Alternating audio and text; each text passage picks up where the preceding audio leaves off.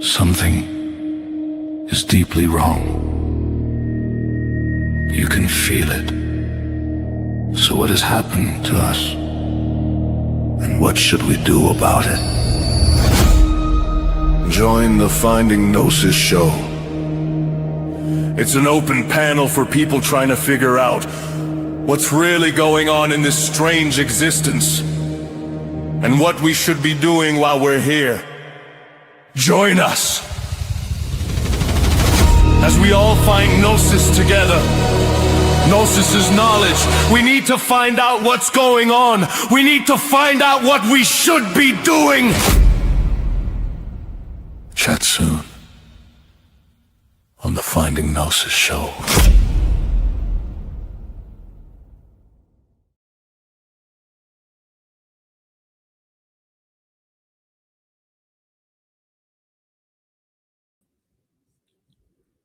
Hey guys, so waiting for our first lady, and we have her here actually in the studio. I'm about to let her speak on something that she wanted to speak about, and we have another segment planned to speak about a specific thing with another lady. But and hopefully everybody can hear me and everything all right. I'll be checking the comments.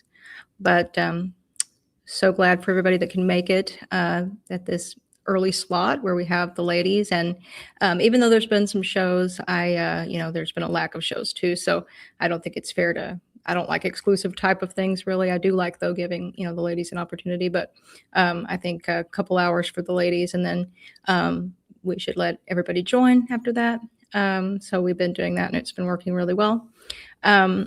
First of all, I just want to say also, I think what people love about this particular show is that, or this particular channel, it's not about individuals and gossiping, and I'm sure every show has its moments of that, but I really can't stand that stuff.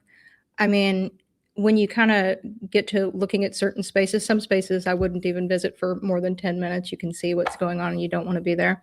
Other spaces have something good that could be going on there and sometimes is, and then it devolves, depending on who's around, into the gossiping, the performative abuse, and all the crap.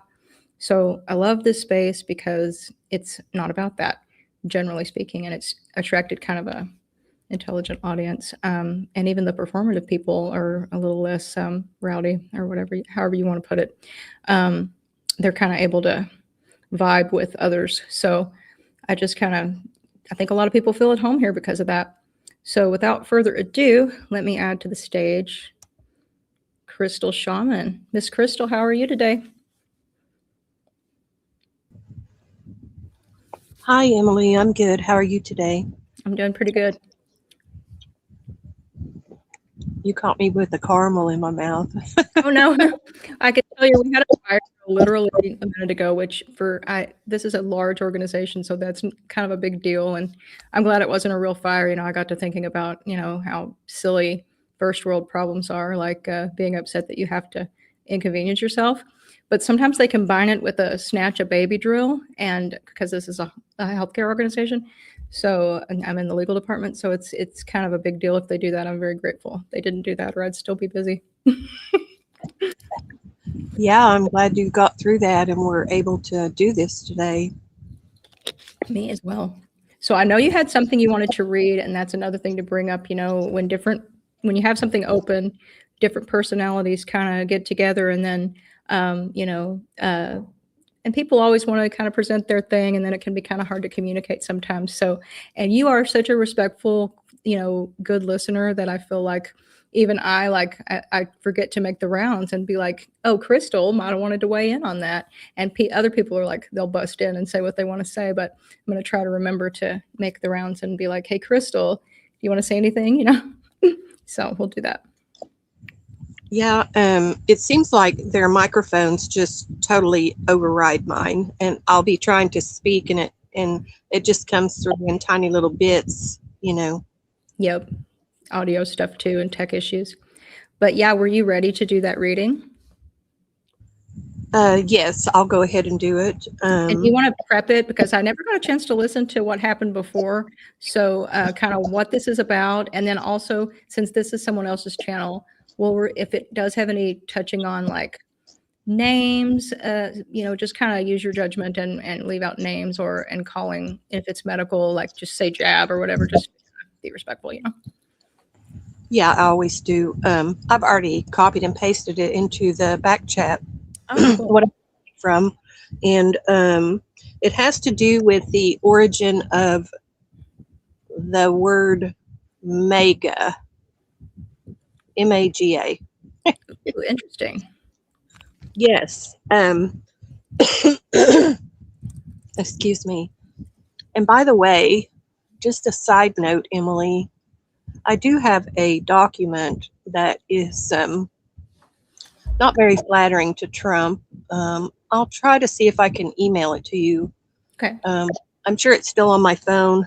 It's where he was he was named in a case with Epstein. So, Oh, wow. and I kind of know some of the backstory to it and who the person was that filed it, filed against him and Epstein. And, it's just kind of tragic. So, you know how that goes. But anyway, I'll go on to what I was going to read, because to me, it's horrible that we have to decipher everything we see, but we do. We have to pay attention to what we're looking at. Yep. There's so much symbology in things, and everything that's put out in front of us is, in neurolinguistic programming or something that goes into your subconscious without your conscious even realizing, what's that other word, Emily, where it's like subliminal? Subliminal messages, yes. Mm-hmm. Yeah. Subliminal put into everything. I don't even watch TV. I haven't watched TV in years. I don't even have any TV service in my house. I just cut that out a long time ago. But anyway, on to what I was going to read. You make me think of so many good segues when you're talking, because there was something I'm going to talk about later that ties into Epstein. And then there's also, when you say that about subliminals, the Age of Manipulation. If you haven't read that, you absolutely have to read that. And it's an old book. I have actually an autographed copy because I love the author so much. So yeah, a lot of mind-blowing stuff about. Just know that any video you watch, whether it's a music video, commercial, or whatever, nothing's an accident. They spent hours staging, planning, and putting something in your face a certain way. Oh yeah, the marketing is, everything is embedded by the marketing people. But I couldn't hear what you said the name of that book was. What was the name, please? The Age of Manipulation. And I wish I could think of the author. I'll look it up real quick. Okay. The Age of Manipulation author, because his name is similar to another name and I always get it wrong. It's by, and it says The Con in Confidence and the Sin in Sincere, Wilson Bryan Key. That's his name. So Wilson Bryan with an I, Key, K-E-Y. And you can get a lot of thrifted copies of it.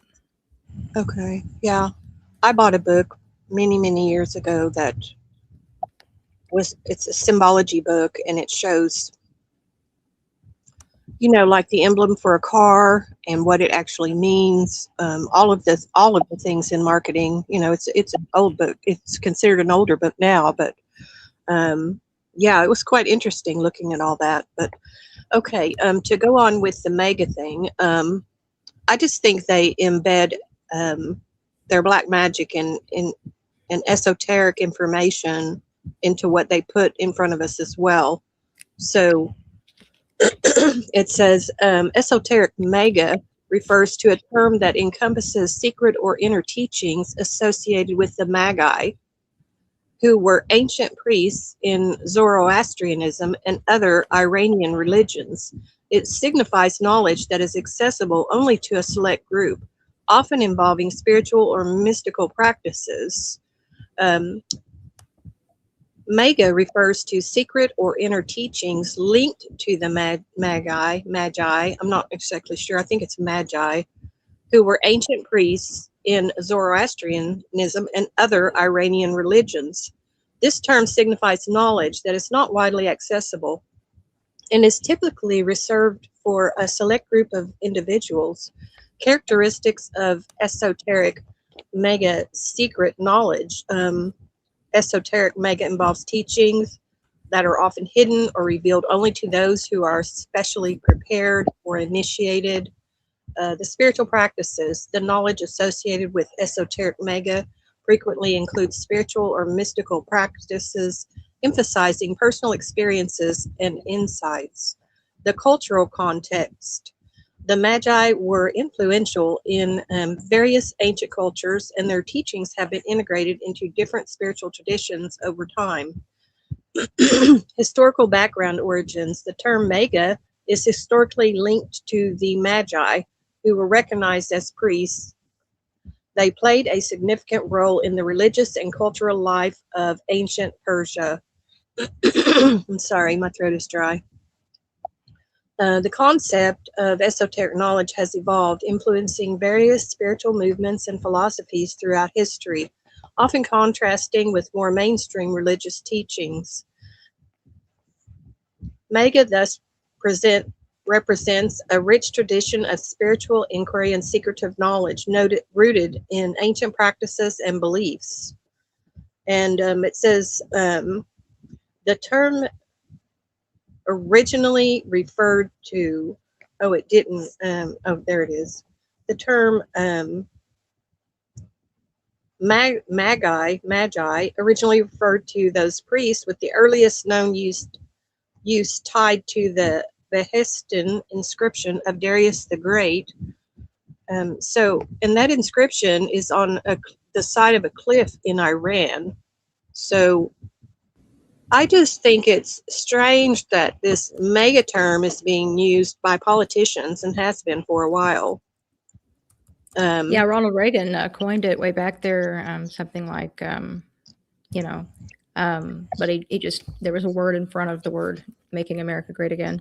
But the acronym might be what they're going for, because, you could say that many ways, right? Yeah. And, I started talking about rituals the other day, and that's what I was trying to talk about when I didn't get finished. But, they do all these full moon rituals, new moon rituals. Everything's a ritual. It's just all spread out. And, I was talking about how what they do to the children, it's their religion. That's their religion to them, and they don't see anything wrong with it. They just don't think it's wrong at all. These horrible things they do. But yeah, it's just we almost have to really be careful what we put our eyes on, because what they put out there, you don't have to believe in it yourself for it to affect you, because it is subliminal. And even though you consciously are not acknowledging it, your subconscious sees it and recognizes it, and it does affect you. So, yeah. And that's what ended up getting me spiritually attacked, was looking at something that, jacked with me. And then I felt like the person somehow knew who I was or something. I don't know, but that was pretty bizarro. Yeah, for sure. And you touched on something a second ago, what you said before that, but I was pasting some links. So I put a link to a little bit of definitive, definition information about Magi, but obviously people can look that up themselves and cross-reference, because there's some websites with, I'm not sure, I haven't verified what they know and don't know, so people kind of have to use their own discernment, but they can look that up. And then I posted a video from Brian Wilson Key about the art of manipulation in advertising and in media. It's super great. And but yeah, what you just said about what did you say before that? Jar my memory real quick before the last thing you said. Well, I was talking about the rituals and yes. Oh, kids. I know what you made me think of. Yep. You said it's their religion, harming children, basically. So Pornhub, there's been what they're now doing, how I have my court case against Google, YouTube, moguls. And then you have Layla Micklethwait, and she's got her involvement with suing Pornhub and the victims working with her organization, the Justice Defense Fund. We are talking about human trafficking and child trafficking victims, and these are court cases. So it's okay to speak this way about it. It's real stuff. So they're now trying to go the angle, and it's 15 people doing a combined case. And it's Visa for earning money off of all of this knowingly, and Pornhub. Pornhub is trying to say that these are religious extremists are the only people that have a problem with them making money off of human and child trafficking. I kid you not. Can you believe that? Say that again, please. They are trying to say, and they're pleading, that with Layla Micklethwait, she founded the Justice Defense Fund to help child and human trafficking victims from the porn industry for having, videos where they know that it's a victim of basically child rape and a human trafficking victim, and they knowingly make money off of it. And like they might take it down for a little bit and then let it be back up, things like that. So this is like to make them take it down and to make them stop profiting off of it. So they're claiming that the only people that have a problem with them profiting off of it are religious extremists. That's one of their arguments. I kid you not. They're trying to normalize it, and everything they do, they're trying to make it people like complacent and just not even really thinking about what's going on. They're just trying to, oh my gosh, normal. And you looked at the baby Preston stuff I sent. I mean, that's just heart-wrenching, oh my gosh. Yes, it is. And we have, I think, a gag coming into the studio. So let me get the thingamajig up real quick and check this out. The newcomer Dilly Bobber.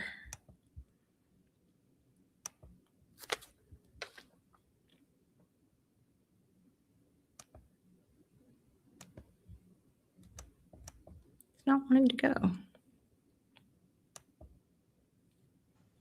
Can you still hear me, Crystal? Yeah, I can hear you. Cool. Okay, I'm having some kind of technical difficulty with the overlay. So that's not good because I don't really think this person is necessarily as they say they are. So let me figure that out. Okay, no worries. But yeah, one of the things before we do that, I'll talk to you here for a sec because I think I just have to close a few things.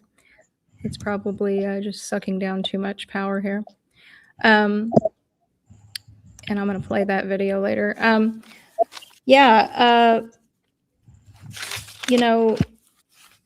It's just unbelievable how intertwined all this is. The Tate brother arrest, for example. There are people actually defending those guys and using the fact that there are other predators to say that, this particular predator, we're going to leave them out there preying on people because there are other predators that are not being apprehended. I mean, that doesn't make any sense. And 19 of those counts was child harm. Now, I haven't seen the evidence, but if there are 19 images of child harm, and we know they talked openly about human trafficking and other violent acts, including teaching people grooming techniques and whatnot.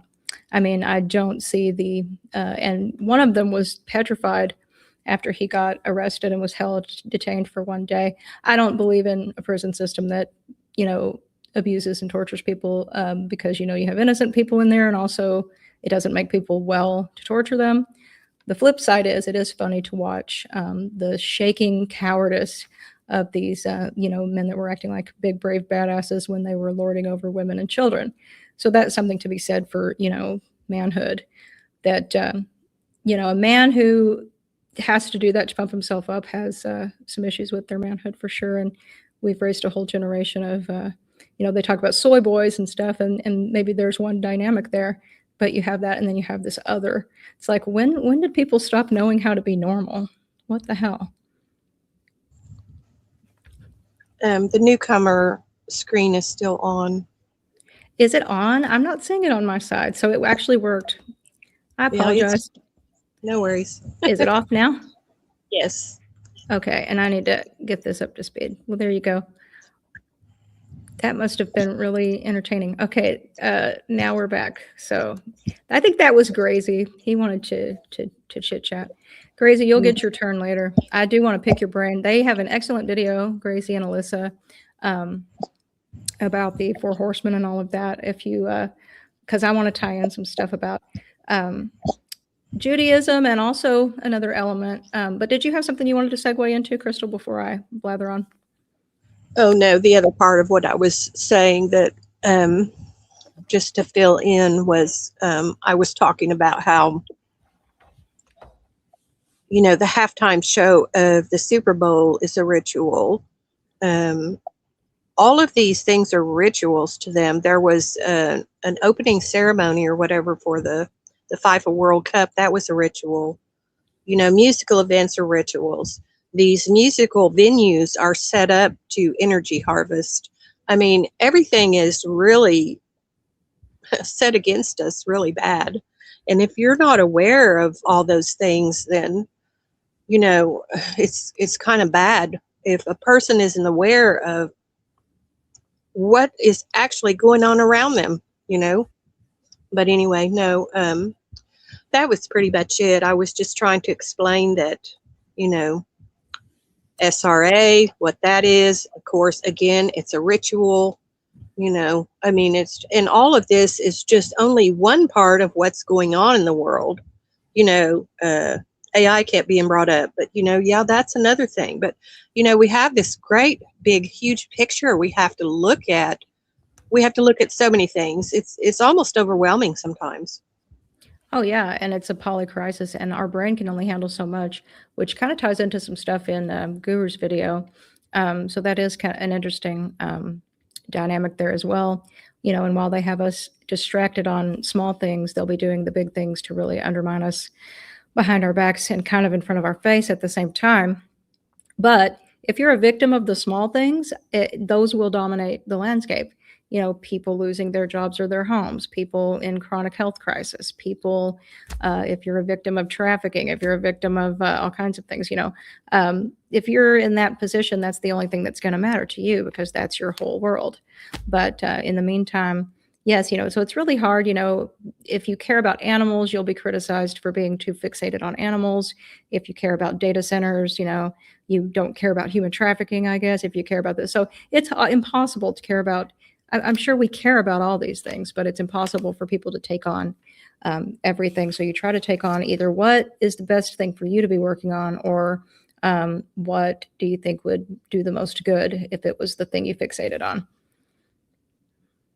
And look at this comment here. Let's say, is it more about flesh and blood or a spiritual thing with those rituals? Crystal, you'd be more apropos for answering that than myself. It's both. It has to do with the physical and the spiritual. Those are connected. Those two things are connected. They always are. Right on. Yep.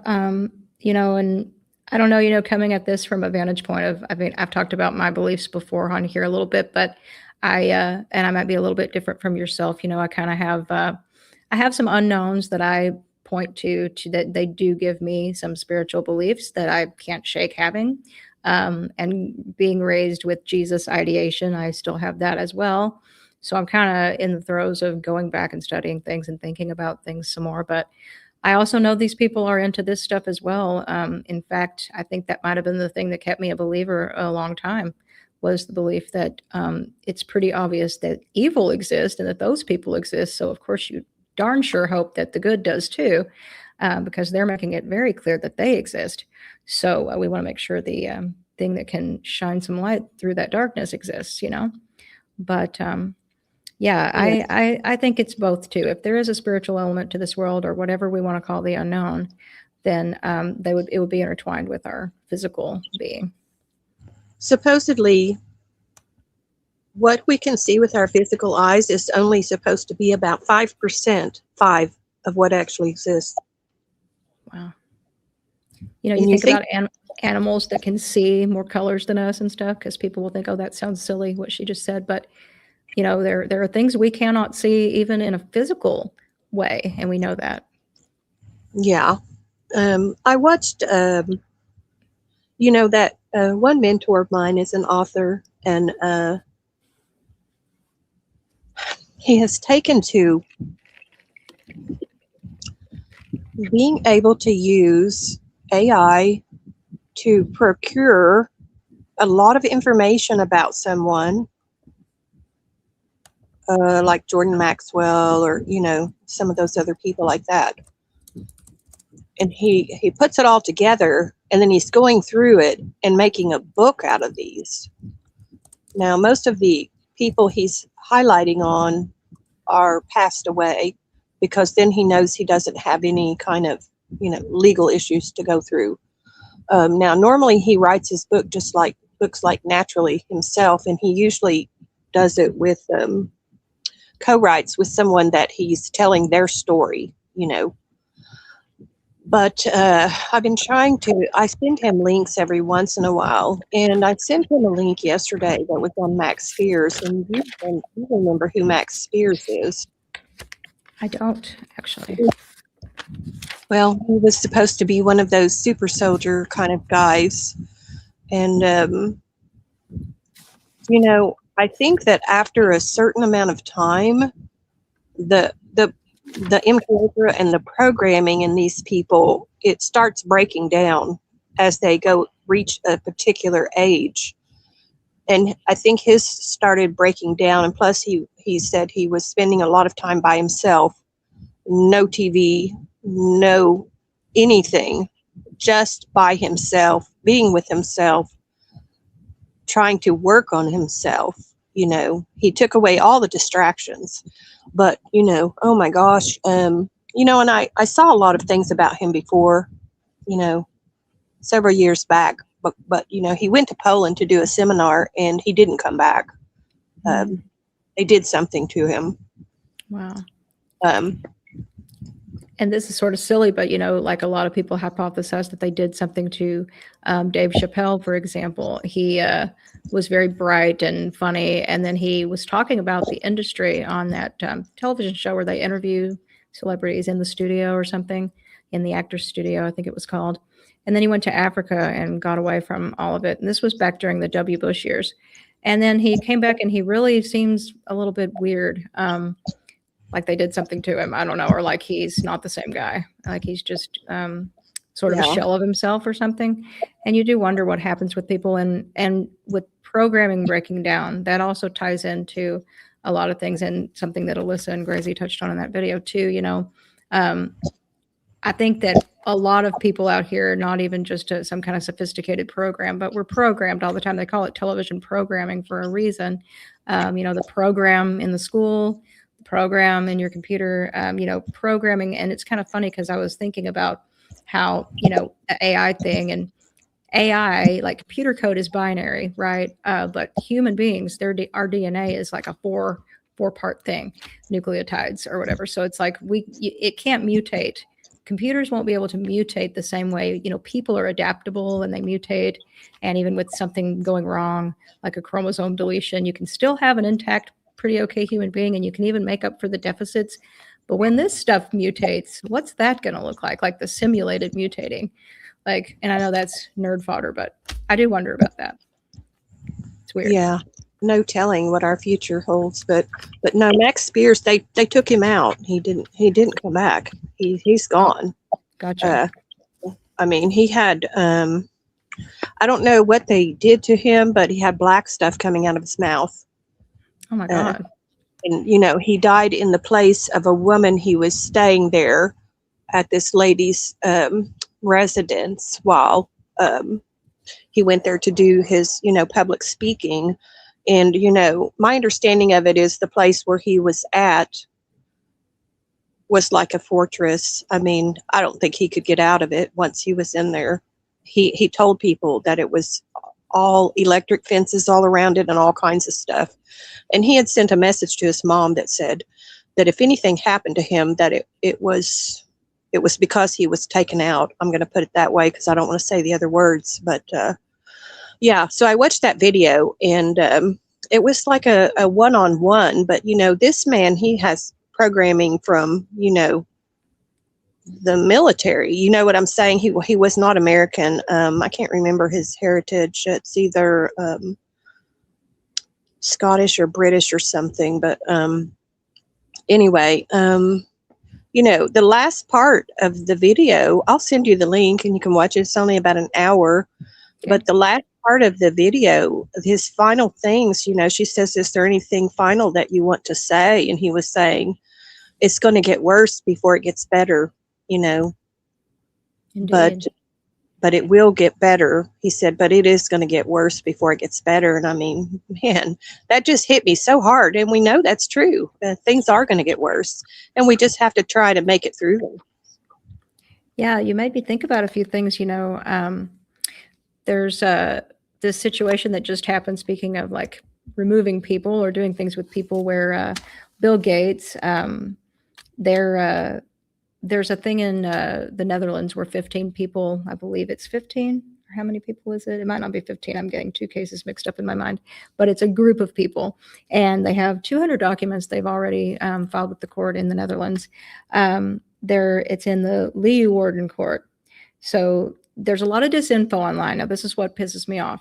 So the lawsuit is real, and it's for like bioterrorism, crimes against humanity, genocide, and it's got to do with let's just say chemical harm of people and bioweapons and that kind of idea. But they're trying to keep this lawsuit from seeing the light of day. So one of them, the only lawyer that was going to testify against him, suddenly died, and it was from undisclosed causes. His name was Professor Francis Boyle. He was an expert in bioweapons. He had drafted some laws actually about that kind of stuff, and he had agreed to testify. So he's dead. So then you have, the lead lawyer in the Netherlands, July 18th, he got arrested. And the circumstances of his arrest, it was back in June 2025 that he got arrested. I believe his name is Arno van Kessel, and there's no publicly specified charges that have been made against him that I can find, and that's what they said in the more reputable articles. One was from Spain. Spain has a lot of really good news outlets on X, if you will. You just have to hit the translate button. But Spain has some really, really good comprehensive with links to actual docs news outlets. But yeah, that was really something. So what are they so afraid of that they're, if it's, I'm sure they're going to, of course, make it into trying to make a spectacle about it being a ridiculous case, just like they do. They use the method of either ignoring people or trying to pick on something and turn it into something it's not. And when those things don't work, they just start having the lawyers get arrested. So we're at that point. Yeah, they try to make the other person look like they're just crazy or something too, Indeed. And it's a very up is down and down is up world at the moment. And the disinfo is strong too, because, and they're getting more slick at it, used to, I think disinfo looked like what it was. But you made me think about something interesting. I heard a story about, because you said it's going to get worse before it gets better. And that made me think about the FLDS. If people don't know what that is, it's the Fundamentalist Latter-day Saints. So they're an offshoot from the Mormon Church, and essentially considered to be like a cult. Their leader has been imprisoned for PDF. So there you go. So just to make general terms and not talk about any specific person, case, or thing, basically, they are really forbidden from doing a lot of things. So a lot of things are considered sinful, even playing with toys. But one day, this lady, and she was raised in it, so this was like an instinct coming out of these kids. They pushed two tables together and started dancing on them. And she saw that. Now, long time later, this lady, and her name was Carolyn Jessup, and she wrote an amazing book about escaping with all her children, and she had a lot of kids, and one was disabled. But and it was these little glimmers of the outside world that helped her, she was raised to believe everybody on the outside hates us. And she thought that was true because anytime they went anywhere, they had people throwing rocks at them and stuff. And they just saw outsiders as bad people who hated them and hated God. And they were the good people, right? So, they're living their life. And one time when her son was sick, they were kind of blaming her. Like if she had been more obedient and faithful, maybe this bad thing wouldn't have happened to her son. Which is a terrible thing to lay off on someone, and she knew it wasn't true in her heart, and that starts letting doubt creep in, and lots of other things about how they treated her. But that was a big one because the doctor, who is a secular outsider, came in there and was trying to help and was very sympathetic to her as a grieving mother that her child was this ill. And that was her saying, like, whoa, this outsider cares more about me than the people that are supposedly my family that are supposed to. So, it takes a lot to get people to bust through cult programming, but there's something internal that happens. Like, they won't override nature. They're trying to, but I don't think they altogether can. What do you think about that?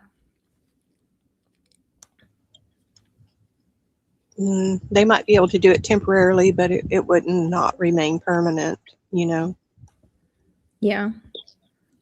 I don't think it would. You mean they might be able to break through from the programming temporarily? No, I mean, they might be able to override nature temporarily, but it won't last because, it'll get broken eventually, Oh, for sure. Just like,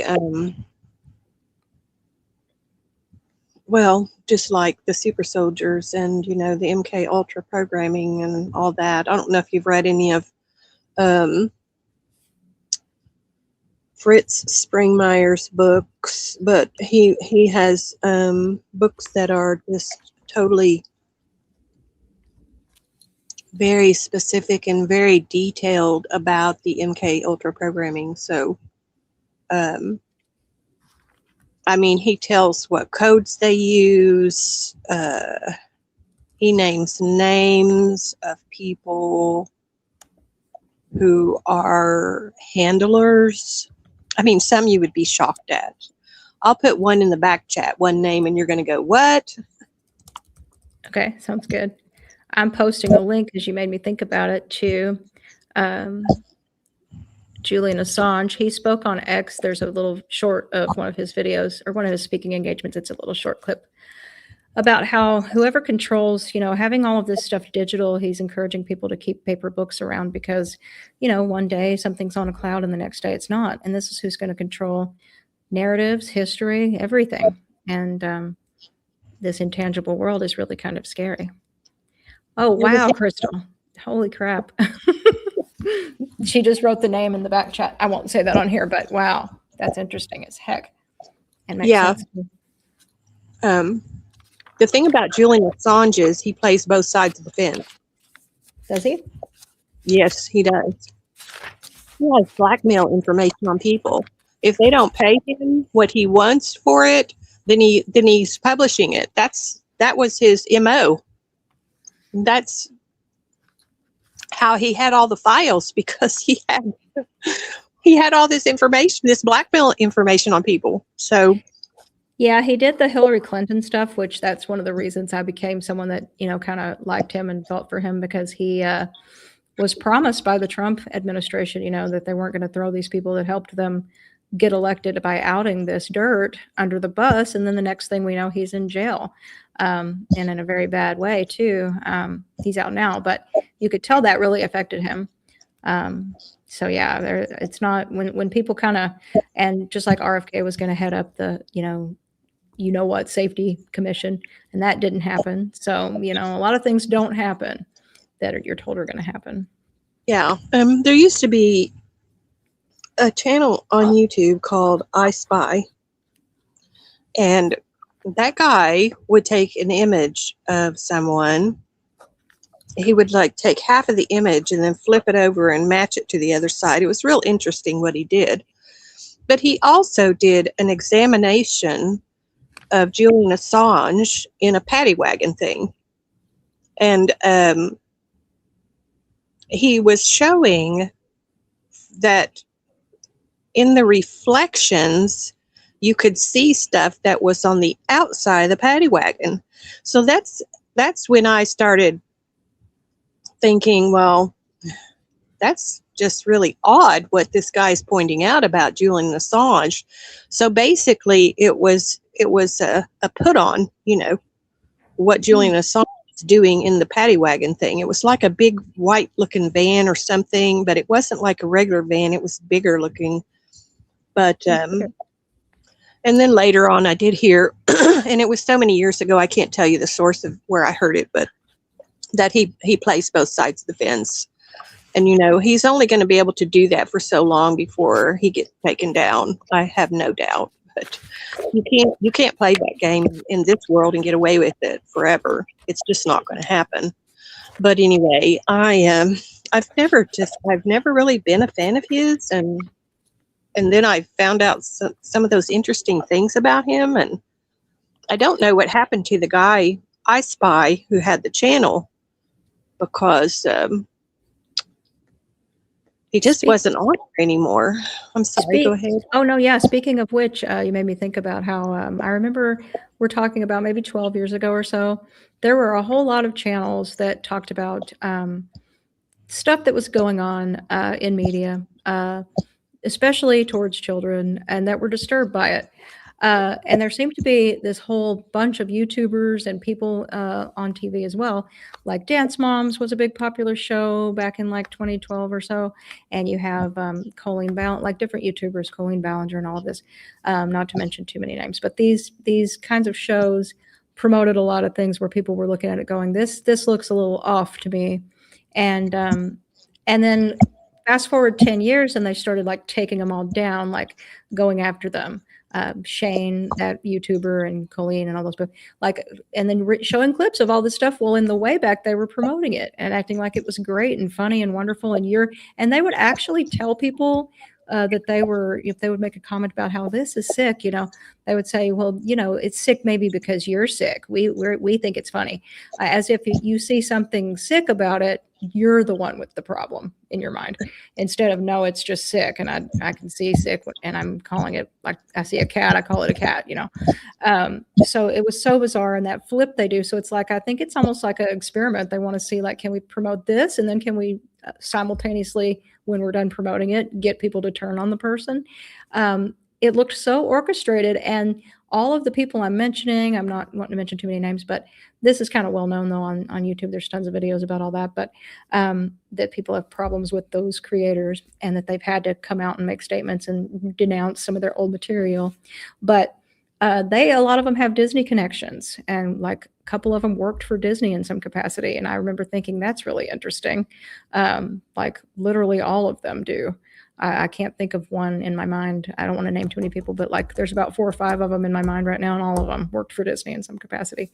So it's very bizarre. And YouTube is, people don't realize that, you know, this platform does allow people like myself to just be on here. That's why you also shouldn't overly admire just someone that puts a computer in their own face. They could be anything. They could be great or they could suck. You don't know them, but just like any celebrity. But you know, they have major studios. They have them in London. They have them in Cali. They have them in New York and Paris, I believe. So, you know, there is some, what you would call, it is now major media in some ways, and they do promote certain things.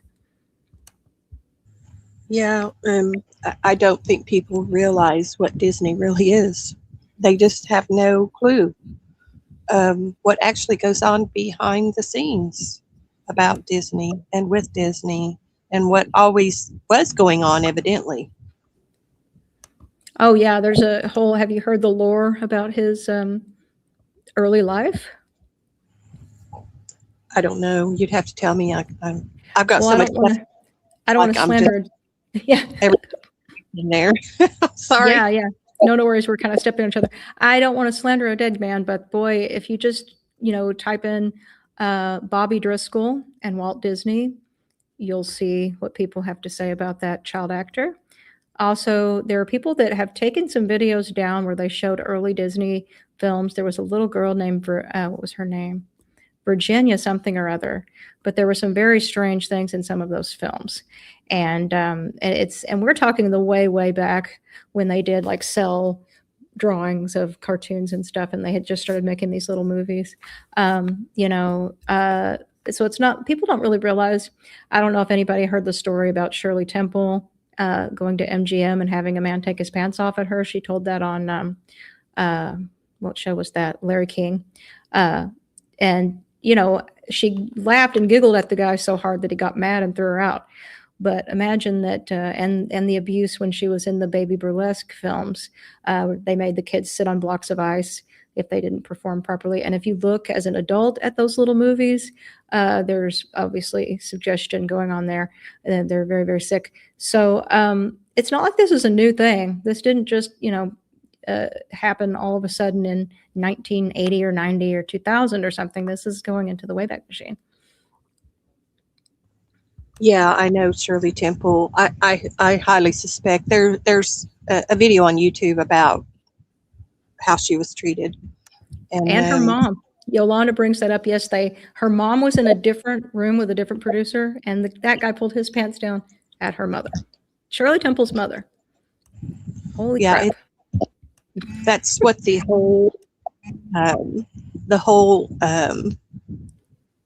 it's been enmeshed in Hollywood since way back. I mean, I bought some old sheet music, and there's a man on there portraying himself as a woman. Now, this is old sheet music back from like the 40s or whatever. I mean, the appearances of things have just been going on for so many years, way before any of us were even born. I mean, it's just, I just tell people, like, our parents were lied to and they only taught us what they knew. You know what I'm saying? Because most of our parents probably were not very aware of all the things going on, and Disney is just so embedded with all that stuff. I have a nephew.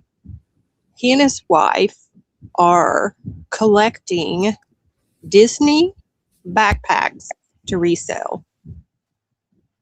And, I just, because they're not like me, I can't say one word to them about Disney. I just have to keep my mouth shut, Yep. Sometimes I feel like you just made me think about that. Like, do you ever feel like you're the party pooper when you're like my mom, for example, who's very, very smart. Her IQ is in the genius level. And, but like she has certain notions, political notions, I think because of a hopefulness of wanting it to be that way. And I get more irritated with that because I know how smart she is. And I think, why don't you see what I see? Because a lot of times she did. It was great to have a parent that if you brought to them something going on in school and you kind of understood that it was, messed up and not as it should be, she wouldn't balk at me and say, oh no, it's really wonderful there. Your teacher's really a genius. Go do what they say. She'd listen to me, and she would often understand it more than I did. But when it comes to other things, you just can't get through. And like, you feel like, well, I'm raining on the parade here. Should I even bother telling people because they're happy wearing their, like in your case, having their Disney backpacks or wearing their Mickey Mouse watch? Do I tell them, Yeah. I mean, his wife was bragging to me about how one of the backpacks is worth $1,000, but they're sitting on all these backpacks and they're just going to have a big show and sell them.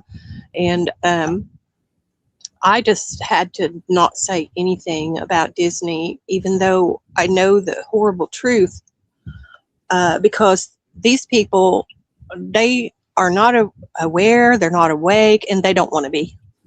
And, we have to kind of also tell ourselves, they're on their own path and they have to learn things in their own time. And it's not for us to like force our truths or our knowledge on them. So I just have to just like not say anything and just go on and yeah. And then you can tell them something that is factual that, not to do with Disney or anything else.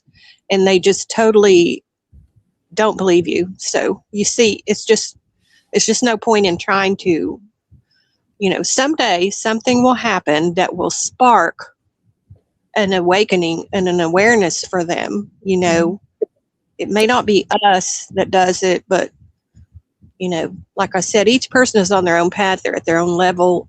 So when it's your mom, I mean, and I have an older sister, and I told you they all took the juice. All my immediate family took the juice. So I just feel so much in the minority. It's pathetic, and I just have to just think, you just have to think about what I said earlier. You just have to just go on. You can't you can't be a warrior for everyone, you know. No, you really can't. And, you know, it's a very bizarre time we're living in. And it's why I think people that have a faith, that they've proven, I was reading about this, and it does actually strengthen people, you know, whether it's true or not. And I know that's, you know, not the greatest thing in the world to say, but just being honest, it actually does make people, it helps them get through things a lot better when they think there's an outcome at the end of suffering that will be, um, good or worthwhile or whatever. But I also think just taking things moment by moment and not taking for granted the moment you're in, and not allowing yourself to be too absorbed in too much stuff is also helpful. It's almost like mind shattering to be, so overwhelmed with so much, information about so many different things that are going on that are problematic in this world, obviously.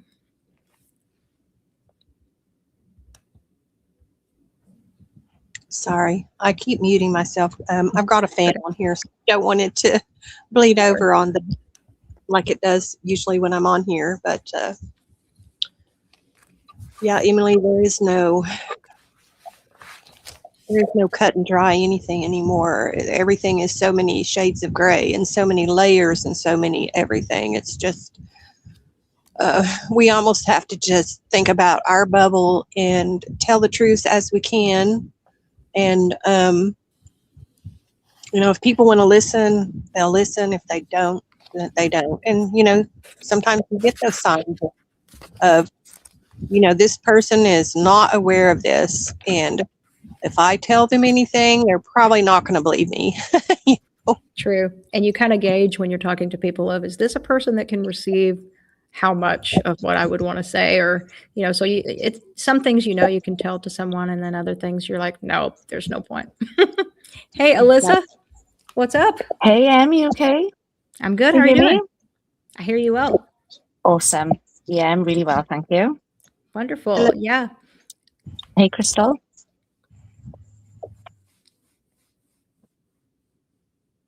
Hey, Crystal, you there? I think she mutes herself in between. I'm here muted because I don't want any fan noises to come over. I'm sorry. Oh, No worries, no worries. We'll just remember to come back around and see if she wants to respond.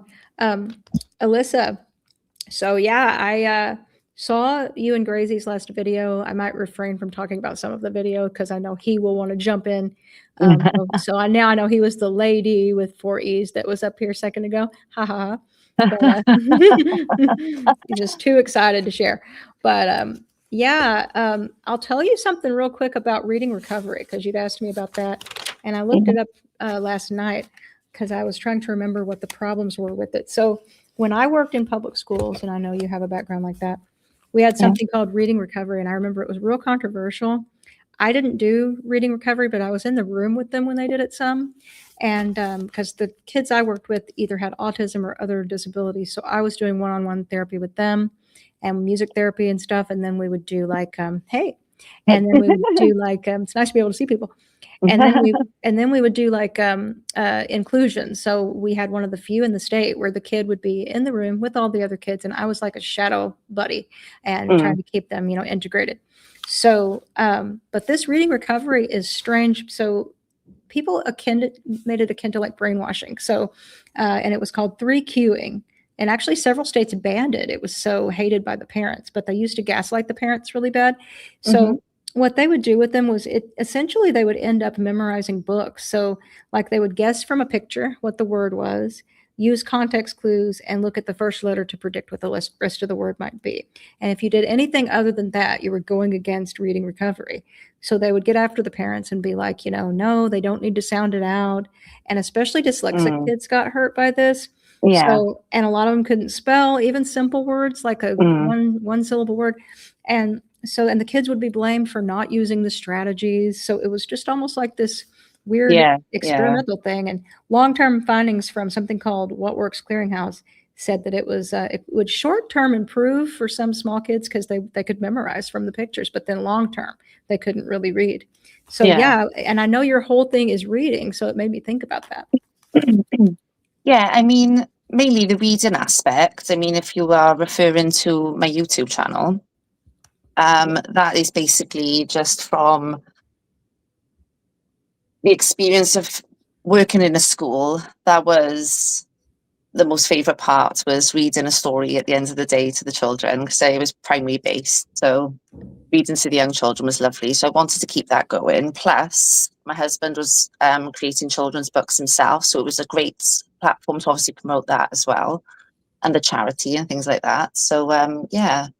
But in regards to the reading recovery he was referring to, we did do something similar called guided reading. So that was teacher based with a small group, roughly about 5 to 7 children tops, and we would all look at the same book together and obviously ask questions based on the things that they've got, the comprehension behind the actual words and the knowledge and everything else. Do you know what I mean? So, and I also did a pop arts phonics program as well as speech and language. So I had a lot of training courses that I attended in regards to the reading and the phonics aspect of it. But the speech and language towards the end, oh my goodness, like the last 4 years, it was such a struggle. Like you could literally see the decline in the children, like they couldn't speak, they were awful. But like my speech and language groups were like rising, and my numbers were getting more and more and more, and it was just, the staff was low, and it was just unmanageable. It was getting ridiculous, honestly. I can imagine. Oh yeah. And And the horrendous changes to the curriculum and things like that as well. That was things that, I wasn't really agreeing to. the school we So, worked yeah. in, we went from having like, it was kind of Little Rascals-ish to like uniforms, and it was horrible. And then So formal. yeah, Yeah. and there were more and more kids, as you say. But one thing I noticed, you said decline. Like I was Mhm. noticing kids would come in their sweet selves, and by year 1 or 2, they're totally Yeah. different. And like that Yeah. would break my heart and blow my mind. It Mm. really did. Yeah. Yeah. A lot is just the dual aspect as well. Then the teachings, right and wrong, and, naughty and nice, all this. And it's so labeled and structured, so hardcore, and disciplined really hard as well. Like, stay in line, figures on lips, is so bakery term to me. I don't like it. There's not much freedom there, and my son calls it a kiddie prison. He's right. Yeah, that was the first time I got in Indoctrination school. trouble. That's the first time I got in trouble at school, actually. Was the very first thing I did. I was in first grade. I didn't go to kindergarten, so I went right into first grade. No, same. Yeah. The teacher blew the whistle and said, "Line up." So and everybody was scrambling, and I was totally like, "Where do I go?" And I Yeah. jumped into a line of fourth graders or something, and she comes over to me and it's like, "So do you think this is your line?" And I'm like, I don't know. So then she moves me into my proper line. I'm like, I thought I had to line up like really quickly, because the whistle blowing, like people blowing whistles at you and screaming and stuff. I know. It's What's just going on? Oh my God. My one primary school teacher, she used to bang the keys of her piano when, the voice was raised in class, and she'd just go boom on the piano, and I'd be like, oh my God. What horrendous.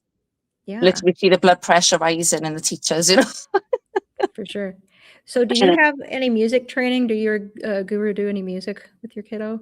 He's starting to do some Gnostic hymns at the moment now, so he's gonna get that up and running now shortly. Yeah, it's really exciting. I'm gonna let him introduce all that though. But like in regards to the homeschooling, I have got, well, one of 7 files, but I'll give you a little example of how I've documented his education. So I don't know if you can see that there, but I've got like an A3 display file there. Mm-hmm. And then on the inside of every one, there's like, oh God, there's like a flower there that's coloured in, which meets the criteria and the stage of development of where he should be. So with an I can sort of thing. So each petal is coloured in when he's met that. And then the things in the file then is relating to that. Yeah, so everything's all photographic evidence, a little paragraph of how he got on, what did he struggle with and things like that. So we could always revisit it afterwards, So it's all, dramatic play, shape printing, looking after pets. There's just a variety of things in there. And I've got about 7 of these. Wow. And is this your curriculum that you created? Yeah, well, Steve. Oh, yep. I think you could say it's definitely documented. But yeah, in regards to that, obviously, I kind of had an head start there, really, because with being a qualified teacher, it's sort of seeing the structure of and where the stages of development need to be with the children. It was quite easy for me to put that together, really, myself. But I was considering setting up my own responsible learning website at one stage as well. And I was going to like present a sort of skeleton of these, like a display example that they could print off themselves, and then they can place their own information about their child into it or whatever if they chose to homeschool. Because I know there's a lot of parents out there that think they can't do it, or there's not enough out there, and there's so much out there. I do use one particular website called Twinkle, which I'm subscribed to. I pay £10 a month, and it is incredible for resources, for planning, everything. Even home-based stuff is wonderful. So I highly recommend Twinkle, definitely. And it's Twinkle without E on the end. Okay. Yeah. So that's a UK Twinkle. That's awesome. And in America, we have different, like a lot of people think, oh, homeschooling is just for like evangelical Christians, or it's just for, there's secular programs, there's, and there are Christian ones. Yeah. You shop around. There's a lot of resources out there. And so, yeah, that's interesting. And we could get into your video. And you said you were okay with us playing it. We might want to wait for Guru, or if you wanted to talk about certain stuff, but like it was just so fascinating about the where is it it's the apocalypse bit that you did, you touched on so many things. And one thing I loved about that, like obviously sometimes when he's talking, it's packed with information, and people can't, and it's kind of like if you were getting in a swimming pool and then you were just enveloped with water. You're like, okay, wait, I'm drowning. Flooded with information. Yeah. So, but if you put that bubble up and people can stop the video and read that, and because they're like, what did I just hear? And then they can break it down. I think it's better structure. It's a much greater structure for people to absorb the information a lot better. It's not too overwhelming, I don't find. And you've got the realness of, the family connection, nature outside, and people love all that, don't they? It was so wonderful. I think we met the criteria there. And I think Dirty Lowlife, did he do the music? Because I noticed that the Sherwood. Okay, yeah, so that was wonderful too. Yeah. And he's got a great channel there where he does music and he has his birds and whatnot. So that was a cool collab. But yeah, he touched on so many things. Like he talked about evolutionary sovereignty. So that's something I wanted to talk. I could talk to you about that, because what do you think about sovereignty of human beings, how tech is affecting it, and how do you keep tech both in or out of your schooling situation with your kiddo? Well, tech as in, you mean like ICT? Is that what you're talking about, like computers tech? Or I find that's very important, because I mean, that's evolving every single, as on the daily now at the moment, isn't it? It's constantly progressing. So we always, introduce that into his curriculum. Mainly we do focus on the Helios Gnosticism. So we are introducing that at the moment, as you very well know. I mean, through the articles and everything else, we are trying to immerse that in our homeschool curriculum. And it is working very well, the Gnosis aspect of it. So I think we touched a little bit before on an experience with our son, with the dog, when he had his tail that time. And he was holding his tail for a prolonged period of time and running around, but the dog was distressed, and he thought it was hilarious because he was only like 2. He's running around here, and he's like, argh. And in the end, then Dad came out and lightly held his ponytail and started running with him. And then in the end, then he was starting to feel a bit of discomfort, and he was like, "Can you stop now, Daddy?" And he was like, "Oh, I thought he was having fun." And he was like, I said, "Well, do you think Finny was having fun?" And he was like, "No." So, and then we stopped ever since. So I think that Gnosis element really, really matters. And it's working at the moment. I mean, it's phenomenal. He's 7 now, and yeah. Yeah, because I think people will misinterpret that. That would be another good thing to touch on. So when you talk about, and the fact that we homeschool as well. Sorry, I mean the fact we homeschool as well, like with the Gnosis aspect, we can really get in deep with that. You know what I mean? And not miss a thing. We can introduce it there and then in the moment. So we're not really missing anything, we're constantly there. For sure. And Yeah. people will hear something like that though, and they'll misinterpret it. They'll be like, "Oh, you're pranking your kid. You're No. tricking your kid." And Mhm. in reality, if it's done gently, where it's the same as stepping back, like in Montessori, which I think Montessori has some I good love things. And Montessori, yeah. yeah, there's good and bad there. Like the good is overwhelming the bad, in my opinion. Mm, It's more good than bad.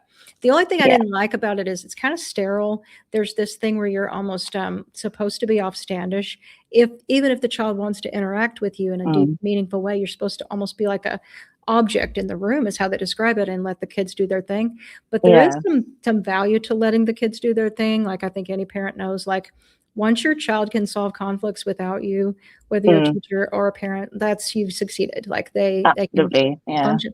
So to me, that's what you're doing, is you're kind of Hmm. gently showing them something without it looking like you're the one pushing this into Yeah. their brain. You're letting them observe it in a more natural way and guiding it in Hmm. that direction of, do you think this is a good idea? This thing you're doing that's Yeah. Back maybe open. getting in trouble? Yeah. Yeah. Exactly. So Yeah. yeah, so I'm impressed with that, when it's explained that way and done that way, for sure. Yeah, definitely. Another thing y'all talk about is the limits of our brains. So, like living in Mm. this sensory overloaded world, do you keep your kiddo off of the devices in terms of like for his recreation? Looks like your guys are more into nature-y kind of stuff. Yeah, we do experience a lot of the outdoors as much as we possibly can.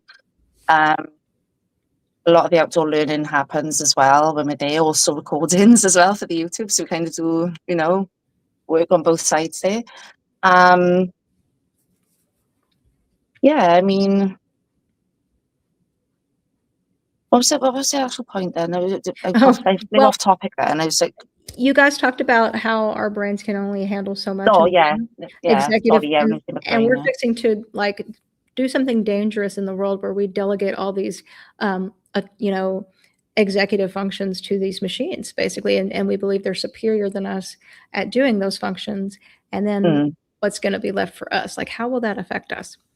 So, like in terms of your day-to-day life, how do you kind of do you believe in pushing that back as much as possible, or do you also, you struggle also with the thing of knowing that your kid's going to need some of this, how to deal with a world like this?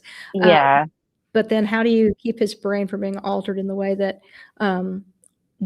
obviously the younger this starts, the more likely it will affect brain development. We see it affecting brain Mm. development in adults. So, like, how much pushing back do you do on it? I mean, I always make sure that he earns his screen time. I do say that, that is very important. It's a treat at the end of the day. I mean, also very harmful to a long, space of time in regard to the blue light and things like that is not very, very great. But the device aspect, yes, iPads, laptop, things like that. There is a range of games on Twinkle as well, which is lovely. That you can access to do his educational games and things like that, get used to the mouse and things like that, and the hand-eye coordination. So he does do a lot of that as well. I do feel it's important to get the computers in there because, as I said, obviously technology is advancing regular and he needs to be up on that. I think it's extremely important that he needs to be up on that. So as long as it's monitored, it's earned and guided correctly, even the things that he watches, we always explain that, his acting, it's not real, it's all fictional, his story, his imagination, is just putting it into a moving picture.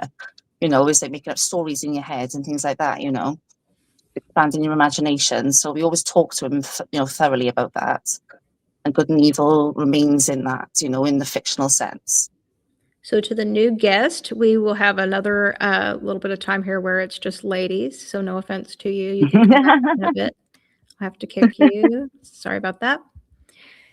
So, yeah,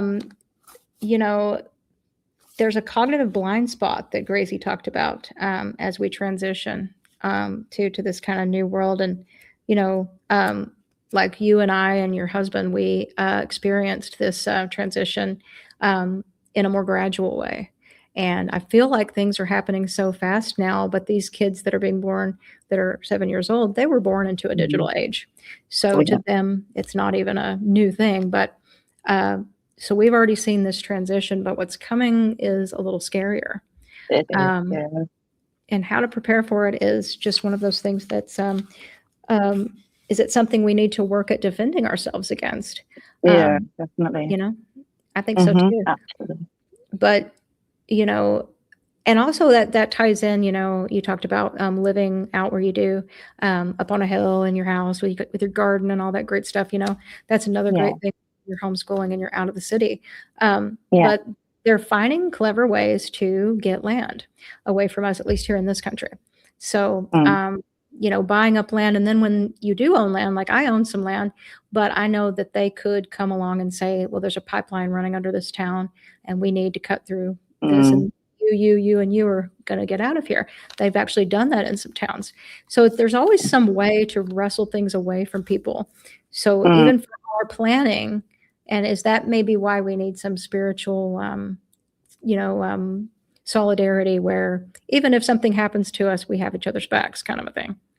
Yeah, I think we all need to come together and do something because it is very scary, Emily. Yes, you're not incorrect there. It is very, very concerning. I think I am excited though about an audience with Gracie though. On Monday, to hear about that. It has been scheduled. Oh yeah, he's going to do one that's just him. On about the apocalypse, yeah. So that'll be really hopefully good. you'll tune into that. Yeah. So I posted the link again in case any other ladies want to come up. We have a guy coming up. Nice. We have a guy coming up occasionally, and I'm having to kick him, not to be rude. But hey, Crystal, did you want to weigh in on any of this stuff about, you know, the evolution of our mind and schooling a kiddo while also keeping, you know, tech at bay, while also teaching your kid tech because they're going to have to live with it? Yeah. Again, I'm going to say I think that Alyssa is amazing with everything she does for her son. All of the effort and love that she puts into that. It's just phenomenal. Thank you. You're welcome. You know, my sister homeschooled her 3 children. You know, there's some pluses and minuses to that. My sister and her husband were very entrenched in the church called Free Holiness, and that was their whole life. And so, you know, fast forward to now, and two out of their 3 children, you know, became alienated from my sister and her husband. You know, that was the long run of it. It had to do with the church stuff. And, you know, that was my sister that passed away last year. So, you know, her children are grown now. And even now, one of them is still alienated from, you know, my sister's widowed husband. So, I mean, you know, I don't think Alyssa's homeschooling is going to turn out like that at all. But I think most of the problems in my sister's family had to do with the church, the dogma, and the, you know, that whole, all wrapped up into that. And even now, they're still all wrapped up into that. But, you know, people go, like I said, go on their own paths about the religion and stuff. And you know, a person can reach spiritual wisdom even in a, you know, a dogmatic atmosphere. So it's not really for us to like judge or anything. But as far as technology goes, I mean, has anyone heard about them incorporating successfully? Because I did hear this, but I don't know that it's true. They successfully have combined human and like a computer system. Like they had a computer system and somehow they introduced human matter into it. And I heard it was successful. Has anyone else heard anything about that? I haven't either. And also I'm a little bit, now I know how hard it is to divide your attention between the chat. And you said inject human matter into which thing exactly? They have taken a computer and somehow combined human physical matter in with the computer. And Dirty Lowlife says it's running on human neurons. Oh, I do know what you're talking about. It's like they created a brain, a simulation of a brain. Am I right? I don't really know. I don't know that much about it. I don't either. That'd be something to do a dive into. After Yerp sings the Ladies' Night song. Yes, that is really interesting. I could even pull that up while we're talking, but yeah, that's the next thing is the humanoid factor. And unfortunately, the corporatocracy won't let us have anything for the betterment of humanity. It will be for maximizing profits. And that's too bad because, with all this money, you can do some amazing things, but with the wrong mentality, it goes the way of destruction, usually destructiveness. And we could really live in a utopia by now. We could have the grunt work done by machines, never let them surpass us in intelligence. And then we could work on growing our intelligence and growing our cooperativeness, make competition something that's actually, I do think competition can be beneficial, but obviously up to a point, competition will always be a part of nature, but it becomes destructive once it hits a tipping point. So we're human beings. We're the apex, thing out there mentally. We could do anything we want. We can do amazing things. We don't have to let it be this way. And to me, prophecy, if it exists for any reason, it would be to allow us to turn the tide. What do you guys think about that?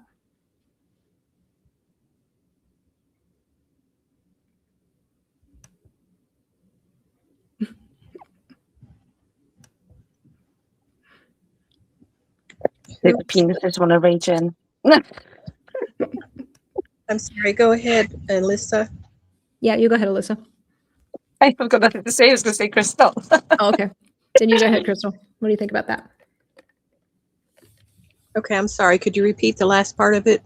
Yeah. So I think prophecy, if it exists for any reason and if there's any validity to it, and even sci-fi can be prophecy. Like I remember that little book, This Machine Stops, where the beginning of the book, he's essentially describing Facebook to me. Like it's a situation where you can click on buttons and talk to your relatives and like it's video chatting and it's all the stuff we have today. And we're talking about the Wayback Machine when this was written by A.M. Forster.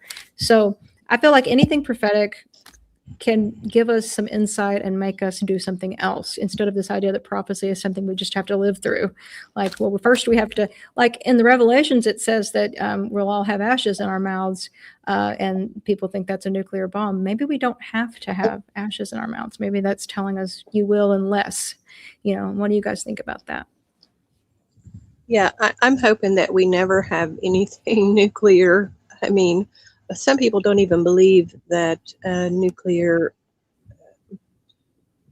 devices exist. I honestly don't know the truth, but I suspect they probably do because we have radiation and all these other, things that exist. So I kind of think they do, but we have uranium, we have all these minerals that are give off bad things to humans. But in any case, it's so hard to know what the future holds. There's only one person that I kind of listen to, well, maybe two, about prophetic type things. I'll have to look for the link of this one channel that I listened to and send it to you. I think her channel is called New Earth or something like that. And then, of course, my mentor, that's the author, because I know he has a lot of insight into what our future holds. And he said it's the next 5 or 10 years are going to be a little bit tough on everybody. So we may as well just face it now that, I feel like almost like every day we wake up, we just don't know what's going to happen. And it's sad for us to have to live that way, but that's how I feel. Ever since the whole pandemic thing, I feel like ever since then, like we just wake up in a different world every day. We just don't know what is what is a psyop, what is real, or what's happened, or I don't know. Emily. It's disheartening sometimes. It really is. And I'm going to write a comment in the chat really quick, because there's kind of a back and forth going on about men and women and who's more dangerous. I mean, people are dangerous to each other, period. I will say, yeah, of course, obviously men physically would have a propensity to hurt you more than a woman could a man. But the flip side is men can be lied on and go to jail for the rest of their lives, and that's not nothing either. So can women. But people that are nefarious have the capability of harming you, obviously, for sure. I'm not sure what led to that discussion, but someone said something before that made me think about group therapy. They made a comment about hierarchy in group therapy. I think it was 16 Nibbles. So for me, I've always watched those shows that come on PBS or used to come on PBS with therapists and thought, ew, and I thought this when I was a teenager. I would think, okay, everybody has some trauma in their life, right? And I've heard people that have severe trauma talk about therapy helping them, so I'm not knocking therapy, but I would see somebody and they'd be 35 or 40, and they would still be hugging a teddy bear and going through the motions and obsessing over what someone did to them. And I would think, if that's what therapy does for you, no, thank you. So I kind of wondered if either of you had any opinions on that kind of stuff, coaching and therapy, and because obviously there are some benefits, but then there's also some people that are almost I think they're addicted to wallowing in something that happened to them in an unhealthy way. And there's almost a whole industry dedicated to it. You know what I mean? Yeah, I'm not sure where Alyssa is. Yeah, well, after what happened to me in 2021, and I was released in that horrible condition from the hospital, went to a doctor, which was my first initial visit, to a lady that was just like a transitional doctor. So, I'm sitting there trying to tell her the events of what I went through in the hospital. And, I can barely speak because I have no breath in me. But I was crying most of the time. And she said, you have PTSD, don't you? And I was like, yeah, well, I probably do. I mean, I'm not surprised, And I don't want to get into the details of all what went on in the hospital. You already know a little bit about that. But, later on, I did talk to a therapist. And she started, having me talk about some of the things that had happened in my life. And she said, you really have been through a lot of trauma in your life. She said, it wasn't just that hospital visit. She said, you've had many things that have been very traumatizing for you. So she kind of made me open my eyes to, yeah, she probably is right. I probably have had quite a bit that I just never really thought about all of it all together, But she was more like talking to a friend. She was not like a traditional therapist at all. So I just felt like I was talking to a friend. And then when my insurance changed, she wasn't on my new insurance. So I've never got to go back to see her, talk to her or anything. But she did she made me think about some things, made me stop and think about some things, because she didn't just listen to you. She would tell you, her thoughts on things. So. Oh, Alyssa wrote in the back chat that her battery's about to die and Gracie's going to be on shortly. So she's sorting out her son and they're walking the dog. No worries, Alyssa. So it was good having you on. If you don't pop back up here for a bit, that's okay. Back to this topic on therapy and whatnot. Yeah, one thing that's interesting is, so the crime victim, for those who know, you already know, but Diane, who was attacked, she, when you're in hiding, going and getting therapy is a secondary issue. And that's something that you notice. People that don't have a chance to heal from things, they just go from a crisis into a secondary crisis and then another crisis and then another crisis. So that's something if you leave something traumatizing too, even whether it's if you're a soldier, or if it was a job, or if it was a family member, or if it was something where there's been some trauma. There's that recovery period, because it's almost like the stages of grief, somebody goes through. And I know this from leaving a high pressure control group. I know that at first you're like, yay, I'm free of that. And you feel yourself again. And then there's fear, because you feel like, okay, it can't be this easy. There's some way they're going to get me for leaving, And so you go through that. Then you're kind of angry about everything that happened to you. Then you fall into being remorseful, like about how did I ever, or even guilt ridden, like if there were beliefs that you now don't have, you're like, well, why did I ever believe any of that?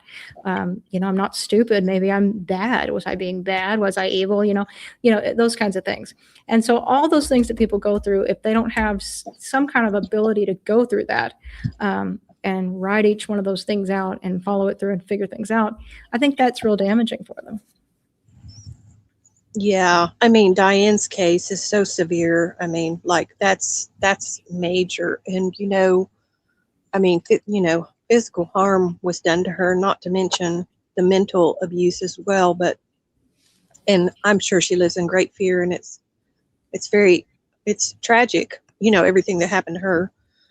But yeah, like our bodies record all this trauma. I mean, we might think that, okay, that's over with and now I feel a little better, but our bodies actually hold a record inside of these traumas, literally like in our bones or whatever. So, I mean, people really have to find a way to release the trauma. Oh, for sure. And just taking care of the chat here a little bit. And yeah, they really do. And also, that's another thing about money, money for help. Imagine it's another thing, like I don't identify with like drug addiction, but you could say that's exactly the same thing. Someone recovering from drug addiction, drug or alcohol addiction, not being able to get into a facility for like months and months. And, they're at that crucial point where they could stop and are ready to get the help. And, that's another thing where greed over need is a real problem. And when you say that, people assume that they want to go down the bunny trail of pretending that you don't believe that people should earn things, that you want to just be given things and this and that. That's not it at all. It's a matter of it being like a buffet. Everybody works, everybody creates something, and then everybody gets served before people have gobble up everything. You have what you need, and then there's the extras, and you can work as hard as you want to get as many extras as you want after everybody's been served first. And especially with these crucial things where we're trying to save lives. And I guess therapy, even for some people, could play into that. They'll call something a needed service.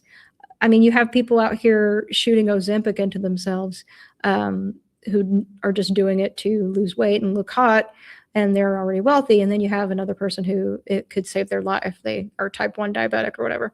So, that wealth, income disparity, and profit over thinking about taking care of people's needs. A society centered around making life good for all. And, you can look at Switzerland, for example, and they're not a communist country, but they're very insular. They take care of their people first, and they don't do that by not having programs that benefit everyone and pooling their resources to do that. People pay a lot of taxes in those kind of countries. So, that being said, you can find different models to do it, but fusing that together as being your main goal is, what is our quality of life really like? Should be the main goal with everything that we're doing. Yeah, well, I have mixed feelings about some of that, like with the medical industry, because I know there are cures for things, but they've all been suppressed. And so, whenever when it comes to people's health, the actual people who live in a country, there's not many countries who promote actual curing of something. It's more like the whole medical industry, to make money. It's just to put a Band-Aid on people and to not actually resolve their problem. But on the Ozempic, doesn't that Ozempic have bad side effects? Oh, it does. It does. So maybe that wasn't the best example, but because I know people have different opinions about that. But just the idea that, like, for some people, when their sugars are so high that they can't get it down with anything else, and they are on that, to go rapidly off of it, after it's gotten it under control, could be very dangerous for them. But there'll be a shortage because, people that just wanted it for recreational use, basically for vain reasons, took it off. Yeah. Whenever I got so ill, it actually made me diabetic. I wasn't diabetic until after that. And Wow. so I have diabetes too. However, with what I have been doing in the past, 3 to 6 months or whatever, I've actually reversed it back to pre-diabetes. So I feel good about that. I'm doing it with natural remedies and just eating in a different way, because there's an order you can eat your food in where it helps to not trigger the blood sugar to spike. And what's that? Tell us about that. Well, I don't know the exact, but it's like you eat protein and vegetables first and then carbs after. So, I think in America, we're so used to having bread with our meal, maybe sourdough bread or, a really good bread, but you eat it with your meal. But if somebody just changes the order of what they eat things in, then it makes all the difference in the world. And no doctor has told me this. No doctor's ever told me this. There are a few channels on YouTube that have to do with diabetes. Can't think of the name of this one, but there's about 2 or 3 that I watch that has to do with that. And I'm finding out from YouTube this information.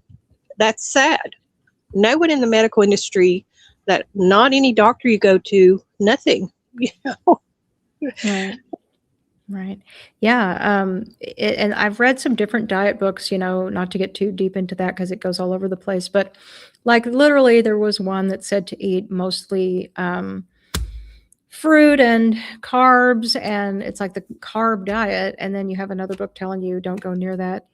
Protein, you need B12 and protein, and stay away from carbs as far as you can. Only eat sourdough bread if you even eat bread at all. So what's your take on there being, it's funny because you'll look at animals throughout the animal kingdom and they seem to know exactly what to eat. Unless we mess with them, and then we can mess up their diet. Cow knows what they need, but humans are just all over the place with not really knowing. Obviously people like fruit, people like meat, people like dairy, people like certain things. But in terms of the optimal diet, you can read a book and it can convince you 20 Ways to Sunday that the optimal diet is nothing but fruit. And then another one is saying that's insane. The all meat diet, literally eating sticks of butter, is just wonderful. And, how can people come to such wildly differing conclusions, do you think? Well, I mean, all of our bodies are different, and what might work for one person might not work for another. I have alpha galactosidase now, so my food intake has changed because of that. No beef, no pork, a whole lot of ways my life has changed because of that. So, but there used to be the thing about eating for your blood type. There's eating keto, there's eating this, there's eating that. There's so many options, but I think the person just has to find out what works for them. We're not all like carbon copies of each other, so to speak. And I do think that we've gotten out of touch with how to live our lives in a more healthy way, because it's all been bred out of us, basically. Mm-hmm. To be in touch, to not be in touch with our intuition and our knowingness. I often wondered how, people knew to ferment foods, for example, and every culture did it. And we need vitamin K. But how you would think, how would someone know to do this? And sourdough is a fermented food, and, kimchi, different things like that. yogurt. Every culture did this in some capacity.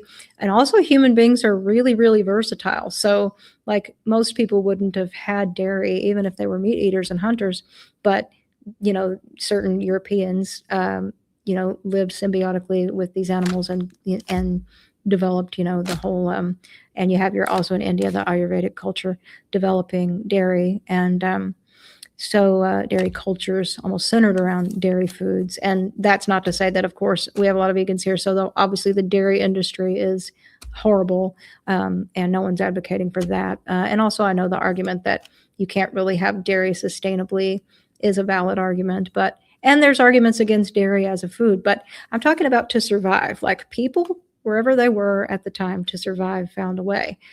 Acorns, for example, are highly toxic, but if the natives knew in America to sit them under a tree, let the stream, if it was where a stream, they would like gather them up and there'd be a stream running through there and it would take care of those toxins, and then they would smash them up and eat them.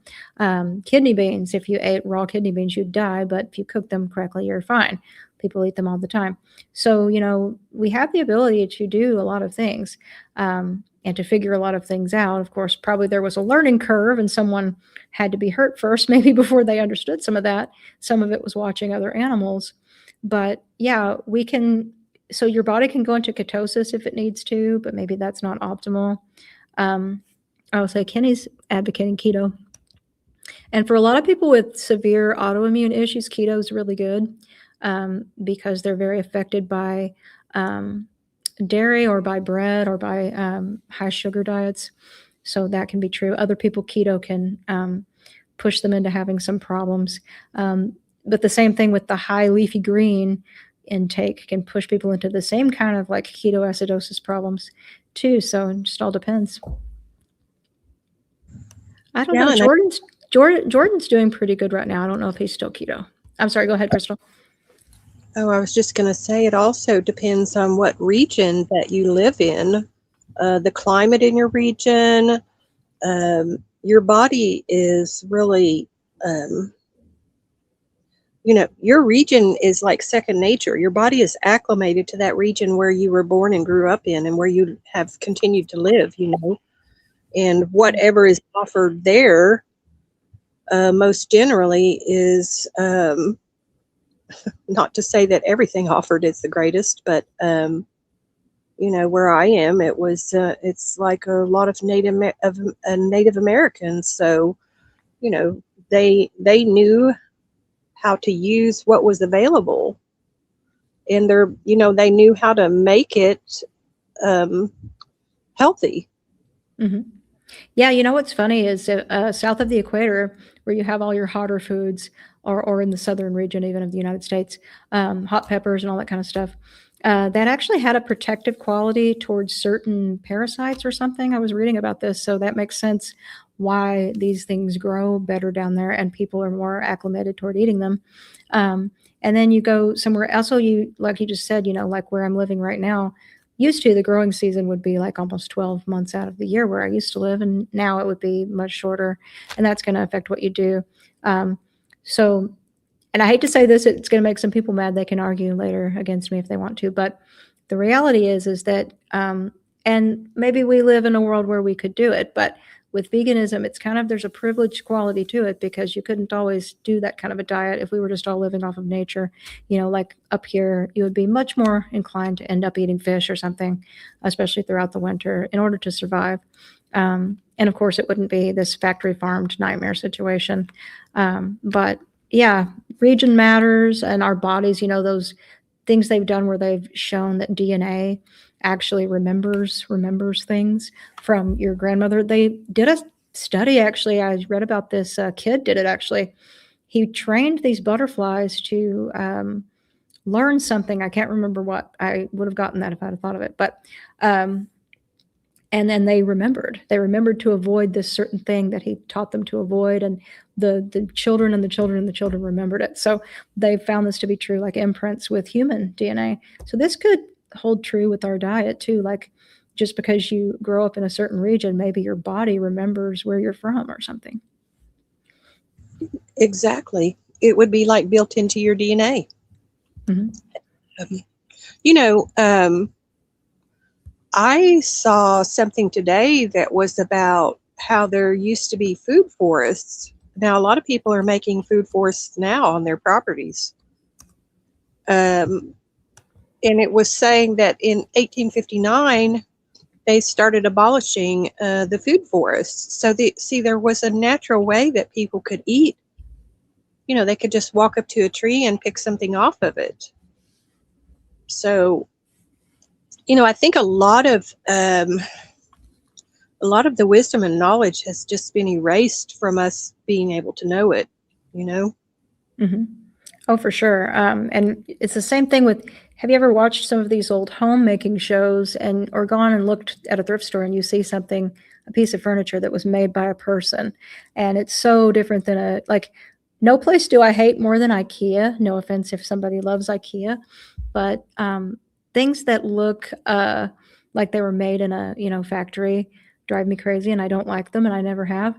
I really love, and I've always loved, handmade wooden things, whether it's furniture, whether it's from, like, if you look at a French Tudor house, all the furniture they would put in it, and it was very ornate, or more simple stuff, from Scandinavian artists and stuff. But, to me, furniture used to be an art. People used to kind of care about things. They kept them. They gave them to their, relatives. And now people kind of look at everything as it's old, throw it away culture. And it's such a different mentality, and it hasn't really bode well for us. Yeah, I like the older stuff because it's much better made, and Amish Amish woodwork is it. I mean, they are very good at that and have been for a long time. But gorgeous clocks. There were these gorgeous clocks that the Amish made here in a store, and they cost a lot, but you can imagine the time that went into them. They were incredible. Exactly. I've heard that some of the younger generation is actually taking up, mid-century modern and some of the older things that they can get. So that's kind of surprising. I kind of wonder what's going to happen too with like obsession with old things. Like I got almost addicted to eBay shopping when I finally had my first like decent job.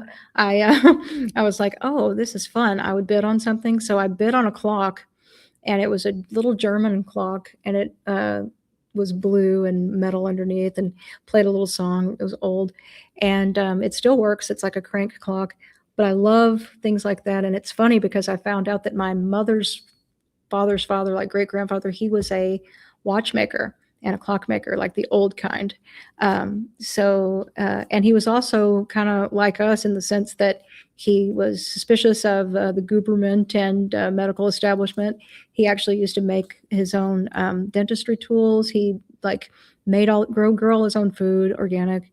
And we have several people in our family that kind of waxed doing their own thing. So it kind of makes you think those DNA imprints and tendencies towards love of old things. Maybe there's a spiritual element to it. Do you think that might be why we're not, lapping up and loving this current society?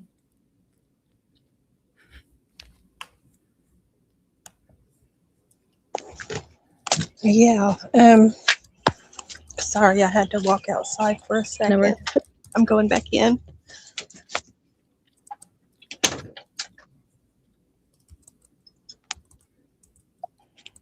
Yeah, I just think they're trying to erase everything from us, all of our history, all of our family history, all of, they're trying to wipe it out and replace it with technology, I guess you would say it, but I just hope that it isn't successful in the long run. I do as well. The men are getting antsy. They want to get up here and, talk about stuff. Abortion, Jordan Peterson, no telling what else. Yeah, I'm surprised. Jordan Peterson. I'm surprised Yolanda and no one else has come up, but I know, right? It is you and I have a lot of things we can carry over onto, but like I kind of had it geared toward certain things, and then and I work throughout the day on other stuff too. We're currently merging this whole healthcare system with another, and they have me doing all this extra stuff. So I had some gobs of stuff, and it looks like it's a lot, but once you start talking, it's not as much as you think it is. So then it's like, whoa, what do we talk about? What do we, and I don't feel comfortable showing videos on someone else's channel also, because I don't know which things might cause a problem. So that's another thing too. But yeah, you have a wealth of knowledge in all kinds of areas.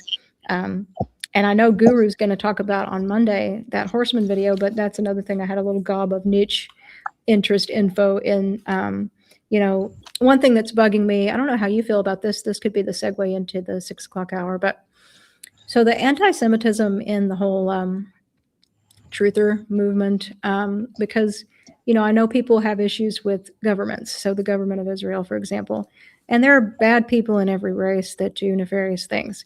But one thing that's really annoying are these lies they tell. Like they told one on Twitter about Pfizer just the other day. It was like, Pfizer really means, I wrote it down somewhere. Let me see if I actually wrote that down. I don't know if I did or not, because I didn't really have time to write down every little thing that I saw. But I do think I have it here, but I'll try to remember it if not. Basically, here it is. Pfizer backwards is Rezif, which is a Reshep, god of plagues. And so I just thought, talk about reaching. Now, that's not to say that Pfizer hasn't done some horrible things as a company, but it's freaking, Charles Pfizer.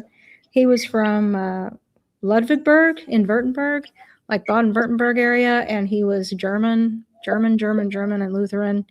And so, yeah, it's so unnecessary to tell these stupid lies and just make up stuff, I don't know how you feel about that.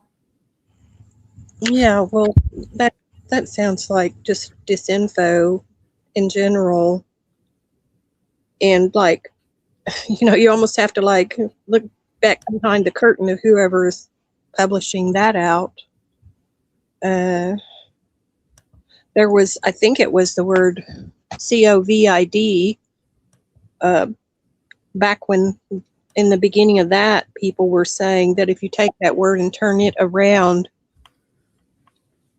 so just take it and reverse it. And then you can look that up, and it does have a meaning, and it's not a good meaning, but everything's so coded and embedded and symbolized, and like number 19 is very symbolic. Could be. And and so much stuff too. There's a Twitter handle called Voices of Rabbis, and they show things that we might not see normally on the news. Everybody, they think that everybody in Israel, for example, gets along and thinks the same way, and it's a democracy. There are people that are protesting all the time there, and there are clashes all the time. So, like, it's just like this idea. Any kind of racism like that ends up, when you really examine it, it's so stupid, because Africa is a giant continent. It's like when you say Africans, and when you say Europeans, they're wildly different. Eastern Europeans and Northern Europeans would have trouble communicating about certain things because they are so different. So and yet we're all very similar as well, just as humans. But basically, these ideas that the Jews, well, who are you talking about? There's many different kinds of Jews, and white people. Which white people? The white, and even the word slave, if you go into the way back enough, it comes from the word Slav. At one time, Berber slavery was the most brutal in the world, and white people were on the bottom of that. So, this is twisted and turned for a long time, but we only kind of live in our immediate reality tunnel, and people come up with these ideas about things, and you couldn't pry them away from them with all the evidence in the world, although that's all you can do is shove evidence in people's face and hope they get it. You know what I mean? yeah, and as well as I do, there is good and bad in every culture, and every group. It's not all straight across the board. No, definitely not. And I'm just going to highlight some of these comments here. Mutual aid, volunteering, and self-governance. Those sound like a good combination of things. Jeeps. I won't put that on the screen there. But yeah. Well, thank you very much. Well, I think we can go ahead and let the men on, especially also because I need a quick break. So if they're kind of some people want to kind of get into a back and forth, I will dip for a sec. So let me go ahead and put the link. Men, you can come up and do your thing, and we can pivot into other topics as well. Yeah, I had to stop looking at the chat because it's because all the buttons I have to push on here. So it's too distracting for me to try to read the chat and try to be attentive. So I just stopped looking at it. Yeah, I struggle with diverting the mind both ways, and also because I get up so early that and I also like to stay up late, and the two things don't really go together. So sometimes I'll have like a few days where I'm just not sleeping properly, and then I'll crash. So we're hitting that point where this will be a day I'll try to stay up late, and then if people want to talk for a long time, I'll be fine with that, and then I'll probably be more in a crash mode tomorrow. So let's see. And I am out in the yard every morning before the sun even comes up. This is what I've been doing for months. That's so awesome. that I can't stay up late. I just can't do it. When it comes to the evening, I'm kind of like ready to just like shut down, because also I know I'm going to have to get up the next morning and do it again. I'm trying to fix this almost 1 acre of property, and it's a big job. So I just go out there. I just go out in the morning because it's cool out there, and it's the best time of the day to do it. I'm sorry, what were you going to say? Oh, no, I just said it is. Yeah, I used to do similarly. I had a thing where I used to get up at like 4:30. I don't know why I was ever doing that, but I actually loved it at the time. But now it's more like, 5:45, 6-ish. But early mornings, if you're in a good mood and you have something you care about, are really my favorite time of the day. But, that's another thing. Our sleeping habits were affected by this current society we live in. So, we used to sleep, or so I've read, about 4 hours. You'd go to sleep when the sun went down a little bit thereafter, and then you'd get back up at like 11 or 12, hang out with people, talk, socialize, and then go back to sleep for a while.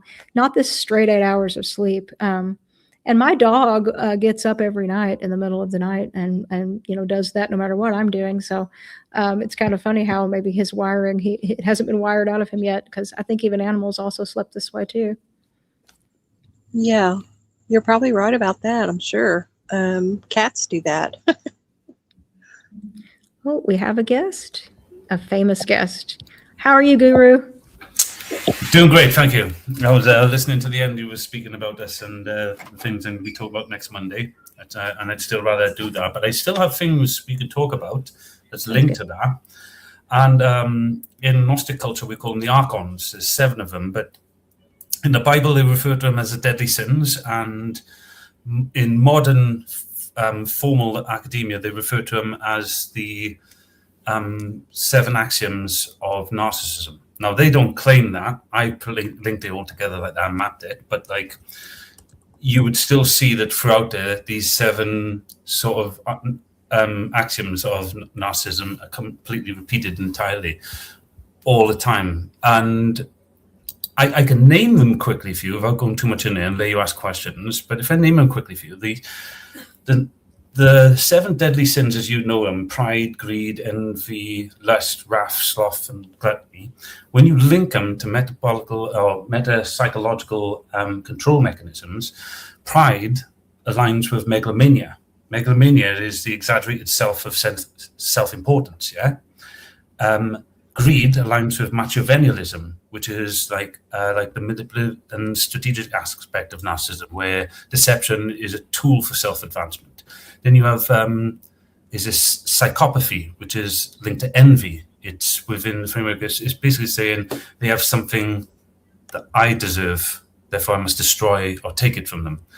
Then you got one of my favorite ones, histrionics. That's Sabbath. That's one I told you within me I gave up. This one used to haunt me all the time. Histrionics is a narcissistic trait where it's kind of got all the inner mechanics all in one collapsed thing. So I think it's a very intuitive one.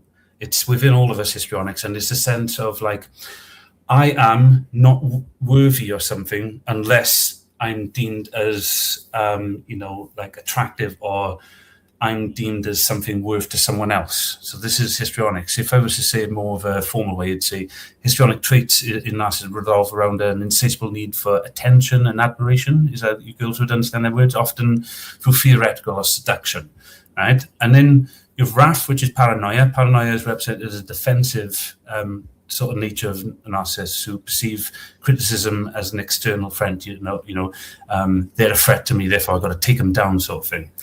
Then you have sloth, which is authoritarianism.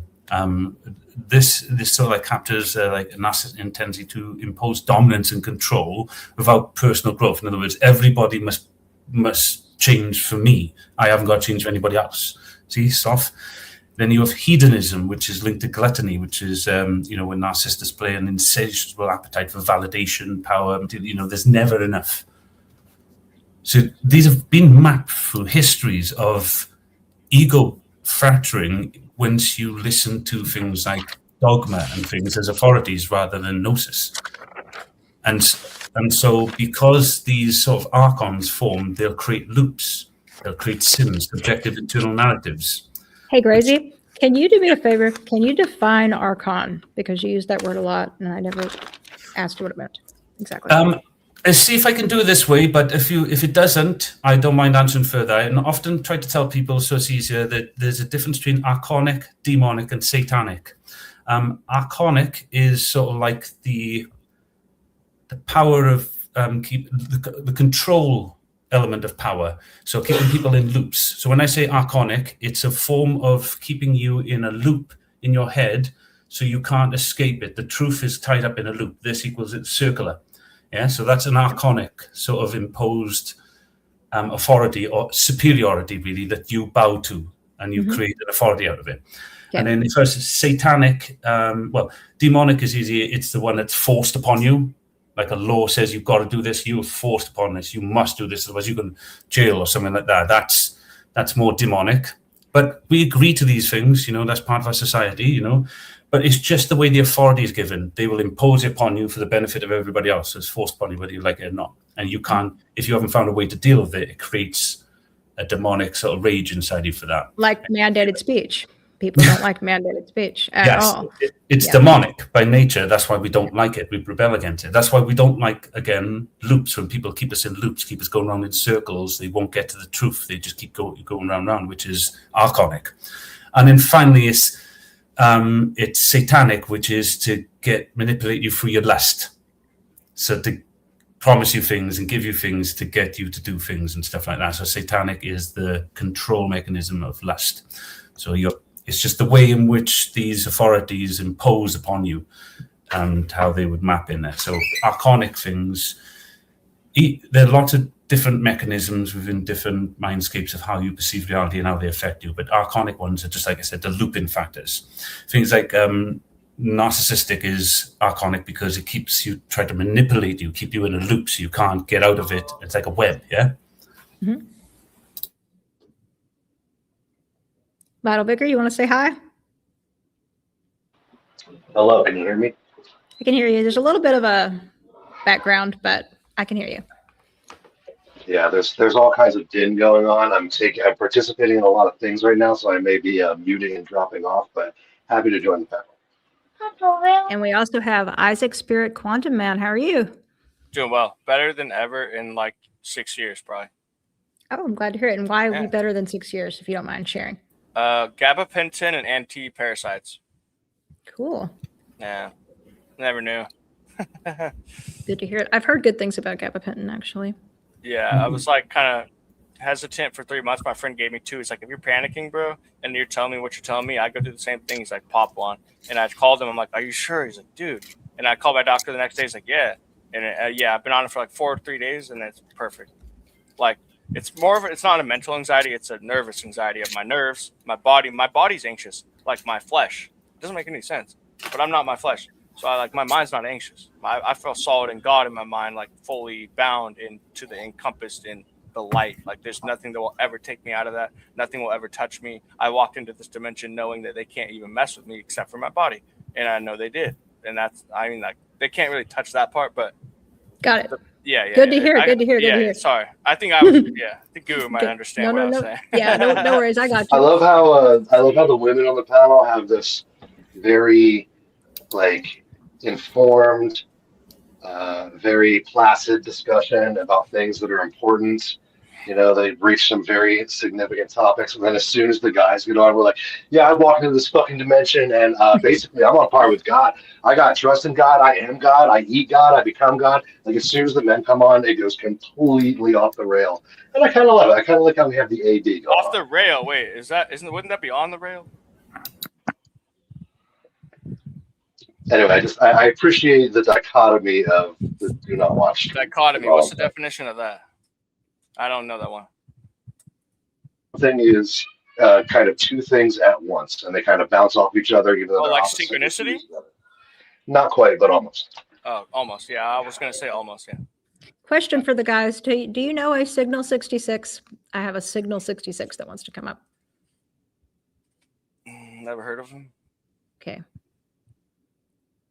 Maybe type in chat. Review the channel. Let me add him to the stage. Oh, okay. I've seen him once before on Jex. How are you? Oh yeah. Never mind. I forgot. Doing good? I'm doing all right. Thank you for letting me know. Sure. Glad to hear from you. Did you have something you wanted to share? I was listening to this conversation here. You guys are talking about words. I didn't even know it was Why Women don't you Only guys just Wednesday. discuss, Oh wait. you guys talking I about gotta like leave. words and definitions? Can you discuss actually what you're like talking about? So just like semantics. Oh, do you mean when I asked Guru to define some of the words that he uses? Just a second ago or That's earlier? exactly what I'm referring to. So I'll let you talk directly to Guru. I asked him what he meant when he said Wait, Archon. 1 second. Can I should I stay here? I didn't know it was Women Only Wednesday. I literally No. It's gone past that. hours. It's gone past Yeah, that. the first 2 hours is ladies, so unless Okay. so second Thank you. hour is free for all. Thank you. I didn't know what was going on. Hey, Signal, do you know there are 4 types of word? There's actually more types of word than that. Okay, maybe rephrase this. Do you know there's 4 types of definitional word structures? There's also a lot more. Oh, yeah, but do you know the main 4 then? Structures. All right. Do you know what a difference between what a connotation and a denotation is, my brother? Okay, you're talking about grammar. Are you talking about grammar? Sorry?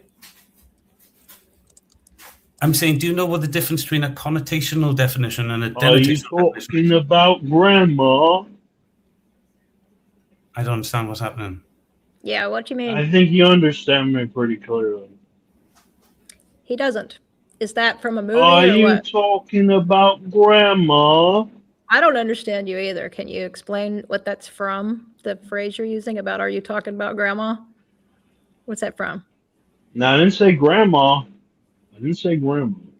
What did you say? Grammar. Grammar. Oh, okay. Oh, grammar. Yeah, sorry, but My you southern sound like brain heard grandma, grandma. yeah. Yeah. I think No. even you understood that. I didn't. I swear to God. Good for you for thinking about me, but you don't get to do that. That's what narcissists do. I think for me. Okay. Grammar. No, I'm not talking about grammar. I'm not talking about. You keep telling people what you think I thought. You're not supposed to do that. Anyway, no, it's not about grammar. It's about how the word is structured. So denotational are mathematically aligned words. So they have structure and they point to things, to label on them. Whereas connotations are just sort of like you said, they're words that have, you talk semantics, it's synonymous, it can be what you feel. They're not actually bound by anything. Nobody really gives them correct structure.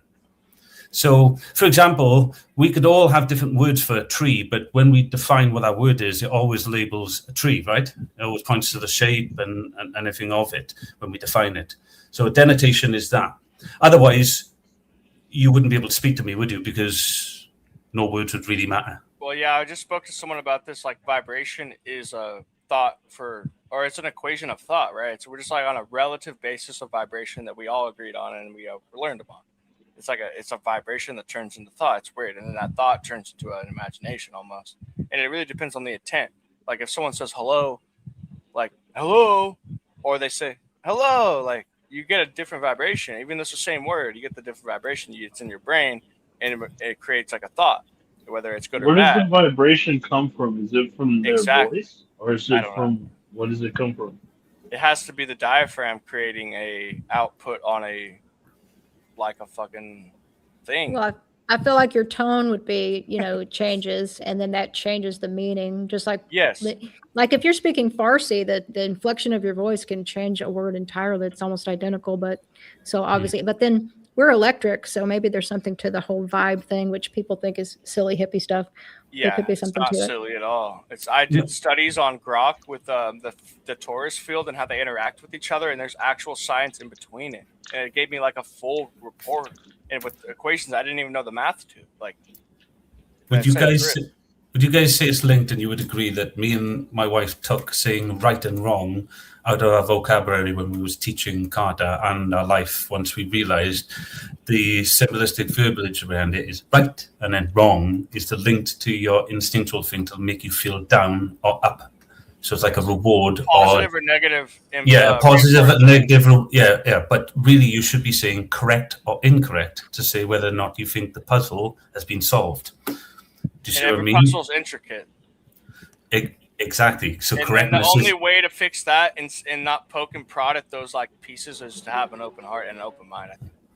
correctness is then the relationship you have between obviously But the I'm not teacher saying don't have and student. defenses. Don't you can have defenses, but like, when you speak to those people, I think Humans are imperfect, and you have to acknowledge. I think like giving them that space, just like letting and then showing them what you see and allowing your space to collide with their space instead of just like shutting their space down. Let their space open and then open your space. Maybe I don't know. Sure. I don't disagree with Signal. I do think humans are imperfect, but But Signal, I know I it's also, like if you open Signal, your I face, also though- think that Sorry, humans. I also think humans are perfectly imperfect. So bit of a paradox, isn't it? Yeah, you got my brain sparking too fast. With 2 words, I got my brain going. But I was saying, if you open your book, though, people will try to like rip out pages or write their own stories. So you have to be kind of like you have to have your own, like embedded. God's like my words will be embedded on your heart. It's not in your brain for me. I've had comas. I've had brain shock. I've had 10 concussions, snowboarding, skateboarding, surfing. Like I feel like I'm a walking spirit at this point. Yeah. And a brain. You're And a basically coma. retarded. Yeah, No, I had 3 don't- brain.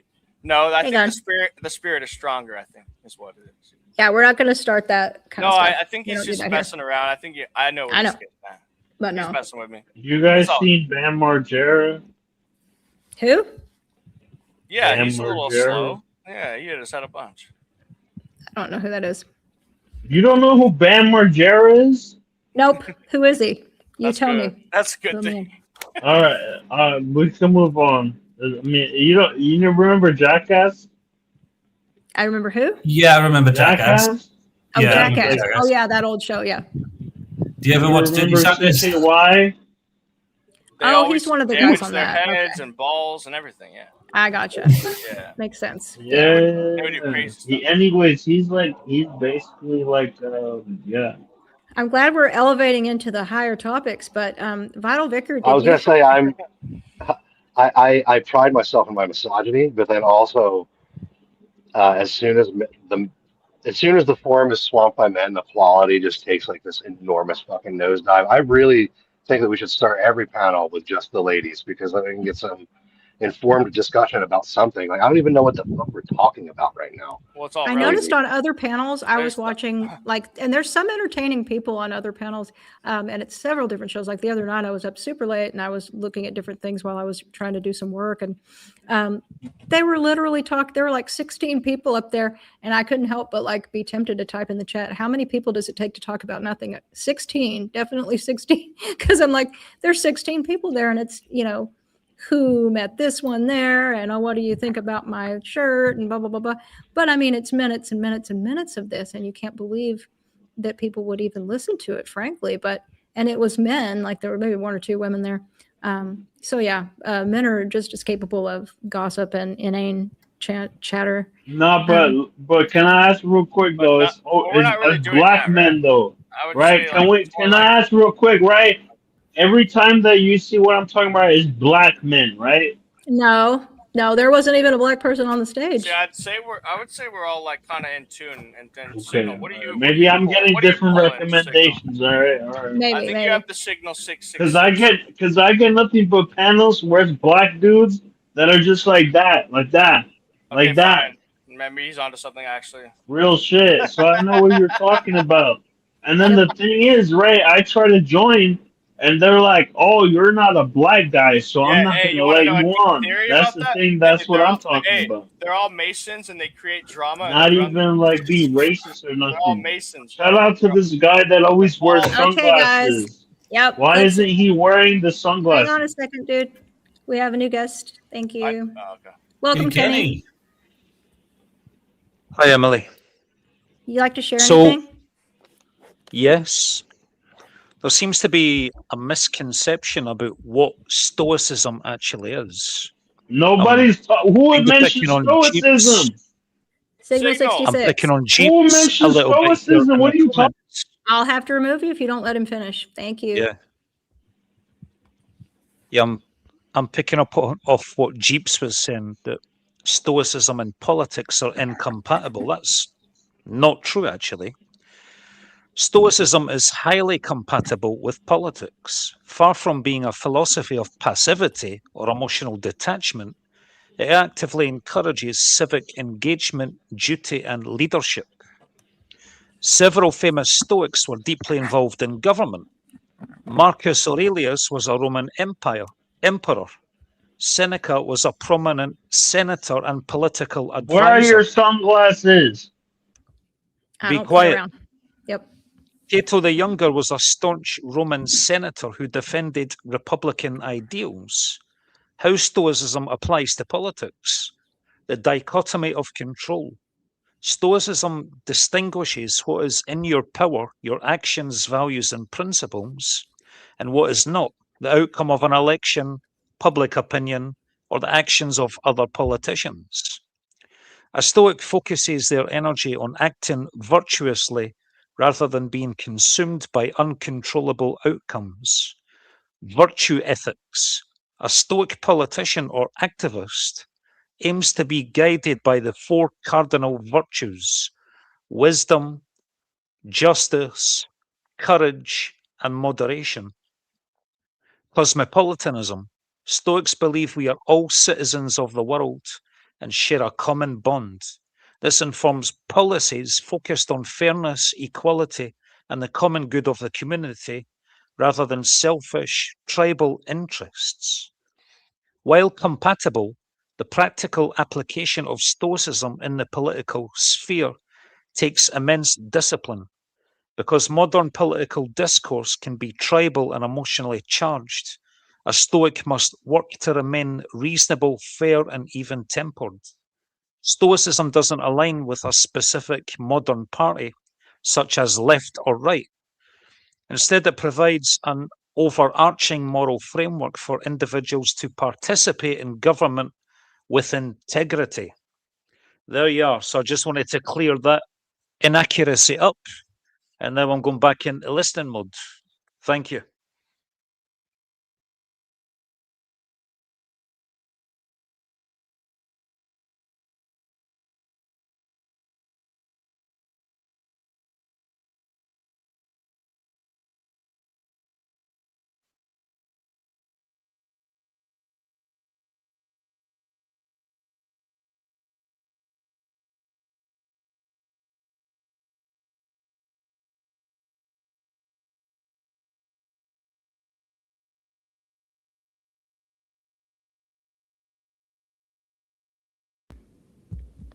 Isaac, you're muted, and I was muted too. I was just talking away. I'll never We get that both were. back.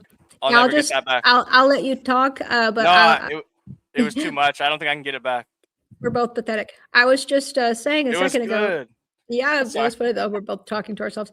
But no, I was just going to say real quick what Kenny was saying is interesting because I just real quick. Of course, everybody knows what Stoicism is, but I looked it up and to see because he was saying some people have a misconception. A lot of people think it means you're detached and cold and passive while you're going through things. But in reality, it's really about resilience and relying on wisdom. It's not this like passive, I don't care about anything stance. And I was curious your guys' thoughts on that. Apparently Isaac had some, but he says he'll never get them back. Maybe he will. We'll see. What do you think about Stoicism, Guru? Well, the thing is, I wouldn't be able to steal Man Kenny's version or anybody else's because, you know, like I said, I map things my own way to understand it. But I get what he's saying, you know. I see all the strengths and everything of Stoicism, like discipline and inner sovereignty, focus on, you know, what is within our control. Like I was listening to Kenny talk about clarity, rationality, resilience in the facing of suffering and things like that. And these are massive tenets that you know, our Helos Gnostic order admires as well. And but obviously to know what he fully means, because he was stating that people were have misconceptions of it. I don't think he was saying everybody. I think he did mention a certain somebody maybe in the chat. So I don't know. I don't really want to say much on what people are saying at the moment, especially Kenny. He's a little fiery at me if I don't say it correctly what he's actually talking about. No But I do give him it.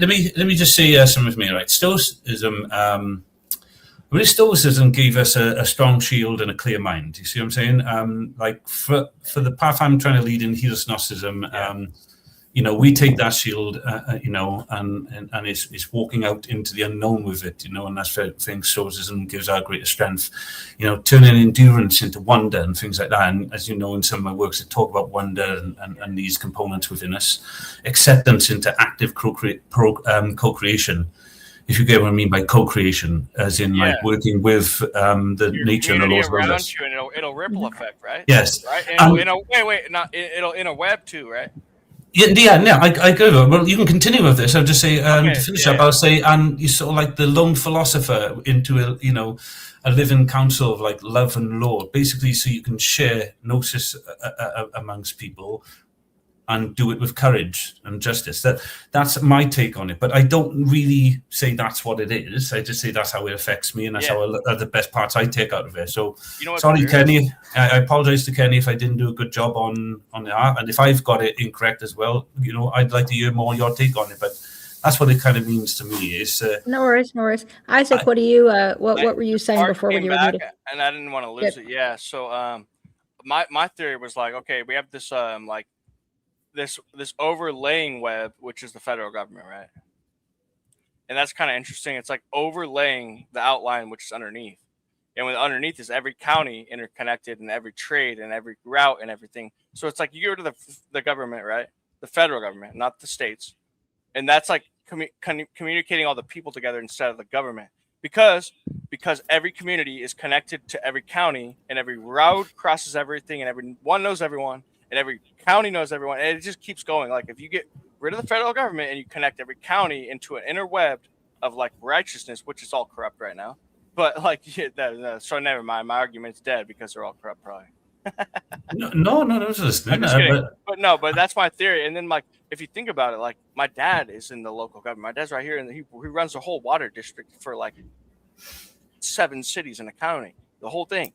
And like, so that he knew. And then he would talk to the next guy, and then he would talk to the next guy. He would talk to the next guy. The federal government doesn't even have to be there, is what I'm saying.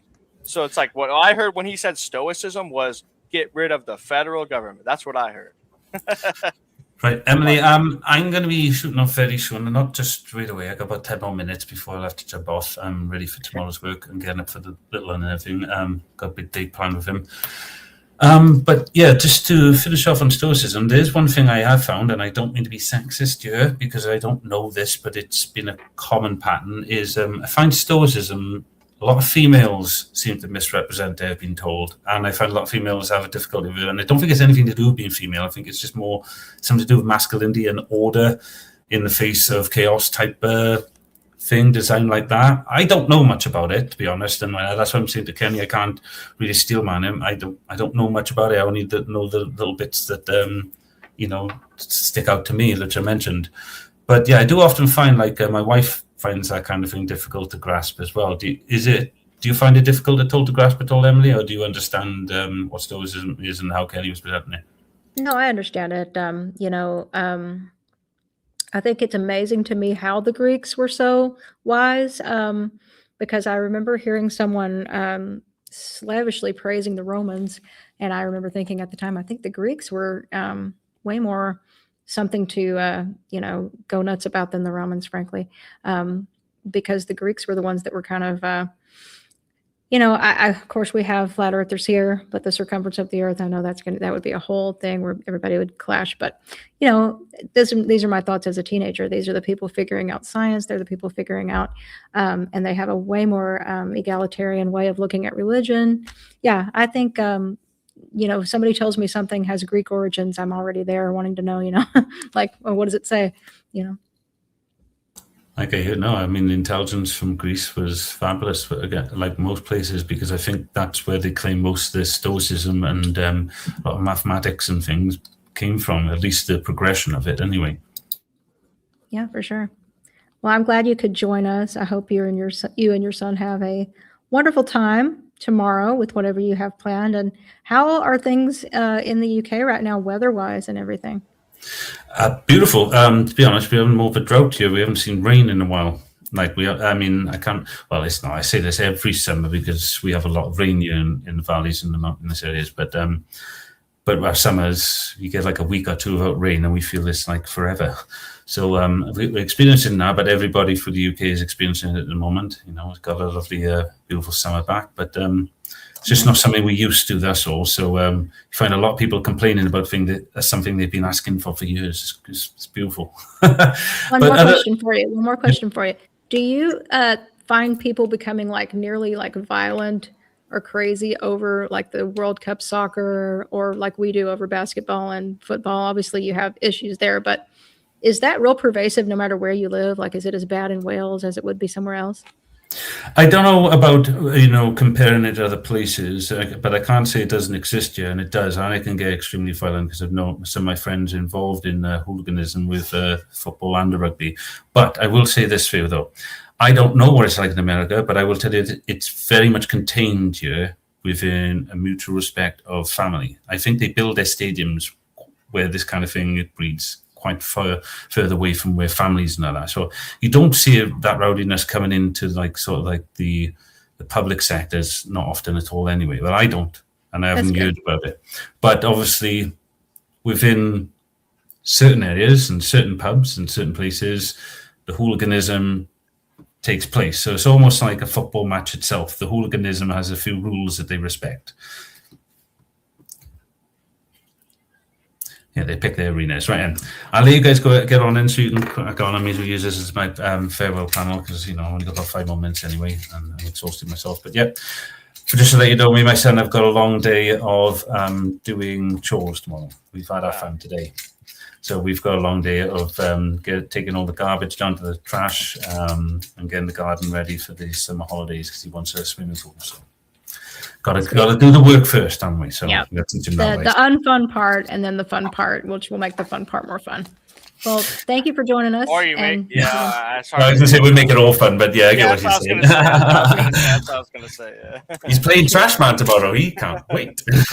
Have a nice one, guys. I'll see you all soon. Right? Enjoy the rest of the evening. Bye all. You too. Bye-bye. So Isaac, we haven't dipped back to Crystal or Vicar here for a second.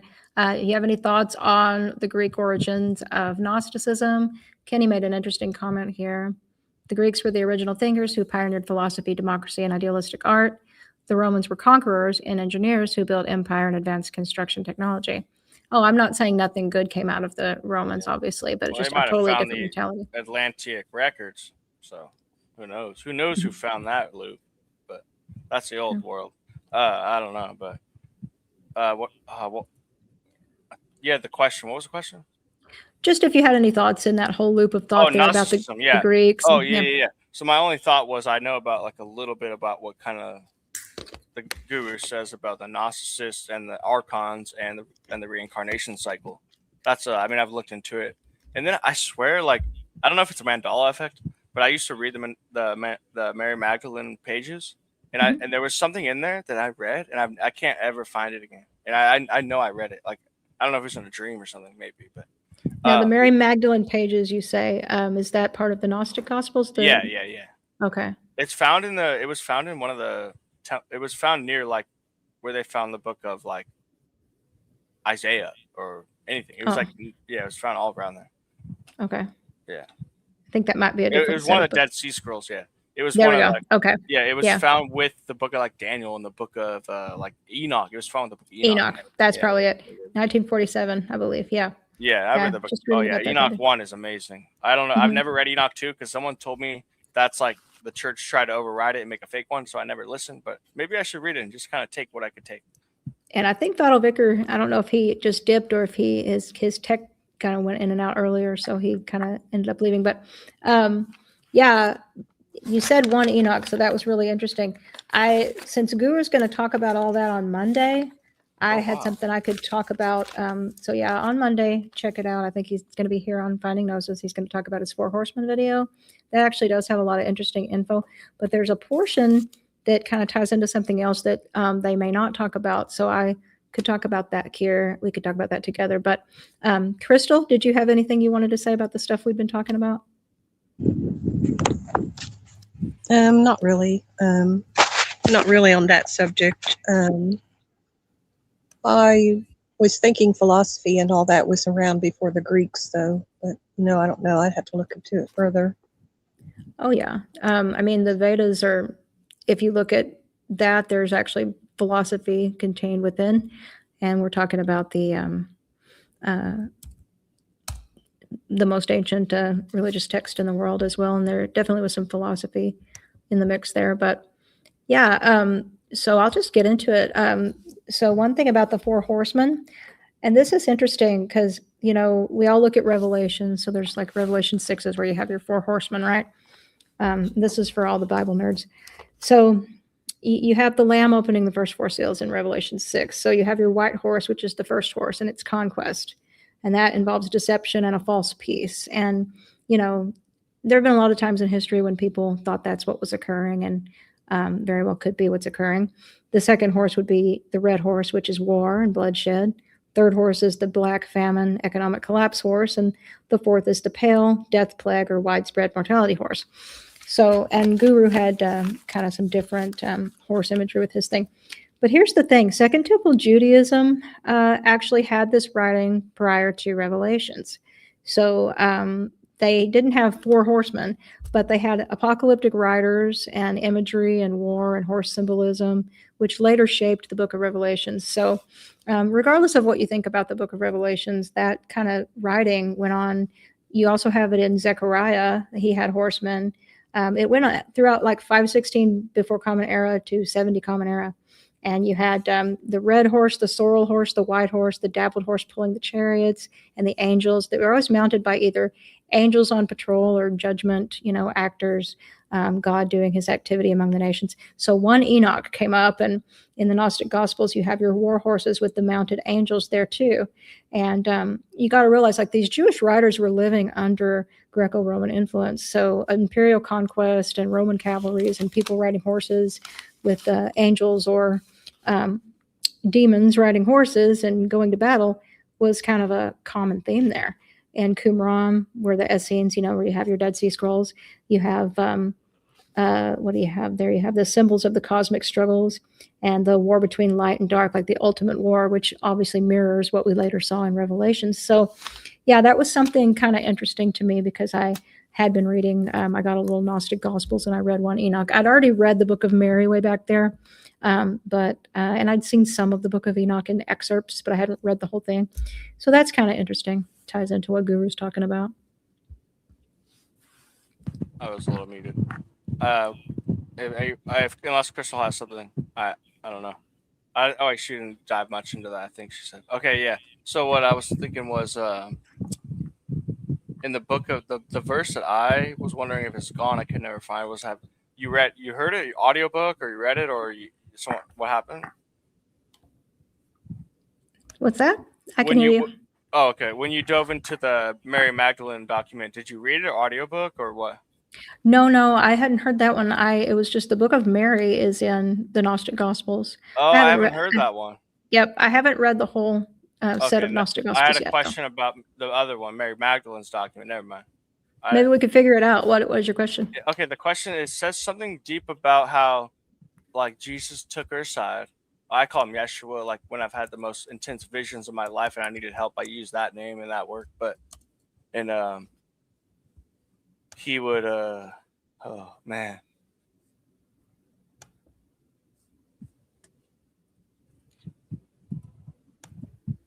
Wow. I just lost it. It doesn't matter. I just No got a worries. whole vision. Yeah.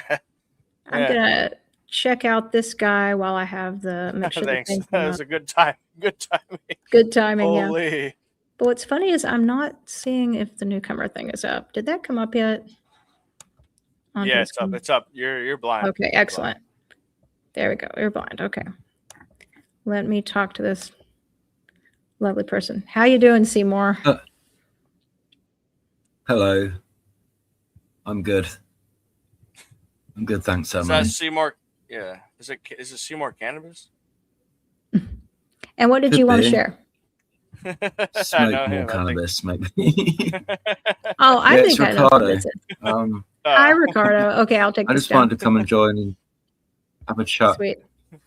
about whatever. I haven't got anything particular to add. Just Oh myself. yeah, I remember now though. I do remember. Yeah, I was before I had the vision of tripping out right Yeah, we've there. talked a few times. Yeah. Because all of a sudden I got blank and it just went to like a different dimension, literally in my head.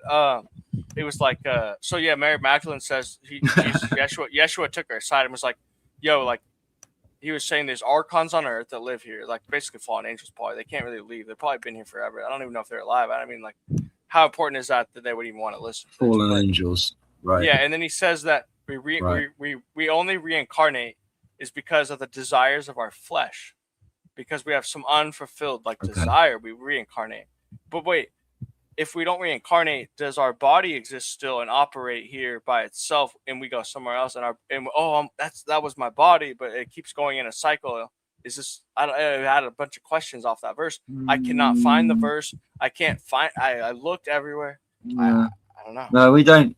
I don't think we take our bodies with us. We have to leave them I know, behind. but I'm saying if I'm It's our saying souls that. I know what I'm saying is though, if some bodies don't have souls because their body's here, but their soul already ascended, it's like, Okay. and then it could be overtaken or something. Because I have this weird theory that if we get reincarnated, right, like it has to be part of a big cycle. Like it can't just be like. It has to mean something. You see what I'm saying, right? Kind of like it's either your soul's in there or you ascended, and there's like either a body or like a spirit in there instead, because it trips me out. Like what the book said was the reason you reincarnate is because of the desires of your flesh. So if you didn't reincarnate, but you would still have to like be born for the other person to be born, for the other person to be born, for the other person to be born. So it's like it trips me out to think that like it. I can't put it into words. You might have got it. You might. Well, we have flesh that what do we have flesh for? Why do we have sex? It's more than just procreation. We're here to enjoy. It might be like a reincarnation thing, though. We're here to enjoy these things while we're I don't here. think it's that important, though, at all, because it's very important to think that the humanity's lost and we're making more people without an order or some sort of protection or plan. I don't know. We should I'm afraid to have a kid in this day and age. What do you mean? My spiritual. sister's brave, like. Sure, but we should definitely aim to become more spiritually aware. Yeah, that's what I'm saying. Because Before a lot of any people of don't. It sounds obvious. Yeah, it sounds to some, but they're not. That's what I'm saying. Are some souls not? Are they? Many people don't even believe. Are we like in the Matrix? Spirit. Like, are these people walking? Are they spirits? Or are they a soul? We need to. That's why I'm wondering. Off the verses of the Bible. I don't know. I don't have all the answers, dude. I don't either. That's a theory that I had based off the Gnostic text. Sorry, you got it, Crystal. I've got some questions though. Isaac, are you talking about people being on the planet? But there's only so many souls here at a time. But there's they more don't bodies. They don't really have like a soul with them. So they would either be incarnated by a Nephilim spirit or like a lost soul or something, and not an actual soul. They'd be like a lost soul, right? Or they would host a body. If there's not enough souls to fill the body, there'd be a lot of wandering spirits. Have you heard the term wandering spirits on Earth? They say the Nephilim die and they can't go to like heaven because they're cursed or something happened. About that. It's like a glitch. It might be a glitch. It might be people have different. It could be a glitch in the Matrix or something. I believe different People You have understand? different Like something purposes so for being similar. here. The We don't Bible all talks have the about us same being in path. a matrix. We What do don't you all have mean? the Like, same goals yeah, I'm just or I'm end just going goals. off of my old knowledge. I'm on a new anti-anxiety medicine and shit. Dude. Nobody knows, Isaac. At the end of the I know. day, nobody really fucking knows. No, nobody Maybe- knows. I just lucid dreamed all of it. That's all. And then they No. shocked my brain. And I can't do it anymore. But I'm gonna get it back. I think. Yeah. I used to Your lucid brain- dream 4 times a week, and they got rid your of it brain when they can shocked heal. my brain. Yeah, I know. But I think they numbed it. Like scar tissue doesn't really heal the same. Mm. Isaac, Like cauterizing. Anyways. Hopefully it'll heal over. Yeah, maybe. Isaac, I have heard of people, they have a soul, but then something overtakes them, like a walk-in. You've heard the term walk-in and all that other stuff. It's No. ability Can you to explain? Can you explain? I personally think that probably is possible, that somebody can have a soul but then be possessed or taken over by something else. But I'm not necessarily even saying it's bad. That's the thing. Yeah, and like I'm not saying it's bad at all. What like if they have no house, if the spirit has no house and they found a house, right? And that would be that person. They would turn into a person. They wouldn't even know. Probably. They probably have to like remember. Just like a home invader. No, it wouldn't be because they're empty. They're empty house. Empty. It's none is in there. Nothing. That So, doesn't mean that another. That's soul why the didn't Holy live there. Spirit can incarnate inside of you. And I'm telling you, bro.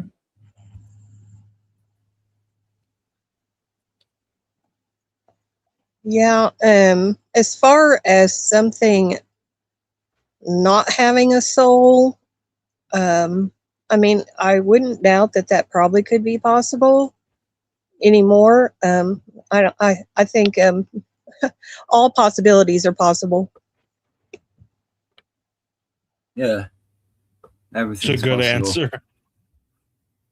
Well, anything is possible. We've got to believe that you know we can win this battle. Can't lose hope like they want us to. Real quick, want to say, Yolanda, hope your dad's feeling better really soon. Glad you could join us at least in the chat. Yo, spend time with your family. Turn this off. Turn this off. Spend time with your family. God bless. No, God bless your dad. Yes, God bless your good dad. advice. Thanks, dude. But You know, people take breaks when they're caring for someone, so it's really I just spent like a week with. I just spent a week with my mum. She's on her own now because Dad just died before Christmas, so it's just her and the cat. And you know, she's like 70. She's in her 70s. She can't do everything she used to be able to do. So I'm helping her with things, and That's I'm wonderful. gonna Yeah. go back soon. Yeah, Joe was talking about similar, and I've been through similar. I think many of us have. It's one of the hardest things you'll do is care for a parent. I think, you know. But I think it's my duty. Oh yeah. I mean, she always looked after me the best she could when I was little, and now, you know, I think it's only right that I should return the favor. Indeed. So, What do you think about that Signal 66 about like that circle of life where we end up caring for our parents? Oh yeah, I mean, I agree with it. Me too. Yeah. I don't have any grandparents. I could just say much love to Yolanda. I'm a bit young to have lost all my parents, but all my grandparents are dead. I don't have any of my grandparents. Most people my age, they have their grandparents. Most people much older than me have their grandparents. You guys may have your grandparents, so I don't have any of them. I don't either. Yeah. My grandparents were gone whenever I was a young child. They were already gone. They died early, but Signal 66, I must say, I do think that you are very, very wise for your years. What makes you say that? I've seen you before. I think you have a lot of intuition and wisdom. I don't know. I like drinking a lot. Well, Don't do that. I think she means in between the drinking, and I agree with her. When you pop out, you have some interesting things to say. Do you use cannabis at all, Signal? What was Do you that? smoke weed? Do you smoke weed? Oh yeah, sure I do. Well, that's good. Yeah. I don't know if that's good, honestly. That'll do. I remember. That'll do you some good. That'll do you some good. Well, whether you realize it or not. It's not just the THC, it's the CBD, CBN, all the other bits that, you know, in the whole plant. I remember I've smoked weed since I was like 13 years old. I'm pretty young. I'm 26 now. And I remember it's pretty young. I remember I was smoking with my friends. I'm from New York, so we were just roaming. And this old man, we were all smoking together, laughing, having a blast, right? Yeah. And he walked by and he said, "Oh, you guys keep smoking that weed. The time will go by and I'm trying to remember. To make a fact of what he was saying, to prove his point. I don't even remember what he said precisely. He said something like, "Oh yeah, you're smoking now. The time will go by so quickly." And it was true. Time goes. I honestly, maybe if you're like 30 years old, smoke weed, whatever. Even then, it's kind of a time suck. But yeah, you're a young person. Yeah, I wouldn't recommend smoking weed. It can be a time suck. It depends. I mean, you could say the same thing about alcohol. It depends on how you do it. Yeah. If you're I just used to like drink a lot, but philosophizing, smoking weed a little bit. I can't. How was your drinking days? I'm drinking now. I can't deal with the hangovers anymore, dude. The hangovers just got too much. Like half of the next day after a heavy drinking session, I'd just be like dead. Just be like, wake me up. Cheers. So it's not funny. Hey guys, let's welcome Andy Benandy. What would you Hello. like to share, Andy? Hey, Andy. I don't know if I'd like to share anything except for I noticed that you were talking about smoking weed. I think I just spoke to you recently and mentioned that I had given up marijuana. I've been smoking weed for the past 20 plus years, and finally I've gotten away from it. And the improvements that have been made to my memory are just unbelievable. Not only my memory, but for the first time in my life, I'm remembering my dreams, which is huge for me. So you never took a tolerance break before? Never. That can be a problem. I've smoked every day for the past 22 years. What? So you smoked every day for 20 years and you never thought to take a tolerance break? No, I definitely thought to. I just didn't have the discipline. That's crazy. I've smoked for maybe like more than 10 years now, and I've done many tolerance breaks. Very addictive. This is what made me never try pot. It's what made me never try pot because I witnessed a friend who, like, obviously when he didn't have it, he changed and became really like antsy and needed pot immediately. And I'm like, tell me that's not addictive, So it is. Yeah. It definitely is. It was the hardest drug. It's very pleasurable. This issue of drugs is really complex. And I'm not going to say weed isn't addictive, but it's something where, and not just for weed, but for other drugs as well, heroin, crack, meth, whatever, all these things. I don't think Americans have a very nuanced approach towards looking at drug addiction and drug use. Well, speaking from my own experience, it's a bit more complex. You can't just lump them all into the same box. I just wanted to say that I've given up alcohol, codeine, caffeine, nicotine, MDMA, masturbation, and marijuana. And marijuana was by far the most difficult drug to give up out of all of those. How about tobacco? Did you have to go to tobacco there? Tobacco Smoking was tobacco. shockingly easy. In my mind, I made it out to be really difficult to give up, and then when I decided that I was just done with it, I gave it up effortlessly. Okay. I've had trouble myself giving up tobacco. I've tried a few times. I've managed a few weeks, maybe, but I've always kind of really, really craved it. But then I gave up heroin like 20 years ago. Look at that gorgeous woman. Respectfully. Heroin for a while. Thank you, though. It's all in the past. You tried it. You quit heroin. What was that like? Like No, full stop, zero. You don't it was like zero. the worst 3 or 4 days of my life.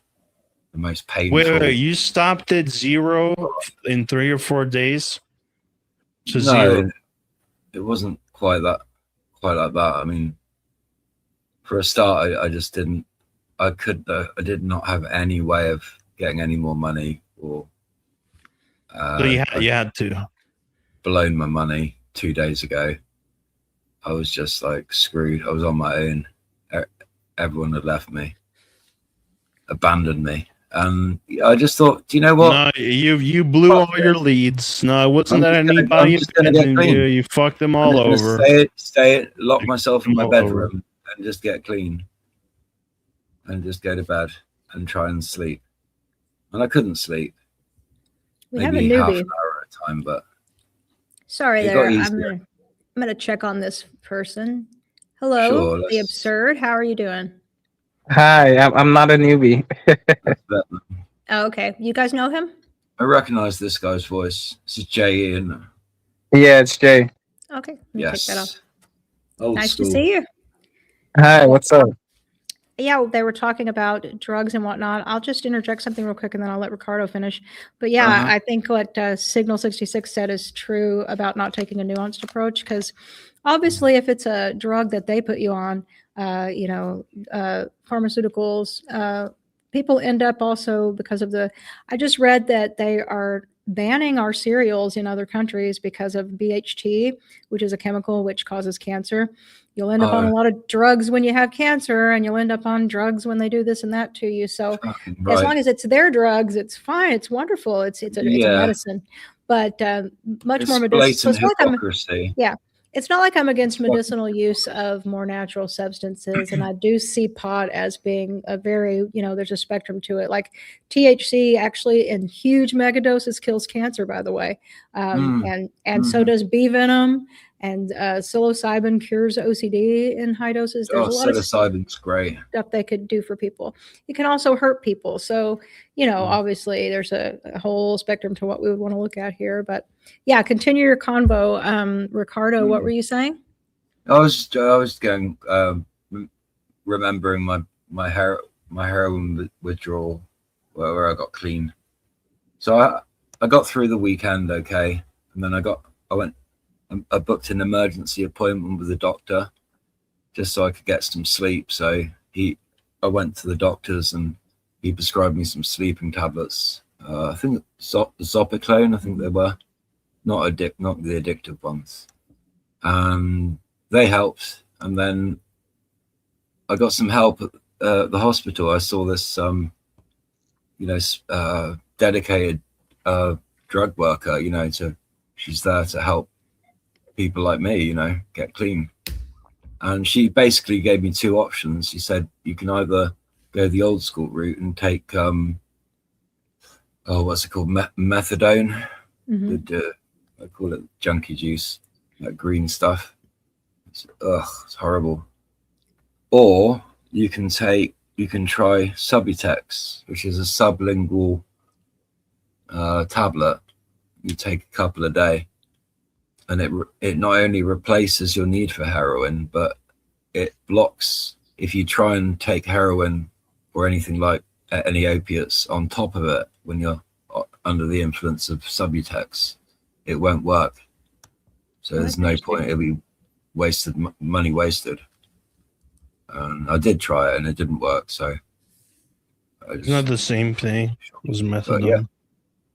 No, Subutex is different, but it it worked really well. And after I just tapered. Like methadone blocks Very the slowly. receptors so that you don't get high off of it, but you're still After getting about the fix. After about 6 months, I was totally clean. I've never looked back. So I got some help from the NHS. That was credit to them for doing that. Shout out to the National Health Service. Yeah. Of what? Of New Wales, England, Scotland. This would be Gloucestershire. Well, shout out to the Southwest England. Shout out to the National Health Service of Glastonbury. Gloucestershire. So just Gloucestershire. You know. Just to touch on something. Canterbury. Hey guys, something that was said in the chat by Cougar Doomer, our favorite guy that likes to play with his food, and we're the food. So he said that most people that use drugs and alcohol don't have much in the way to lose of brains anyway. So let's counter that because, and I'm not promoting drugs or alcohol, but it's true in my case. No. I promote alcohol. No. But here's the thing. I'm saying, like, John Lennon was not a stupid man. There are brilliant scientists even that are snarfing down pills.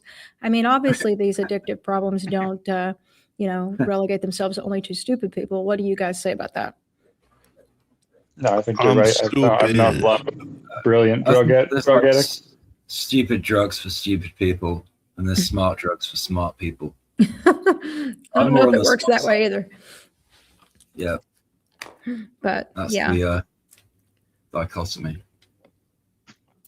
Also, people are medicating things that, like Kurt Cobain had really bad scoliosis. Heroin was the first thing that made his stomach. It made his stomach do things, and that was the first thing that made his stomach stop hurting. So, yeah, weird things happen with people physically too that don't have anything to do with their brain. And Kurt Cobain had that sleeping sickness, didn't he? The narcolepsy, where he just kept falling asleep at any point.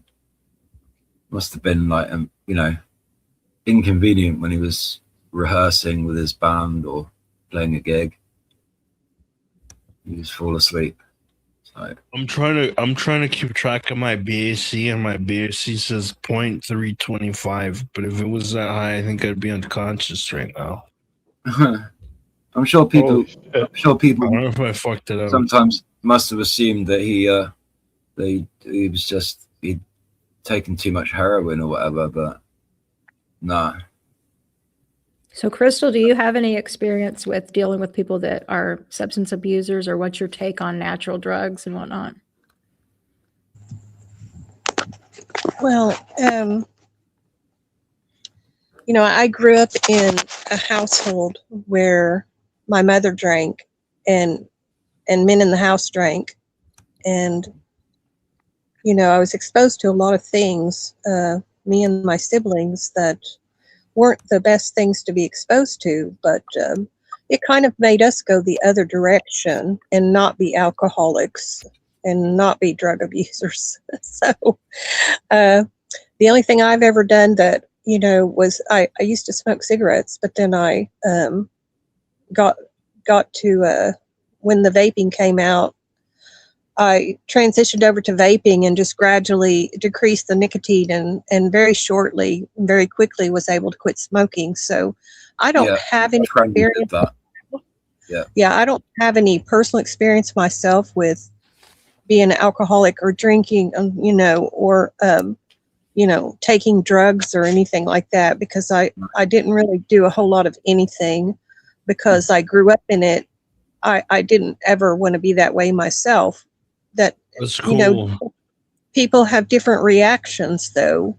It's just no, my parents are never alcoholics. I didn't have any alcoholics around me growing up, I'll tell you that much. That's good. Yeah. I didn't have any alcoholics growing up around me. My parents were never alcoholics, nothing. Did your Signal? No. Did your parents mind you smoking weed? Did they go crazy? Did they hit the roof? No, I was never showing it to them or anything like that growing up. I mean, now I'm a grown ass man and they know, but growing up, I never showed it to them.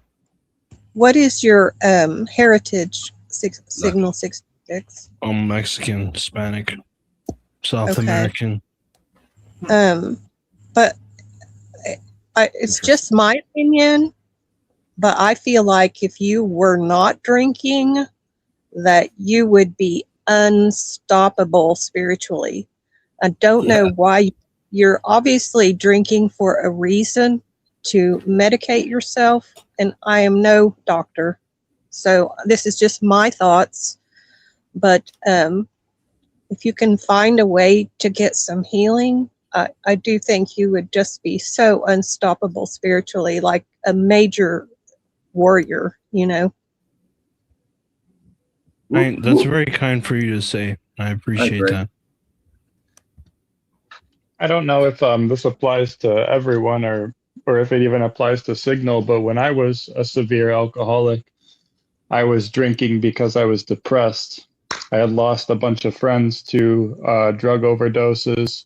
My father was killed in prison.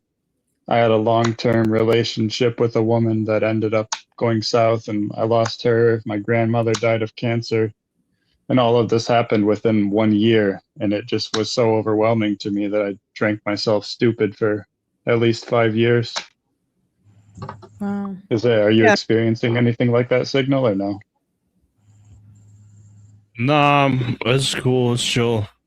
There's no World War III like that for me. Maybe it's chill. Don't worry about it. biological.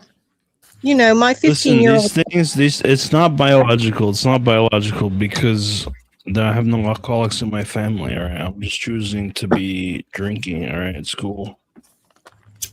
I'm just drinking. Everyone. It doesn't have to be this like weird thing. You know what I mean? Like, Yeah, I'm you can just drink and drinking. enjoy yourself. Totally, but like, I'm it just becomes a drinking. problem You where you know what I can't mean? stop. You get Here's the thing DT. about That's like a weird thing. I could stop drinking right now. You tell me to stop drinking, I stop drinking. Is it gonna be fun? Am I gonna enjoy myself stopping drinking? No. Can I do it though? Yeah. There's nothing wrong with being sober. I enjoy myself sober. You would find better, more fulfilling things in your life, though. I mean, you know, I've had my 15-year-old daughter killed. I mean, I've had all kinds of traumatic things happen in my life, but I never went that way. And everyone is different. Everyone handles everything different. We all handle things differently. We all handle grief differently. No one does the exact same things. But, you know, I've been around many people who did drugs heavily, you know, even in my teen years and adult years. You know, I had an ex-boyfriend that he ended up getting involved with meth, and someone was bothering my house, and he told me. And you didn't know it was a complete surprise and shock to you. Well, his sister asked me to go talk to him, to go see him, because she thought she could get us back together. Well, I went to where he lived, and he walked out the door of the place he was living, and, you know, I worked for the state for DHS. So she's talking to you in whose interest? Is she talking to you in your interest or this guy's interest? More for him. She wanted him to get back with me. But what I'm saying is, he walked out the door and I instantly knew that he was on drugs. I could tell by looking. I had training in that when I worked at DHS, so I was horrified. Well, then fuck that shit. So you work for it. You got paid doing this shit. Fuck, you got to do this shit for free. No, but let me finish. I spoke with him. I did visit with him, and I went over there a couple of times, and I actually tried to help him because he had a broken leg. His leg was all broken as well. So call an EMT. EMT, go fix it. Go. This dude need help. Go fix. I've had EMT friends, and they told me all kinds of stories. Fucking 6-7 stories down with a fucking fat ass fucking 600-pound life ass bitch. I got this guy, right? Oh, he got a broken leg. All right.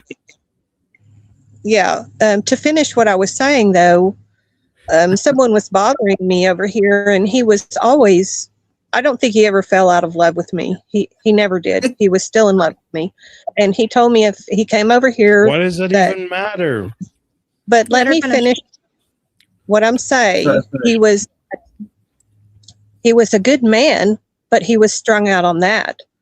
And then he moved away from where I live now, this state, to try to get himself clean. He moved over to the East Coast where his son was.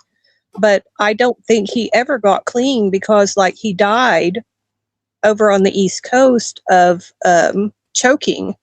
And it made me think he was still... Choking? What do you mean? He got choked out? So, no, he choked to death while he was there at the house by himself. No, asphyxiation is like asphyxiation is different from like choking to death. Like somebody choked him to death, or he like choked, like he like was like puked and then. She's saying he choked to death, not that someone choked him.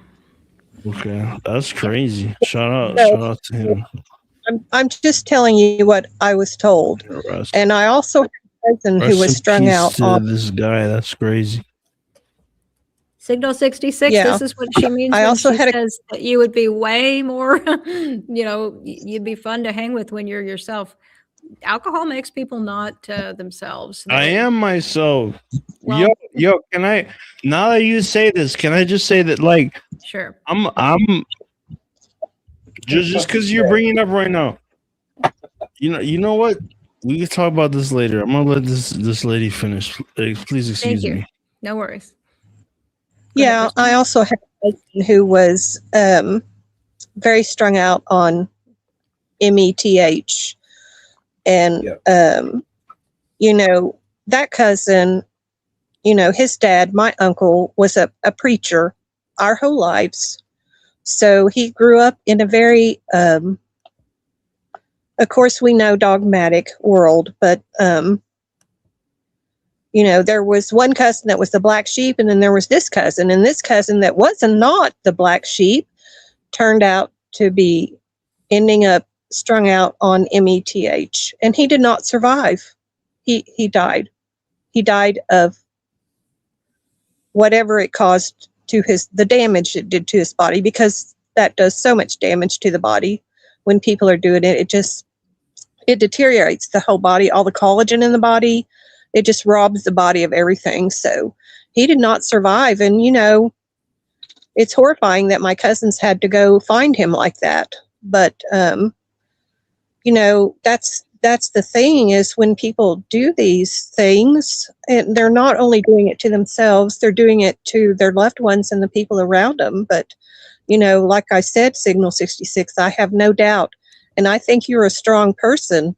And I think you're going to reach a point eventually where you will stop doing some of these things, and you're going to realize that you're very worthy and you are, a wonderful person. So.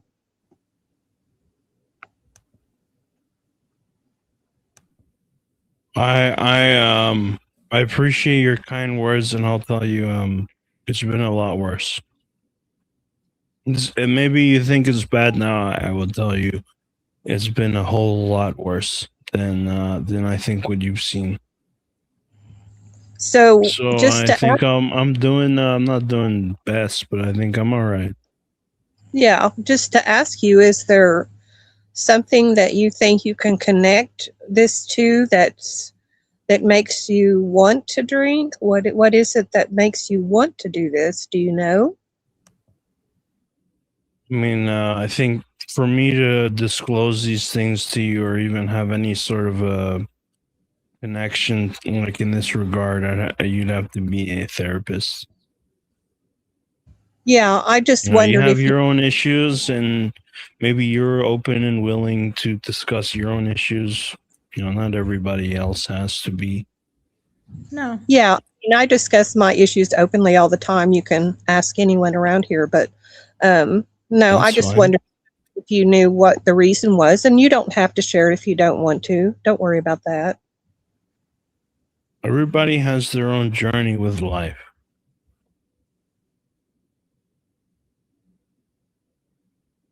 Yeah, my father was an alcoholic, and so it was funny because like I grew up going to AA meetings when I was super little.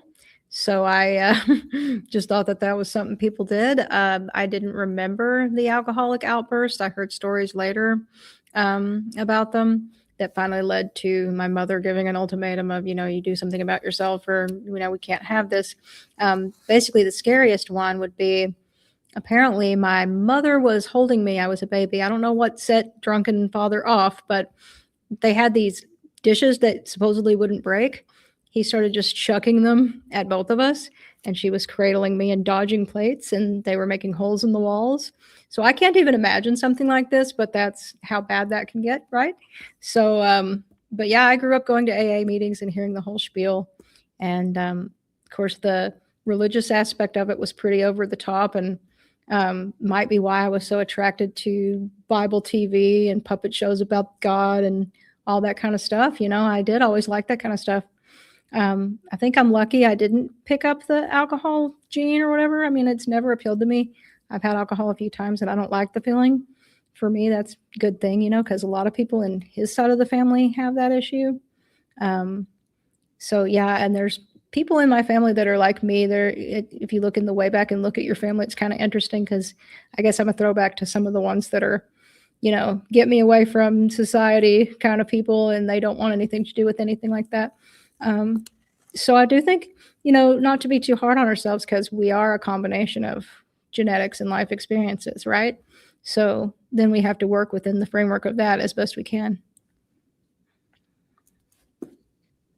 I think for me, the reason I was the same as you, I never really cared for the feeling of alcohol.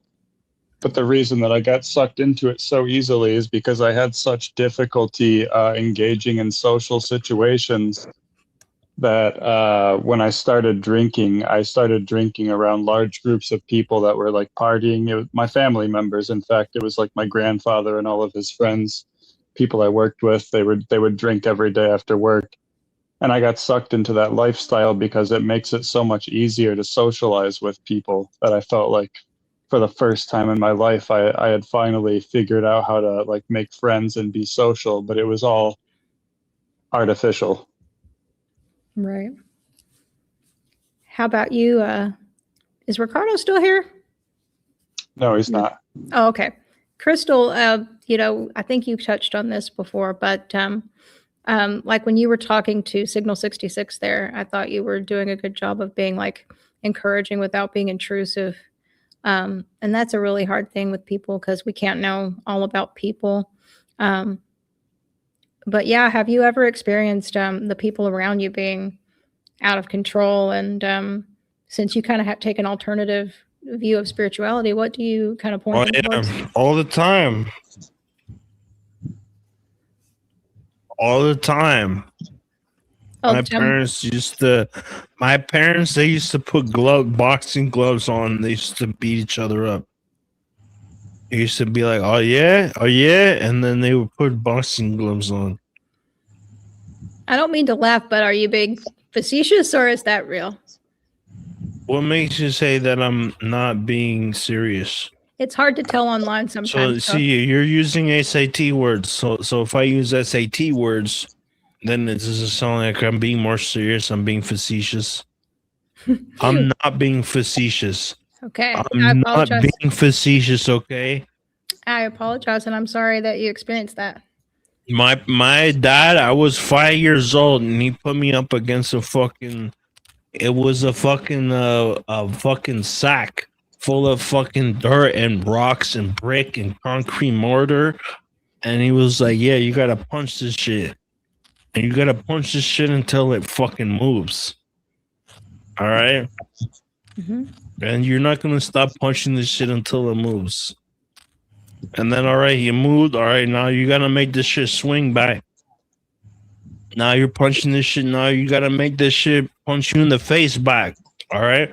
And so now it's swinging back, punching you in the face. Now you gotta move away. You gotta count it back, punch it back. Now you gotta fucking punch it in the fucking face. Type shit. You know what I mean? It's not no Hindu fucking spiritual shit. I can't spiritually punch you in the face. I have to physically punch you in the face. Okay. You know what I mean? Respectfully to all the spiritual people, you know what I mean? I'm a spiritual person myself as well. You know what I mean? But like I'm spiritual but as well, you know what I mean? It is what it is. We gotta fucking pull out the tire iron. Well, You one know thing what I'm saying? Well, I don't know, because like one thing I noticed, because what the story you're telling is, so this is another thing about my dad. You know, without the alcohol, My dad used to kill people for fun. Okay. I'm from Hunts Point. He used to fuck. If you had a debt, you know what? He wouldn't even collect. Wouldn't even collect. It wouldn't even be like money collecting, bro. There may be He some just didn't things give a that fuck. you don't It was just want an to say example. online. Okay. It was but just hang an on. example. Okay, hang on. So one thing that's true, just to steer this back a little bit, because that may or may not be accurate, and even accurate though it may be, you don't want to say it on here necessarily. No, okay? that's not accurate at all. I was trolling. Okay, I figured. But you're not trolling about one thing that I think is true. I'm story. trolling 100%. But you're also drinky 100% too. So let's talk about I'm something also you said. 100% in love with you, and I think you're a beautiful person. I appreciate that. And you're a sweetheart. And you're a beautiful person too. You are drunk though. So let's go back to what you said about the alcoholic. Can we talk about like like you're following a formula, right? Okay. Mhm. Right, I get it, right? Okay, that's cool. Right, you're following a formula. What is it that comes to your mind first? I'm curious. Like, what is it that you're thinking? You're following a formula, right? Fine. Okay. Get it, right? Formula. What is it that like comes to your mind? Like, what is it like? What sort of like, what's your thinking? I got the question, so let me answer, because that's what I've been trying to do. So when you were talking way back there about the punching bag story being a troll story, a real story, whatever, here's the thing. Alcoholics a lot of times are like, I think they're people that have been treated very cruelly. Like I noticed this about my dad, and when I learned later about his dad, it made sense because he was the runt of the family. He was the youngest, smallest kid. And his father was very brutal with him. He worked like a grown man from the time he was 13 on a farm, you know. So like with me, compared to him, 13. Yeah. So he went to school, but he also, you know. That's late. Well, I know what you mean, but I mean, like, where's that? Where's that? No, here's the point. So, but his father had been a victim of the Great Depression. He had been put in an orphan home, so they were brutalized. Those kids. So that's how you white Americans think. Like you white Americans have prosperity. Like you don't even realize this shit, man. Yeah, I get 13, it. You think that's young to have your kids working? No, I know. Have you ever been to Mexico? You ever been to Mexico? I grew up actually around a lot of Mexicans in Texas, so no, but no, but you've been to inside of the I have not country. been inside of Mexico. No. That's just surprising to me. It's just surprising to me. Okay. All of my family, they all worked as kids, and it wasn't like anything. It was just, it wasn't like a big deal. It was just like, you're part of this family. You're working on the farm. I know how Mexican people are. It's like you're 8 years old and we have a business. Go get to, if it's a restaurant, they're making food. I get it. Absolutely. I agree. And it's not even like anything like oh, we got to feel bad for you. It's like, you got to be a tough motherfucker. You're part of X family. You're part of our family. Let's go. One thing I like about us Mexicans. We're not like Americans. We're not like, oh, we got to follow labor laws. They do have more of a free for all in Mexico. You know, those like tiendas, the pop-up stores that you can do like in parking lots of other stores. Like here, that would be regulations out the wazoo against that, but you can buy things in parking lots. So in Texas, people will do that, and people will look at them like, why are you selling tortillas when the grocery store is right over here? But that's exactly why. Like they'll have a car. You never see people selling fruit on the side of the road in Texas? Never? No, of course you do. I'm talking about in parking lots of stores. So like in Mexico, that's totally normal, and it's becoming something you'll see in Texas, but people will be confused. They'll be like, why would I do that when the store has that, But in Mexico, your ability to do your own business wherever you want is way more of a thing there. You know what I mean? Without a bunch of bureaucratic red tape, So That's a W right there. yeah. That's called business. You see, right? You have other people, you know what I mean? You have other populations, you know what I mean, doing other ways of sustaining their life, right? Meanwhile, you have Mexicans, right? They're fucking on the side of the fucking road selling fucking porn for fucking $3.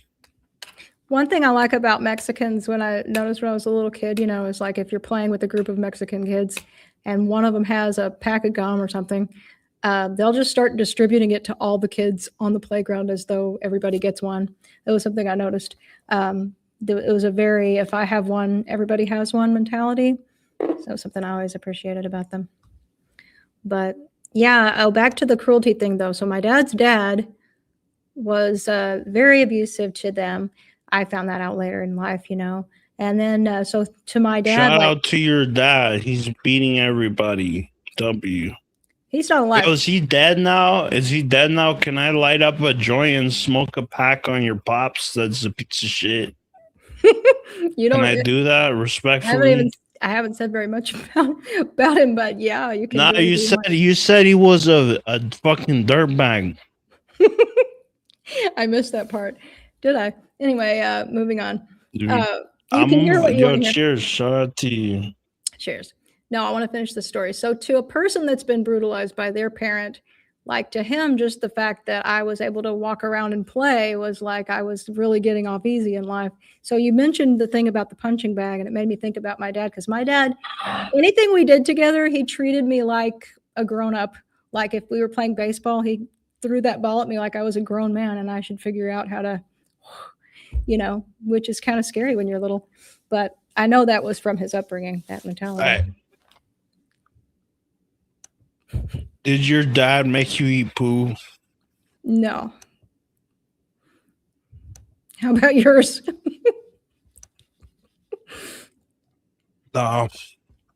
One time I had to reinstall a battery at AutoZone in northern New York up towards Niagara Falls. The radiator fucking burst, and basically we all thought we were gonna die. So yeah, because it was Niagara Falls, and Niagara Falls sounds like a nice place, but you go there and it's actually like literally the fucking hood. You go to Niagara Falls, the fucking hood. Yeah, let's kind of. It's like I'm in the fucking South Bronx. Signal at 66. Let me tell you something. Let's just pull back on the cussing because some people kind of don't like it, and you can speak freely, but let's kind of clean it up a little bit and be more classy. Excuse me. No worries, no worries. But yeah, I've heard that Niagara Falls is full of a lot of crime. Yeah, Niagara Falls is fucking sketchy as fuck. We had to pull through the fucking AutoZone. And the first time I went through Niagara Falls, this is my grandmother, God rest her soul, beautiful woman, beautiful person. If God, the world would be a different place if it could just be full of people like her. But we were taking her to north. We were taking her to the Niagara Falls because she wanted to see this, and we were showing her it, and it was fucking beautiful. But the fucking radiator burst, and we're dealing with this shit because it's the V8 fucking Mustang. This is like 15 years ago. And then we pull up, and it's a bunch of black guys, and they're like, "Oh, you need work on your car. You need work on your car." Like, nah, I don't need work on my car. Right? Fucking back up. It's like basically just how it is. Anyways, could anybody else fucking talk? A pound in the swear jar. Could anybody else fucking talk? Hey. You swear. That'd be good. Yep. Signal 66, let's chill for a minute and let's welcome Raz. I'm asking you for me to chill. I'm asking you. Okay, I don't want to have to take you down again, so just try to. Yo, what are you talking about? You're F-bombing and talking about nothing right now, and you're getting all rambly and intrusive. So if you can stop drinking any time, can you control yourself right now? That would be cool. Okay. I like having you around. I think you're a good guy, but you're drunk. So Yo, I think that I agree with you. good. Hey, Raz Al Ghul, what's going on? Hey, good evening, guys. How's everyone doing tonight? Good evening, Russ. I'm doing good. Thank you for asking. Chilling. Yeah, what's the topic? What are we discussing then? We got into substance abuse. Women's night. Yep. But that's kind of it's a safe space. So, yeah, no, I understand that, guys. But like, what have you guys been discussing recently? Like a subtopic? Is there anything? We've pivoted all over the bring place. it up. Okay, I'm going to take you down if you keep being like that. So we've talked from everything from Stoicism to the Tate brothers' arrest way back there, all the way into Alyssa's homeschooling, and now we've pivoted into substance abuse. And yeah, so pretty much anything you want to share that's related to current events or any of that, spirituality and how it ties into any of that, you're welcome to do so. Hello, Raz Al Ghul, by the way. Hello, everyone. Yeah, so you just mentioned Andrew Tate's arrest, the arrest of the Tate brothers. Yeah, that was quite interesting. To be honest, I think those two guys they're two nefarious characters. Basically, the guy's a walking, talking paradox.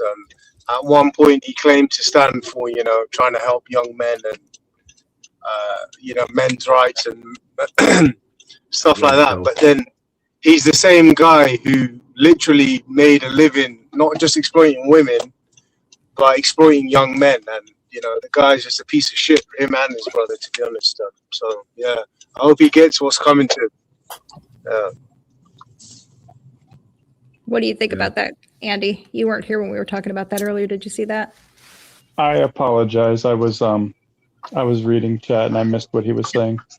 No worries. Yeah, the Tate brothers got arrested the other day. So yeah, I saw that. I don't know a lot about what they did. I know it's some sort of sex crimes with online, online porn girls or something. yeah, so some of it, the parts that I care about, because some stuff is legal, but there's 19 child images and human trafficking victims, and so that's the part that's interesting. And they're kind of buffering the ability to go after them a little bit. There's even support groups trying to terribly concerned about their well-being, which is fascinating. So yeah. That's where we're at. All of a sudden, everybody's worried about the welfare. Well, I think we need to stop protecting these celebrities that are being accused of this. I've noticed someone mentioned this. I think you need to stop protecting your face. I think you should stop interrupting people when they're talking. You're drunk. I think that I'm going to let you finish, and then after you finish, you should finish showing your face. Turn your mic down. Okay, Signal 66, I think you need to rest that off. We love you. Bye-bye. Okay, Andy, go ahead. I was just saying, I think it was Yolanda earlier pointed out in chat that that there's sort of this culture of people protecting, men that have been accused by women of misconduct. We'll say, I don't want to use the wrong word, but it's sort of a repeat theme that I see among mostly conservatives from what I've seen. I'm sure it happens on both sides, but it's very common from what I've seen among conservative men. And when they get accused of these things, and whether they do it or not, no one has any evidence. No evidence has come forth, but they'll have a giant fan base of people saying that she's after the money or whatever. And like I said, there's no reason to even jump to any kind of conclusion. So people just sort of they want to like assume that the woman is just a gold digger or something when in fact raping, I'm sorry I said it, shit, that okay. behavior, sexual assault, is it goes back thousands of years, probably is, I mean, look at the animal kingdom. It's just a natural part of life on earth and among mammals. Birds rape each other all the time. Yeah, exactly. And humans do too. And so when you hear that, it seems like it would be more likely that it did happen than it didn't happen. But for some reason, wealthy men are having this dismissed away. Like, because they're wealthy, she must be a gold digger for making that accusation. And by creating that sort of mindset, you create a culture of people. You create a culture of people that are like, basically, if you're wealthy, you have a free pass to sexually assault women now. And the flip side It's a serious problem. Deeply corrupts. The flip side is, I agree with you, but on the flip side, of course, and also let's not forget, like, there was a Republican politician, Twitter feed has a lot of that in there. And they do this with each other. Like, the lefties will post right wingers who are caught, and the right wingers will post lefties who are caught. So you have it on both sides. But this was a right wing guy who was posting a lot of anti-gay stuff, and he was bothering boys. And you got to realize also that in some instances there's no proof of these allegations, and in others there's ample proof. So to me, of course, we don't want to like ruin someone's life on a rumor. So that's what makes GRAPE so hard, because if somebody says that something happened to him like 10 years ago, it's difficult to go back and verify that. And then at the same time, we know that with a crime like that, especially if you're talking about a minor, they may not tell someone. So it's such a difficult area of law. But when you have something like the Tate brothers, but when you have somebody like the Tate brothers who are basically make videos about how to do some of these things to people, and then we have photographic evidence with a digital and a paper trail tied to it, then it becomes a lot less hard. And then when people are defending that, you're thinking, okay, what have we become? But we have a newcomer, and did I put that thing up already? I don't believe I did. Newcomer should be up, so let's check him out. Thomas Pearl. Do you guys know Thomas? My name is Tom Pearl, and I'm going to eat my diarrhea for you. Finally, I get some diarrhea. Bye-bye. Thanks for sharing. What the fuck? Oh, that was strange. Too much information. Yep. To add to what we were just saying, though, and maybe this is a touchy subject for some people, but I noticed that one of the biggest candidates for this sort of defense that I was referring to is President Donald Trump. President Donald Trump has been accused by 27 different females of sexual assault over the course of 50 years. So for 50 years, he's been accused of sexually assaulting women. 27 of them have gone public, and there are people still saying that they're all gold diggers and that he's completely innocent. That's unbelievable. Yeah, they can't all be lying. Right. I bet you none of them are lying. But he can buy the best lawyers. He probably knows the best lawyers. Well, a lot of these women that have made these accusations have disappeared.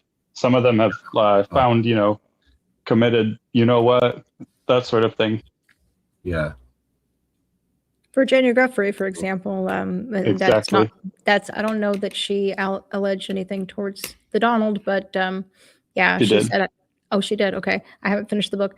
She said that I'm definitely not going to unalive myself. And she was hit by a bus at one point, which, and then, So when buses start coming your way, it's not unlike the Bill Gates thing when you get locked up and they fail to file charges on you for almost a year now, and you're about to represent multiple families in a lawsuit against one of the biggest billionaires in the world. You can kind of do the math there, but this comment here, Sissy SpaceX acquired Google Loon just before Starlink appeared. Hush.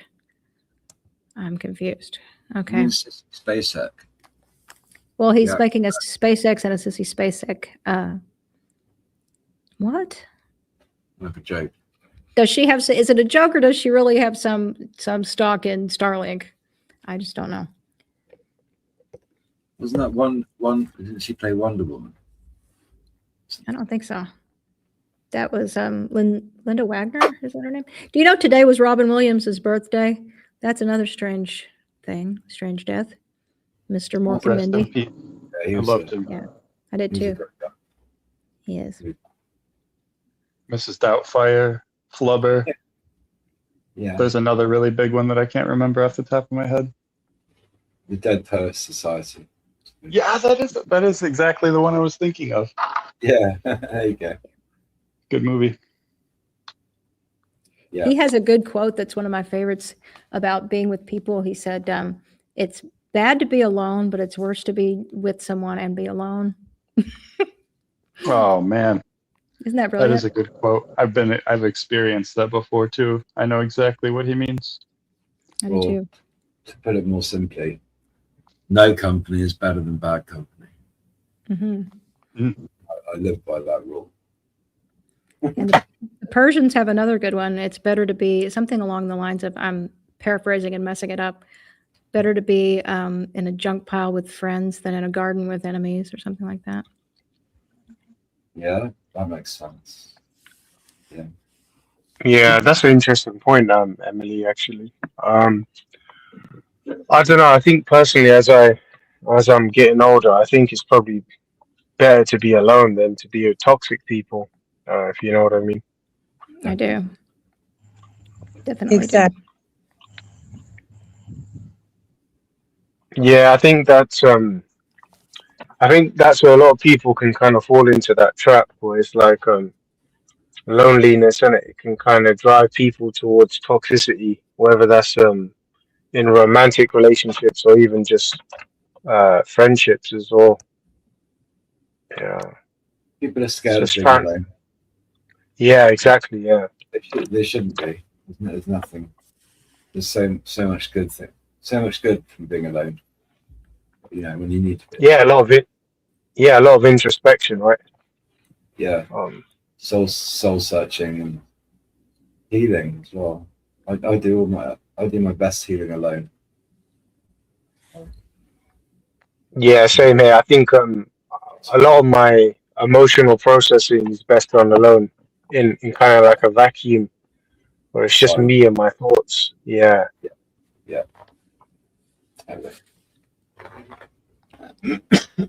Excuse me. I'm pretty tired. I'm gonna head to bed soon.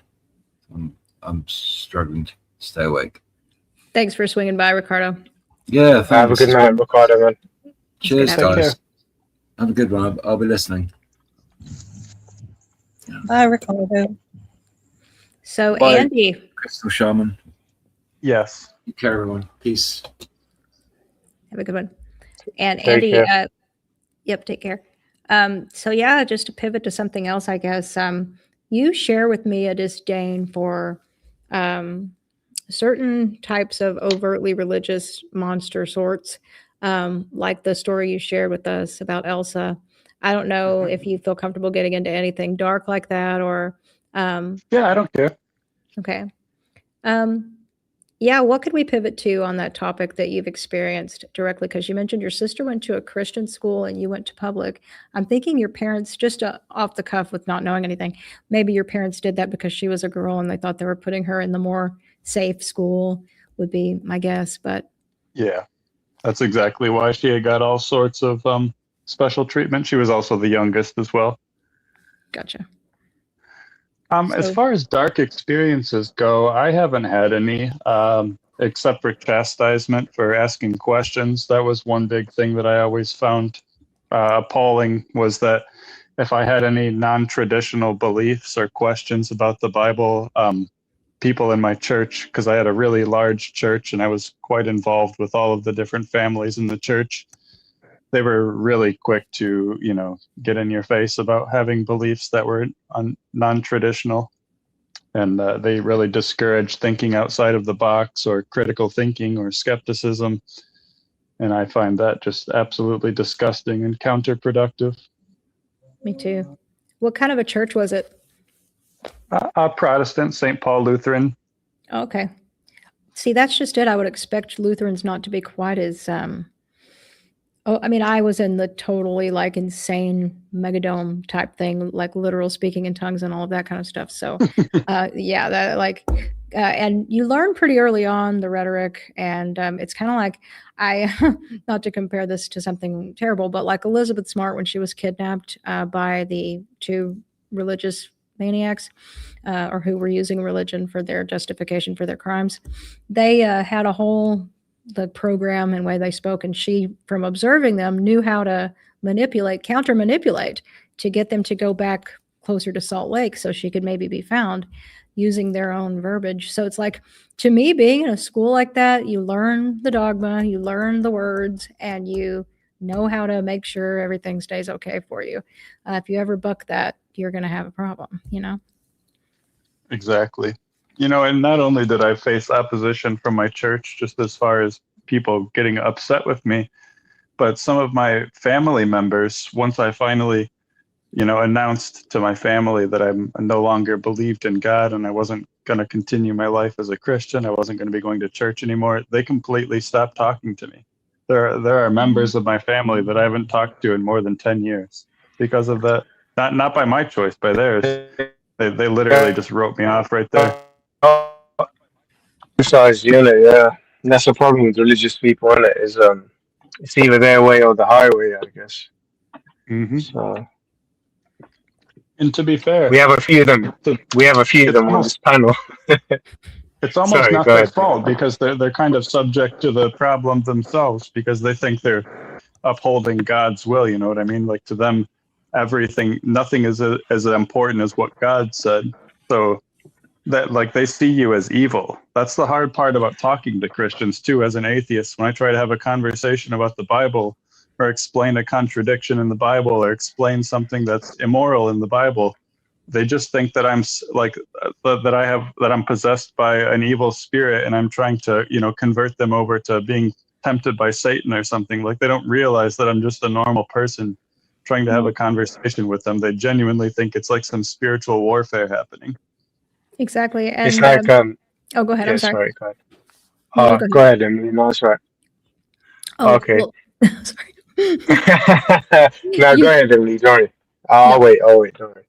It's Women's Only Wednesday, Emily. Come on. I'll give you your fair share. Go ahead. I appreciate it. Well, I was just thinking that it reminds me of, gosh, my brain. What did you just say, Andy? I was just talking about, like, people think that you're a demon if you try to yeah. talk to them about the Bible. That got it going. Yeah, no, absolutely. And because in their thinking, anything that is a monkey wrench in the program that's supposed to make them happy is a tool of the devil. So, you know, and that's what's so sad also is that you'll see somebody who maybe will come down with an illness, for example, and, you know, church and all the little experiences are so perfect and happy and wonderful until somebody's kid is gay or until somebody gets leukemia.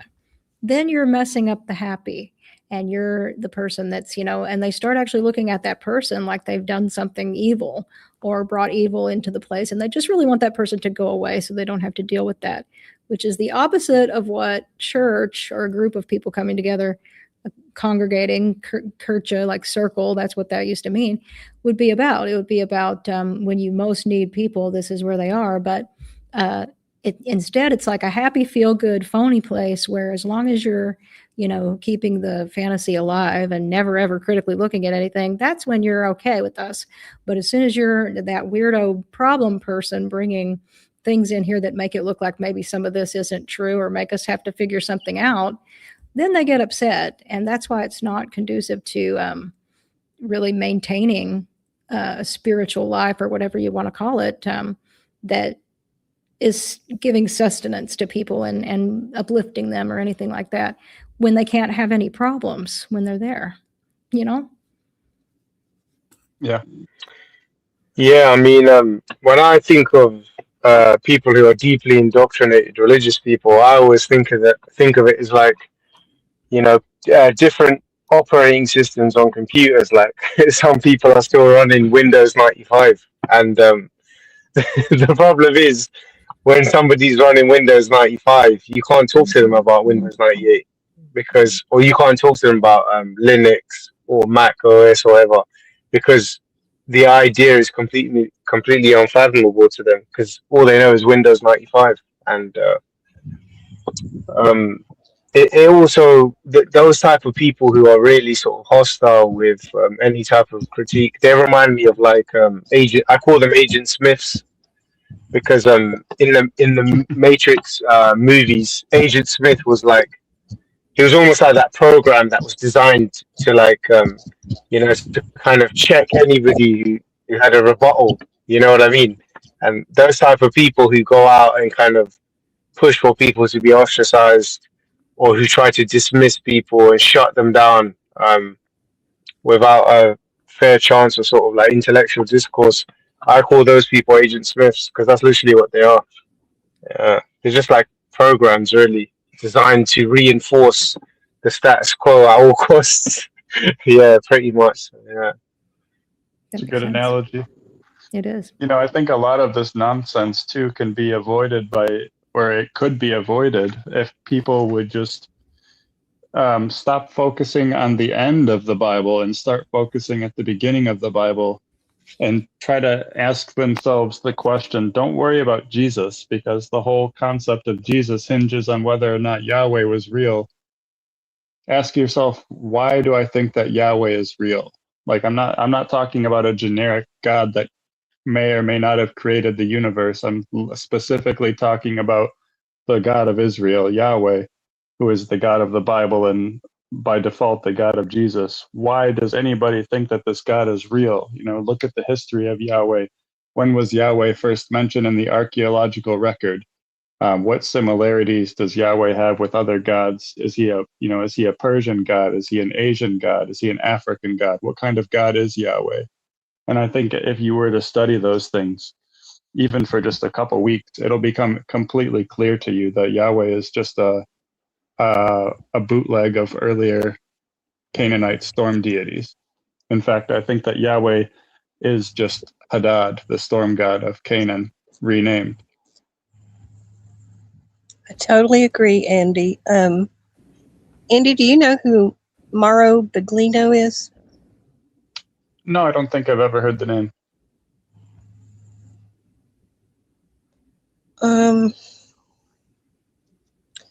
Italian last name, but he, the Vatican hired him to go back to original manuscripts and decipher them.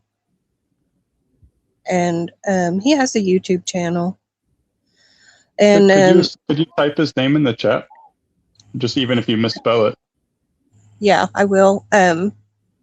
So the Vatican hired him to interpret these documents, these original manuscripts. And then after he started interpreting them and telling who these people in the Bible really were, people, entities, whatever you want to call them, then the Vatican fired him because they didn't like what he came up with. Right. Now he's Mauro Biglino. He's gotten quite ill in the past few years, and I almost wonder if some, I don't mean to sound conspiratorial, but I almost wonder if they're doing something to make him ill. And I see him, and I don't know how much longer he's going to last, because you can tell by looking at him that he's so unwell. But he's amazing. His interpretations aren't anything like what people take the Bible as, because he took it to the original verbiage and told what's really there. So yeah, I'll type it in the back chat, but it's quite interesting. I do have his book. I bought one of the books that he wrote. The Naked Bible is what it's called. I haven't got to read it yet. I have many books here. I'm an actual, like, literal kind of like book person. I love to read books, but me too. That's Bibliophile. awesome. Yeah. Hey, really quick, speaking of books, Emily, this, and also speaking of the Bible and books, Last week we were talking, and I suggested this book for you. Do you remember that?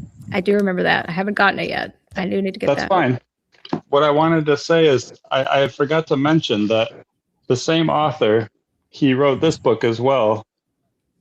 It's the Bible with Sources Revealed, and it's all about the theory that he goes through in the first book. And what this is, because I said that the Torah, the first 5 books of the Old Testament, is kind of sectioned off into different sources. Mm-hmm. And so this book basically it segments all the sources of the Torah off in different colors. So you can see, like, there's the Yahwist source is in green. I don't know if you can even read this, but like you'll see the green text will say Yahweh. And then you see right below it is blue, because that's a different source that has added their piece into the. Anyway, it segments all of the sources off by color. And I found it extremely helpful to like bring to light what he's talking about in that first book. So if you do buy that first book, I recommend buying the second book and using it as like a tool for the first book. Will do that. I will nerd out on that for sure, and that will help. Another thing I was wondering, speaking of Yahweh, like I remember seeing David Koresh say that we breathe in and breathe out, we say Yahweh. And another thing that makes me think of is like the white Christian nationalists, like the white nationalists who believe they're the true Jews, the offshoots of British Israelism thing. They teach things. They actually have a language they taught called Edenics, which is it's been debunked very successfully, but they will tell you otherwise. They have many books, all can be debunked. But this language they believe that was the first language, things like that. So I wondered if you've ever noticed, like with pseudo-linguistics or pseudo-history or pseudoscience, like what's a tool for you just to help people out there that don't know, to know the difference between the book you just showed, for example, and pseudo-history, pseudoscience?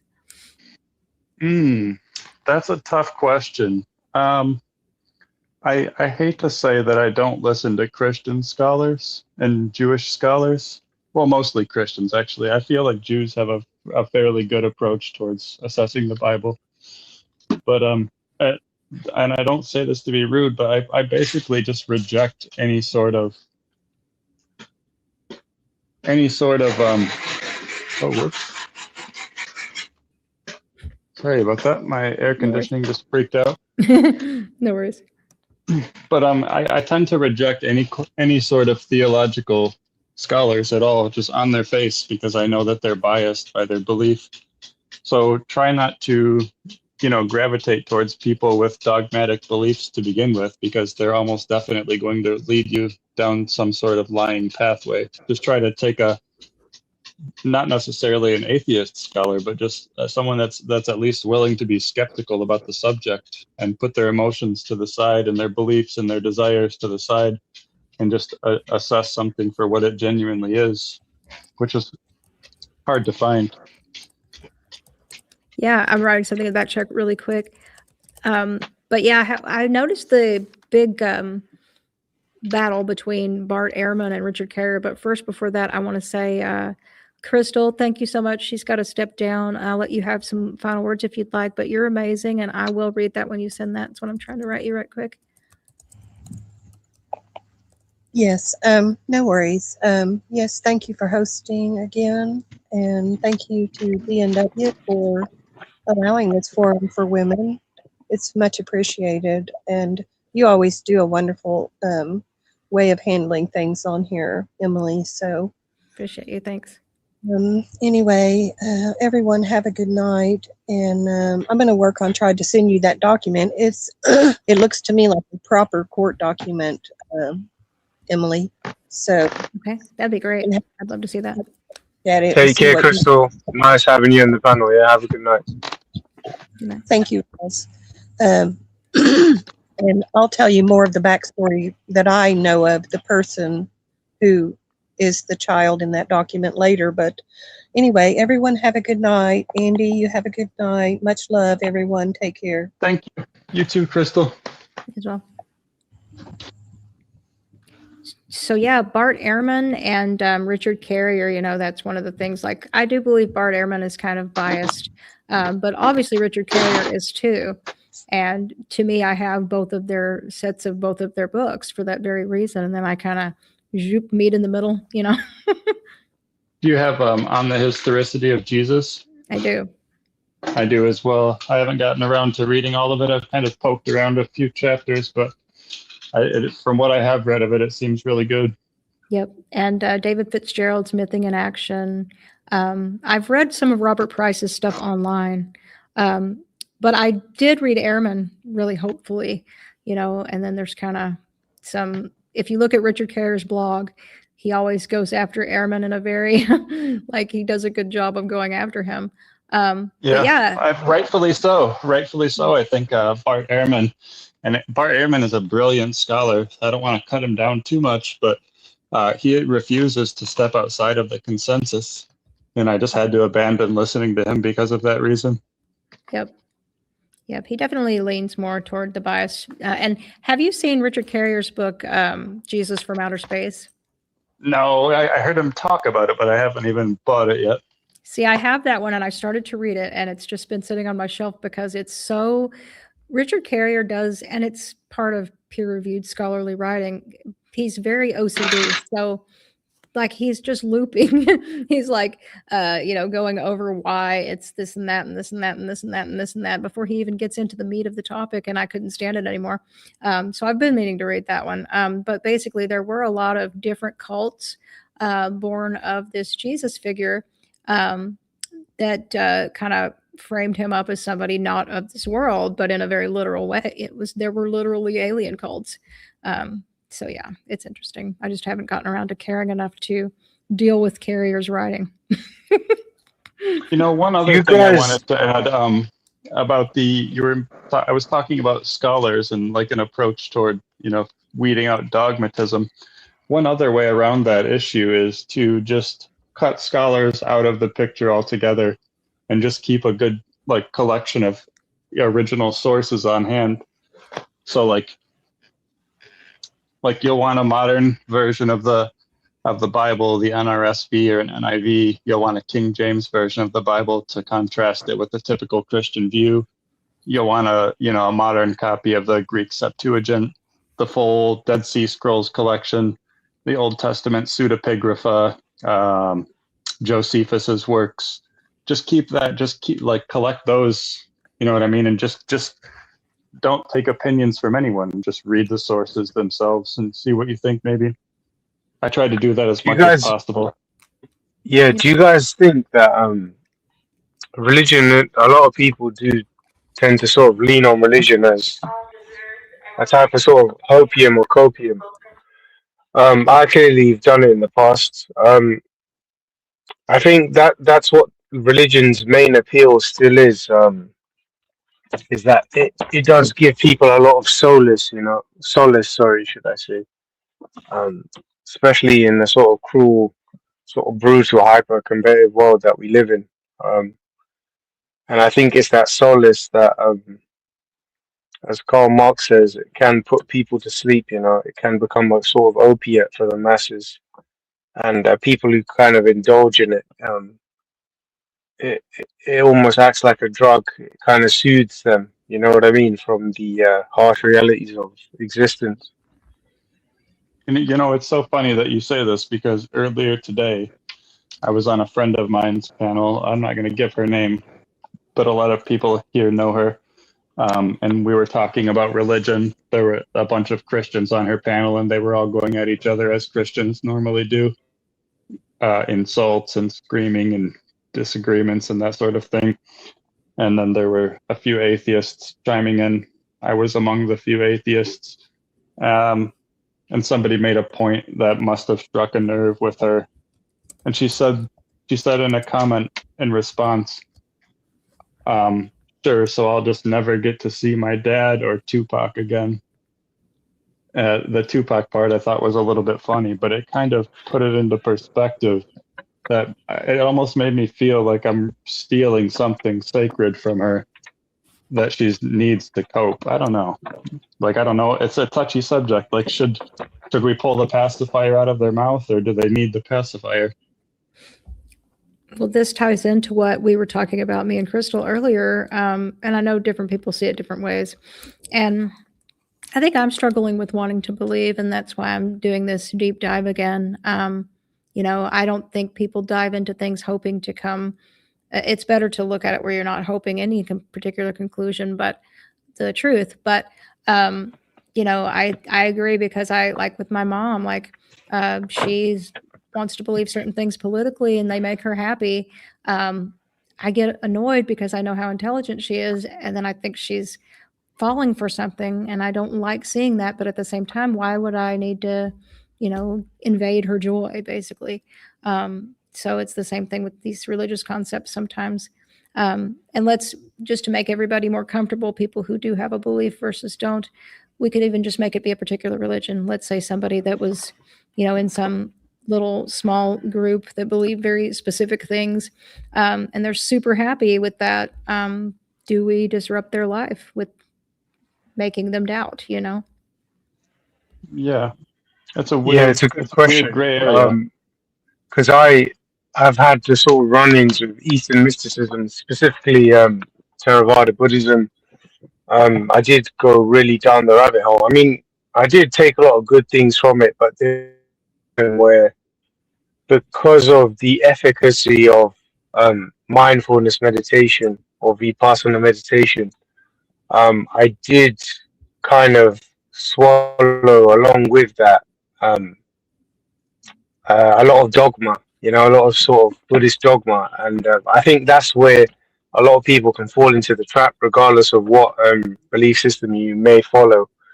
Is it's almost like you get wowed by the sort of efficacy or practicality of certain religious practices. I know I did with meditation, and so I then kind of, it's almost like you're, what's the word I'm looking for? It's almost like you let your guard down, so to speak, and then other sort of more dogmatic concepts kind of seep in, and you just kind of accept it. But yeah, it was only after some time I started to realize, actually, I don't think like the Buddha knows everything. I mean, I thought he was a great sage of his time, but nothing more than that. And he probably wasn't the only one either. But I also don't think Buddhism or any sort of strand of Buddhism or whatever has the ultimate solution. I think that's up to us. And obviously that's going to be an ongoing project. I don't think we can really look to any religion for the ultimate solution. To be fair, I think it has to be a bit more science-based, in my opinion, in terms of trying to understand the enigma of life and existence, really. I agree. And to be honest, the same thing goes for Jesus. And I don't think that Jesus had a particularly good moral compass to begin with. People talk about how they don't, maybe I don't want to live my life. I don't want to think everything in the Bible is true, but I just want to live my life like Jesus did, or live by the teachings of Jesus. And I don't even think that the teachings of Jesus were necessarily that good. He was essentially just teaching people to be Jewish and to follow the laws of the Torah. And the laws of the Torah are absolutely disgusting. Jesus said to the Syrophoenician woman who was begging for help for her child that she was a dog compared to the Israelites. People owned slaves during that time. Jesus never opposed slavery. Jesus never was an advocate for women's rights. He never spoke up about hygiene or anything. I mean, there are so many ways that Jesus failed as a person and even said horrible things. Jesus said that, he bitched people out basically for not killing their children, for being disobedient. So I don't think that Jesus was a good person at all. And I don't think his teachings are even, like, it's completely blown out of proportion, the way that people talk about Jesus. They talk about him like he's some perfect holy man. Like, not only was he horrible, in my opinion, but he was also, like they say, he lived without sin his entire life. Jesus sinned repeatedly in the Bible. Jesus even received a baptism of repentance for the forgiveness of sin. So why would you receive a baptism of repentance for the forgiveness of sin if you've never sinned? It just makes no sense at all. But you're of the mind also that, or do you lean toward his being ahistorical? I think that he is completely mythological. I lean towards the way that Richard Carrier looks at it. I don't think that Jesus was even a historical person. I think that Jesus is an amalgamation of a bunch of messianic figures that are, if you listen to, or if you read Josephus's works, it's in the Antiquities of the Jews, and I think he talks a little bit about it in the Jewish War as well, about all of these messianic figures coming up, claiming to be the Messiah, claiming to be, descended from David, performing miracles, claiming that they're going to tear the temple down and rebuild it, all just very in line with what Jesus was saying. Some of them were even named Jesus. Some of them were from Galilee, some of them. And so I think that Jesus is just a combination of all of those stories, and that he was never even a historical person. Like, even if we're just saying like he was just a person, he didn't actually perform miracles, and he sort of got, they sort of added divine stories to him. I don't even think that's the case. I genuinely just don't think he was a person at all. I think he is only mythological. And then there is that possibility that he is loosely based not only on maybe mythological figures from the past, but maybe he's loosely based on, could there have been a Palestinian Jew revolutionary of that time, do you think? That this is loosely based on the good parts, that is. Yeah. Yeah, I think a good candidate would be this character that is mentioned in Josephus, and I believe it's either Luke or Acts mentions him as well. He's just referred to as the Egyptian. He has the most striking parallels with Jesus, I think. Yeah, I kind of think it's sad that you can't have these kinds of discussions in a church. I mean, Andy, if you went into a Bible study and said that, you'd have everybody, like we've got to go stock up on donuts, be right back, and then they'd be trying to find a way to get you out of there. You know what I mean? But absolutely, it ought to be completely opposite. I remember going when I'd been an atheist for a while. And then I was kind of leaning toward wanting to go to church and wanting to look into some stuff. And so I went to the Seventh-day Adventist church near my house, where I thought they would have like in-depth, serious Bible study. And Vital Vicar's here. He's going to fix you, Andy. Anyway, I'm kidding. But I'll let him up in just a second. Just want to finish this thought. So yeah, I went there, and their Bible study was like take you back to age 4 about the burning bush and all these silly questions and silly readings. And and these are grown adults in their 30s and whatnot. And you're like, come on, man. But let's add to the stage. Hi, Vital Vicar. How you doing? Jackson. How are we doing tonight? Hey, how's it going? Not bad. Can I just say, what the hell is going on in the chat, guys? Are you talking about the insults that started wailing back and forth? Yeah, I just looked in the chat and there were some good things, but then I see Kenny saying shouldn't I be cutting up to my life? Well, Kenny knows. So that's a no to Kenny, by the way. Oh man. Yeah, he a bit does of that. cheeky stuff happening in the comments. Yeah, he does that. He did that with me on X. I said something he didn't like. He thought I criticized him, so then he let me have it with some cursing. But so he's letting Lindsay have it. I guess she displeased him. So whatever that's about. I deleted one of those comments, but who cares? Vital Vicar, hi. Yeah, share, please. Cheers. Well, I'm just doing the dishes after dinner. I'm just thanking the Lord that we're all here tonight having this wonderful conversation. Just checking in on you heathens, making sure that you're not getting up to no good. Oh my god, he actually called us heathen. Sorry, man. I didn't want to interrupt, but that was funny. I'll give that one to you. Heathen, But mostly, I'm just kind of listening. But I hopped on the panel so I can interject when I like. But I'm, out of the gate, have anything to say? But cheers.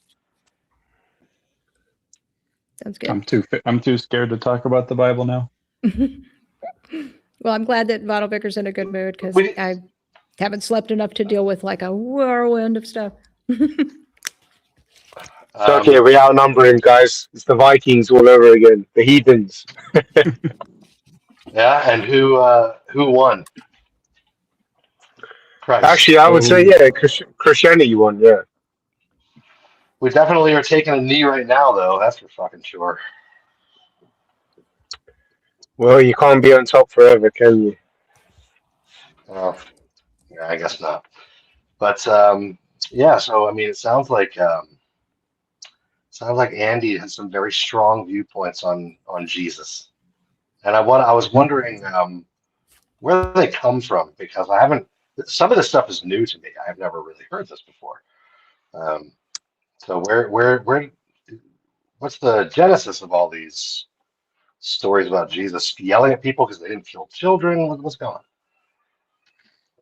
Well, I mean, the genesis of it would just be, well, I mean, once you stop accepting the traditional interpretation of the Bible and just start trying to read it for what it says, I think it's very obvious that he said those things. I don't get this from anyone. I just get this from reading what he said.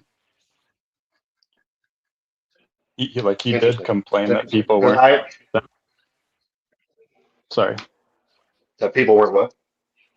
He did complain that people weren't upholding the laws of Moses, like about the law of not stoning your children and stuff. But I mean, not only that, like I was saying, he didn't speak out about a bunch of things that I think are really evil, and he promoted Judaism, which I think is foul. Hey, we got some common ground now. See, all you gotta do is talk a little bit. We find some common ground. Yeah, everybody hates the Jews. I don't hate the Jews, though. I love the Jews. I just think that their religion is awful. Well, yeah. I mean, listen, there's that and the sort of social political hold that they have on the people who fucking rule my country is kind of weird.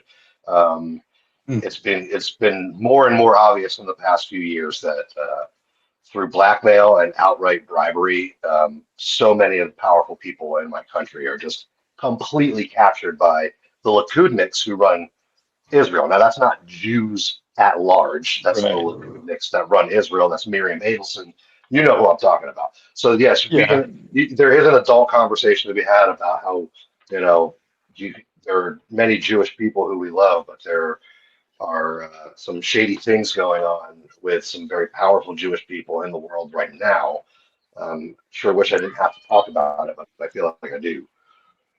No, you're right to talk about it, and I totally agree with you. I don't think it's Jewish people. I think that Jewish people are just like you and me. They're just people trying to get by and live their life and be as good as they can. But like you said, there's people in power at the very top that are flying that Jewish flag and are tainting the entire thing for the rest of Jews. They're making some disgusting decisions, and like you said, they've got a stranglehold on our government. And it seems like if you're an American politician, if you're not captured by Israel, there's just some other flavor. It's China, it's somebody else. Like, they just can't wait to sell us out for a power play, and it's disgusting.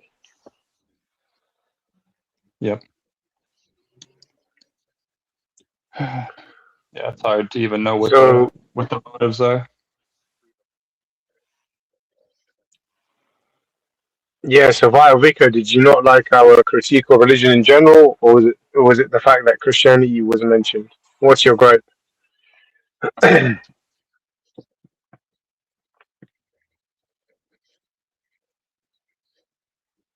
I'll take it he's not there anymore.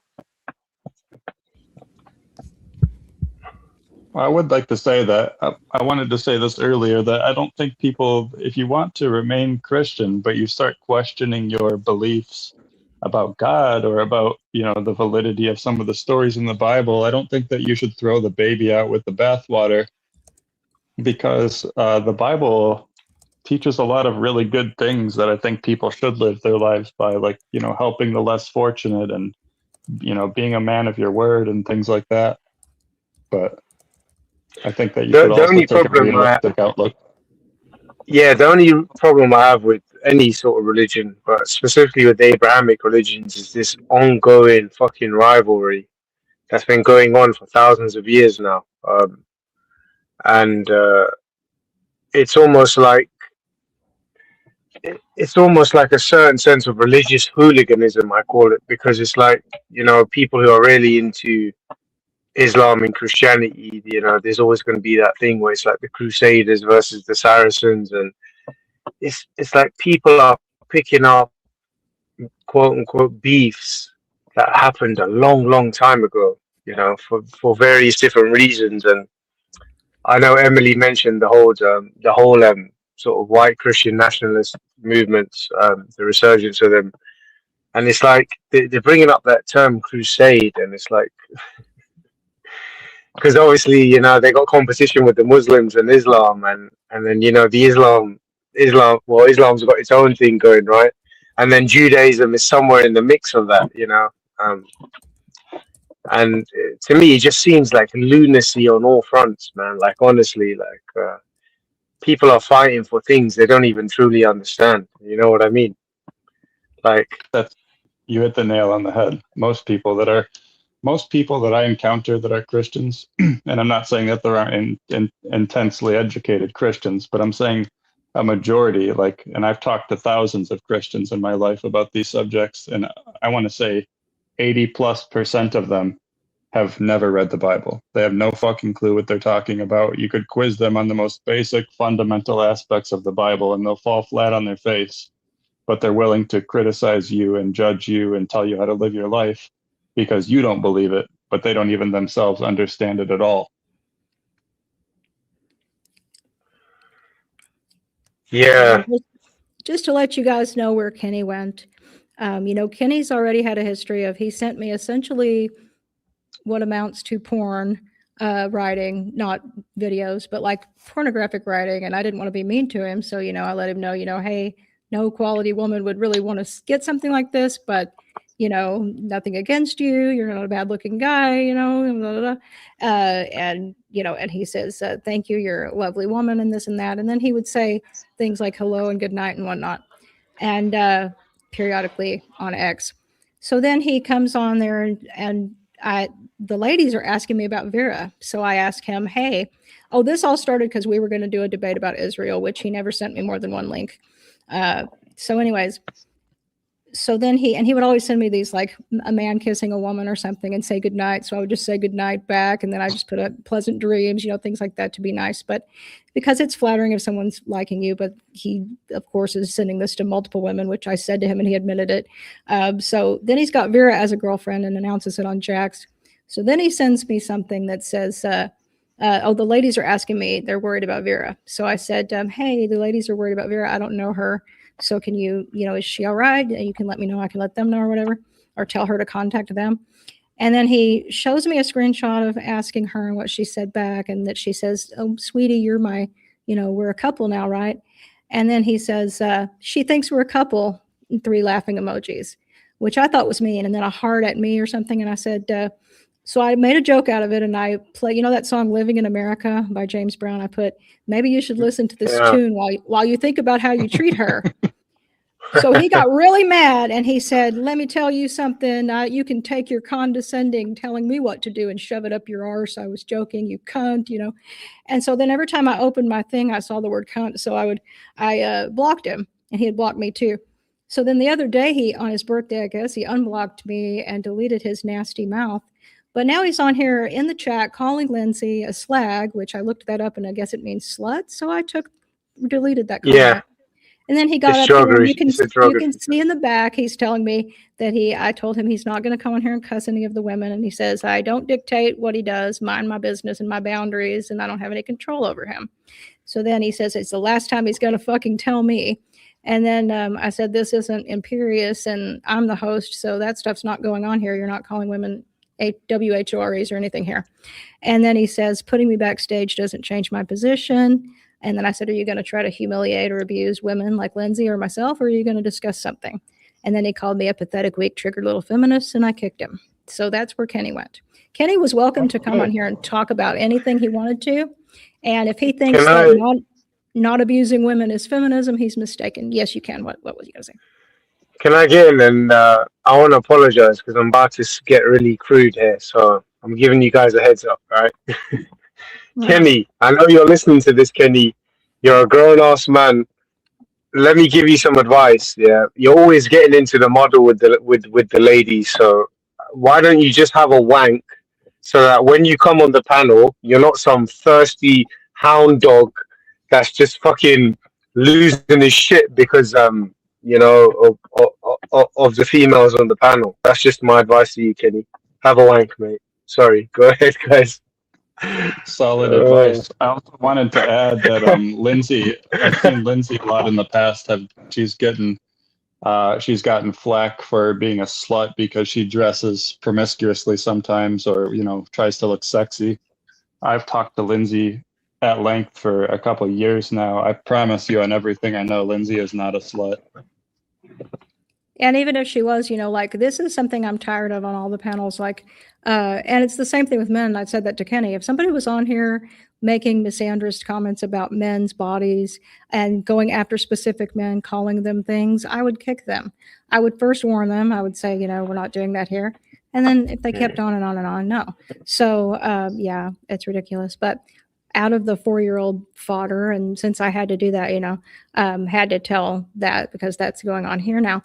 I mean, it's funny because when I came on to talk about the topic you guys were talking about yesterday, he brought me up and brought up sending me all those kind of filthy things.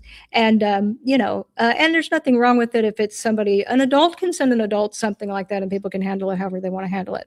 That's not what's wrong with it. But in his case, he's just sending generic. And I said that this is very generic. It's not about me. You're sending this to multiple people and it's obvious. And he agrees that, yes, correct. So he wasn't dishonest about it. But, then he tries to bring it up when I'm on here talking about something else for no reason. So I'm bringing up what he did for a reason because he's doing it here. And he's not going to do that with me here. And it has nothing to do with feminism. I've made what I am very clear. I'm not a modern day feminist or any of those kinds of things. I'm also not someone that lets people walk all over me. So, yeah, what were you guys talking about that got so rudely interrupted? And where can we pivot? I don't remember. That was Kenny's never tried to chat me up once, and that's fucking bullshit. Like, I don't get nothing in my inbox. I don't get any propositions to cheat on my wife. Like, what a jackass. Yeah. Oh my god.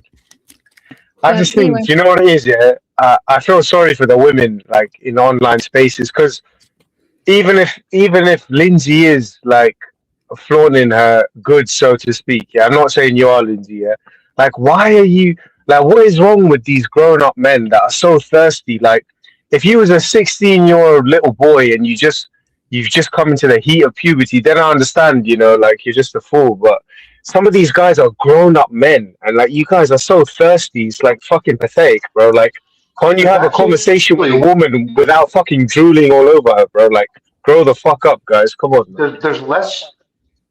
There's less shame in just hiring a prostitute than running around sniffing women's crotches like that all day. You know what I mean? Just get a fucking prostitute. Just get what you want, dude. Yeah. It's not a conversation either. It's performative. It's not, and it's just to see, like, he's got Vera there, and he showed also he was hearting her, talking to him, and then he was saying that to me about her. So at first I didn't say anything, but I thought this is awful that he's so, I at least want to encourage him not to do that with her. And he's telling me it's a joke. Well, I don't think other people's lives are a joke. So he can think that if he wants with someone else. But yeah, I mean, and grow up and treat people like human beings. Nothing wrong with liking someone, but it needs to be the someone. What he was doing, he could do with just about anybody. And he's doing it with any and everybody, apparently. So what are you going to get out of that eventually? Nothing. You're just messing with multiple people online who you don't care about. And what's that for? I don't know. Well, I think another point to make, too, is that even though you could, play it off as I was joking or something, it can also be easily interpreted and logically interpreted to be fishing. You know what I mean? You're testing the waters. You're hoping for a sexual response back, and if you don't get it, you're just making the excuse that you were joking, but in reality you are fishing for sexual comments. For sure. But then even if he gets one, like if he's got someone that is taking it seriously, he's making fun of them behind their back and still messaging multiple women. So that's just, it's something to do with the ego, in my opinion. But I don't hate the guy. I think he's really talented and funny sometimes. I wanted to say that too. I wanted to say that as well. Me and Kenny kind of butted heads a few weeks ago. Yeah. But I actually like Kenny, and he's kind of grown on me. And I think he's a wise guy, and he has a lot to teach people. But bad behavior still needs to be checked. Yeah, I mean, that's the one thing, and it's too bad. And you could say that for a lot of people in online spaces that have good qualities, but, have something going on. Like the guy here earlier who was intoxicated, I'm sure when he's not intoxicated, you could have a pretty cool conversation with him. So, yeah. Yeah. I think the same thing about Aldi, the Jew. Remember him? Yeah. Yeah. Aldi's funny, and he's like a nice person to talk to when he's being serious, but he unfortunately gets so drunk I can just barely stand him. Same with Signal. Like I find that every time I talk to Signal, I'm like, you're actually kind of a cool guy, but you're just so hammered, I don't even want to listen to you. Okay, Kenny, your sense of humor is sometimes sexist because that's just what comedy is. Sometimes comedy busts boundaries, but when you're talking about someone's feelings, like you took such offense to me saying, maybe think about how you treat her. And now notice that your response to that was to tell me to shove my condescension up my ass and calling me a cunt. Harsh. So I think that's pretty harsh. You had called me low IQ. Imagine if I'd said, take that and shove it here and shove it there and talked about your front part. Like, I just don't do that kind of stuff in response to somebody saying something I don't like. And I also don't think you were treating her very well. I didn't think of it as a joke, since it's kind of like you're making fun of her behind her back was how I took it. But this is becoming the kind of show I hate, which is a gossiping show.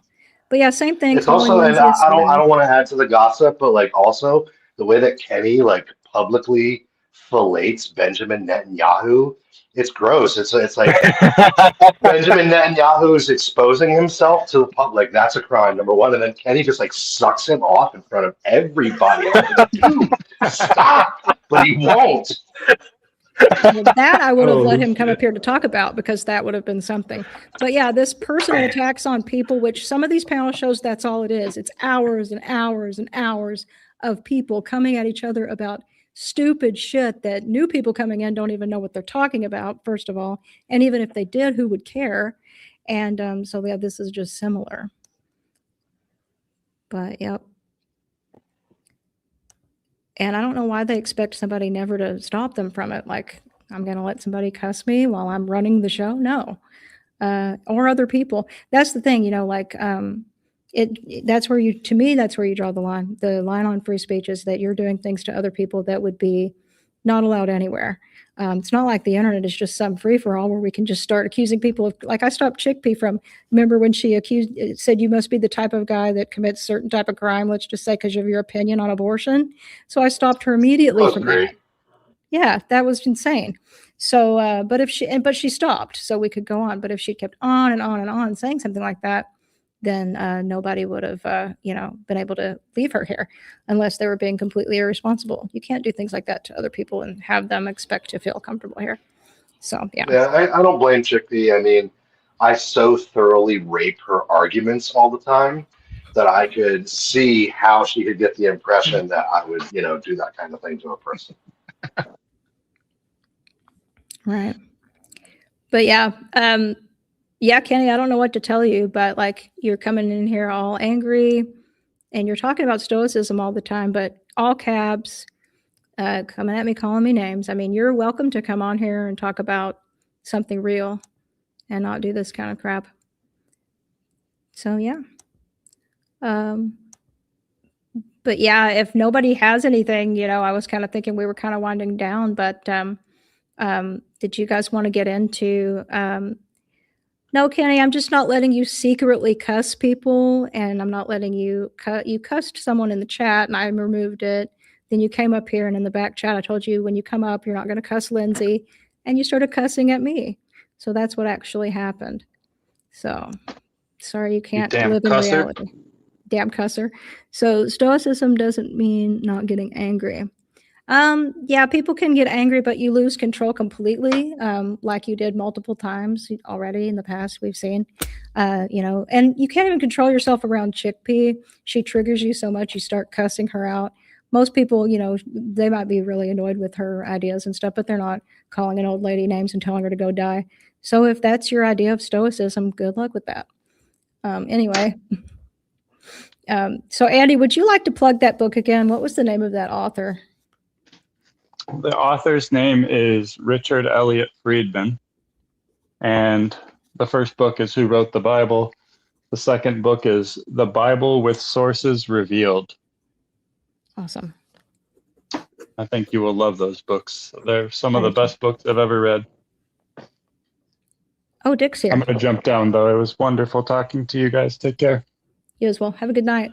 Appreciate you, Andy. Since he's promoting those books, I just want to jump in and promote the Greek Eastern Orthodox Church. If you have one in your city or town, go down to Divine Liturgy, go down to Vespers, take in the prayer service, take in the incense, look at the icons, listen to the beautiful choir, and just find some kind of peace in this world. Sounds good. And we have an Eastern Orthodox Church. It's not Greek, though. So is there a difference between Greek? Hi, Dick. Is there a difference between Greek and other, like I know there's Russian and whatnot, but in beliefs? I think that there are slight differences, but when they're referring to, like, Greek and Eastern Orthodox are the same thing. They're not referring specifically to the country of Greece. They're referring to Constantinople and Byzantium, which used Greek and used a lot of Greek influence. But as far as the Russian and Greek Orthodox churches, I'm sure that there are small cultural differences, but I don't think that there are huge, like, liturgical differences or anything. But I've been going to a Greek Orthodox church, an Eastern Orthodox church, and it has certainly helped me find a certain type of peace in this world, even though I still struggle a bit with divinity. I still struggle a bit with Christ. Just being in that angelic space for a few hours a week has completely altered my brain chemistry in a positive way.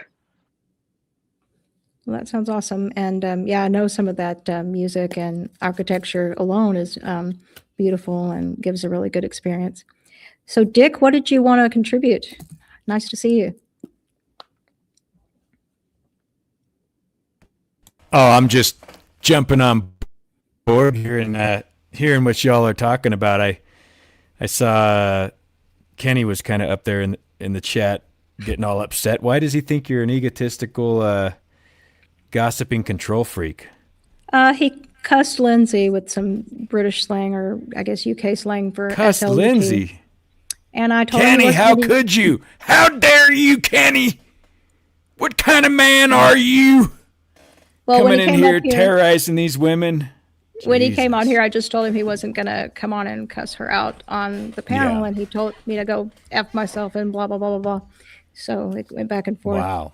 So you white knighted for her, but he didn't want you to set any boundaries. He couldn't deal with the... Exactly. He was welcome to come up and do anything else. So yeah, he didn't want to do anything else but that.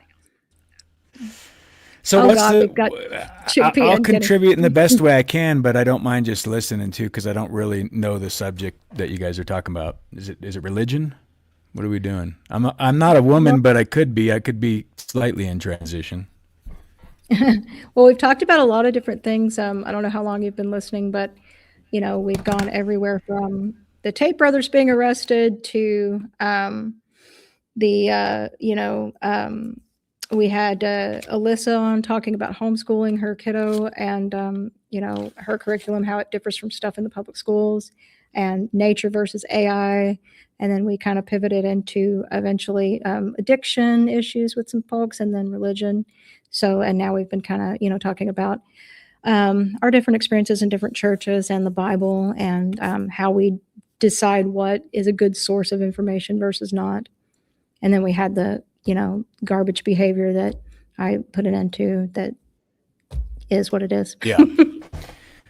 Totally. All those subjects resonate with me. I mean, the homeschool in particular, nature is the best school. We got to get kids out measuring rainwater, doing experiments in nature. They don't need computers and tablets and more screens to stare at. I've homeschooled my kids, and we put them in an outdoor school where there is no computers allowed, and it was fantastic for them. That's literally what they had to do, is go out all day and build forts and, you know, interact with other kids in nature, and it was We actually did tremendously the same exact beneficial. thing. Yeah. So that, yeah, your curriculum's way better as homeschool because you're considerate about it. But you also couple that with, as a parent, you teach your kid real world skills. So it's like, they're going to know how to, you know, give correct change back, or how to, you know, add and subtract correctly in real time when you've got to do a negotiation or something, because you teach them practical things that they're actually going to use. And you do that as a parent because you remember how disabled you felt when you became an adult, and you're like, I just got out of school and I wasn't taught how to do basic things. You know, it's like, you really have to learn how to live.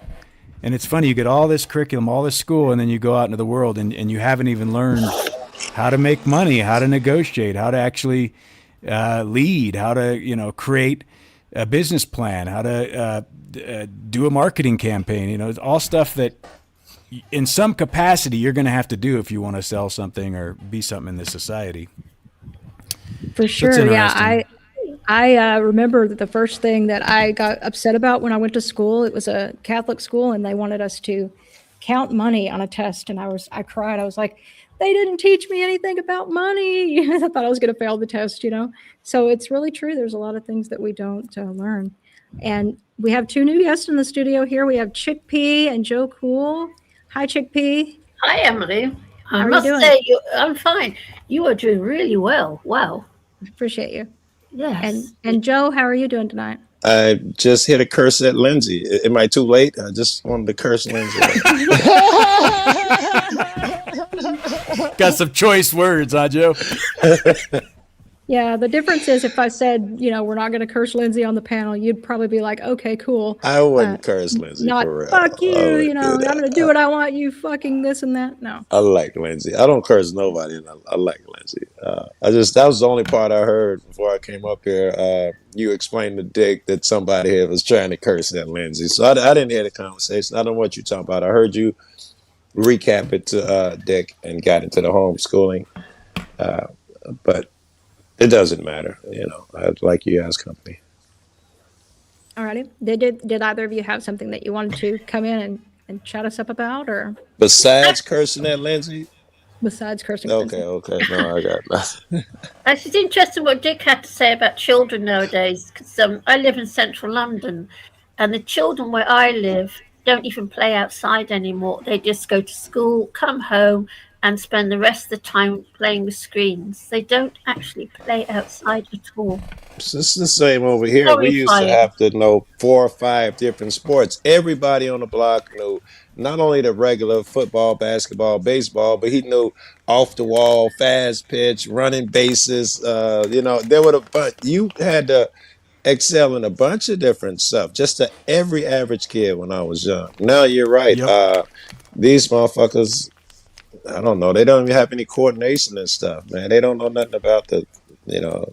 But Joe, there's nowhere safe for them to play. Not where I live. There's no, like when I was a child, we could play on the roads. Granted, I'm older than everybody else, but when I was a little girl, back in the 50s, we could actually play on the road because there weren't all these cars everywhere. Is that yeah. But excuse me, when you were a little girl, cars hadn't been invented yet, so you obviously could play. They'd been invented, but they weren't like they are now. And I remember playing in the middle of the road, and we used to. It was a different world now. I remember outside of the traffic. Sorry? Outside of the traffic, is the world more dangerous? If me and my friend, or you and your brother or sister, went to ride bikes around hoods or wherever you rode bike, outside of traffic, is it really so dangerous? Is someone going to come snatch y'all off the bike, or a bullet going to shoot y'all from a drive-by? No. Not in general, no. No, it's not. No, it's just there's no space for them anymore. There's just It no might space. be statistically a bit more dangerous, but not to the capacity that they try to sell us, right, Joe, with the media, where they're just like fear and mayhem everywhere. Like if your kid rides his bike, you know, across town, he's going to get accosted or something. Right. I grew up in inner city Dallas, so I really did, like, as it got progressively worse, like by the late 80s, you could hear automatic gunfire at night in the distance a little bit. So, yeah, I Here mean, too, but you can still ride your bikes as gang members shooting at gang members. They ain't shooting at kids riding bikes.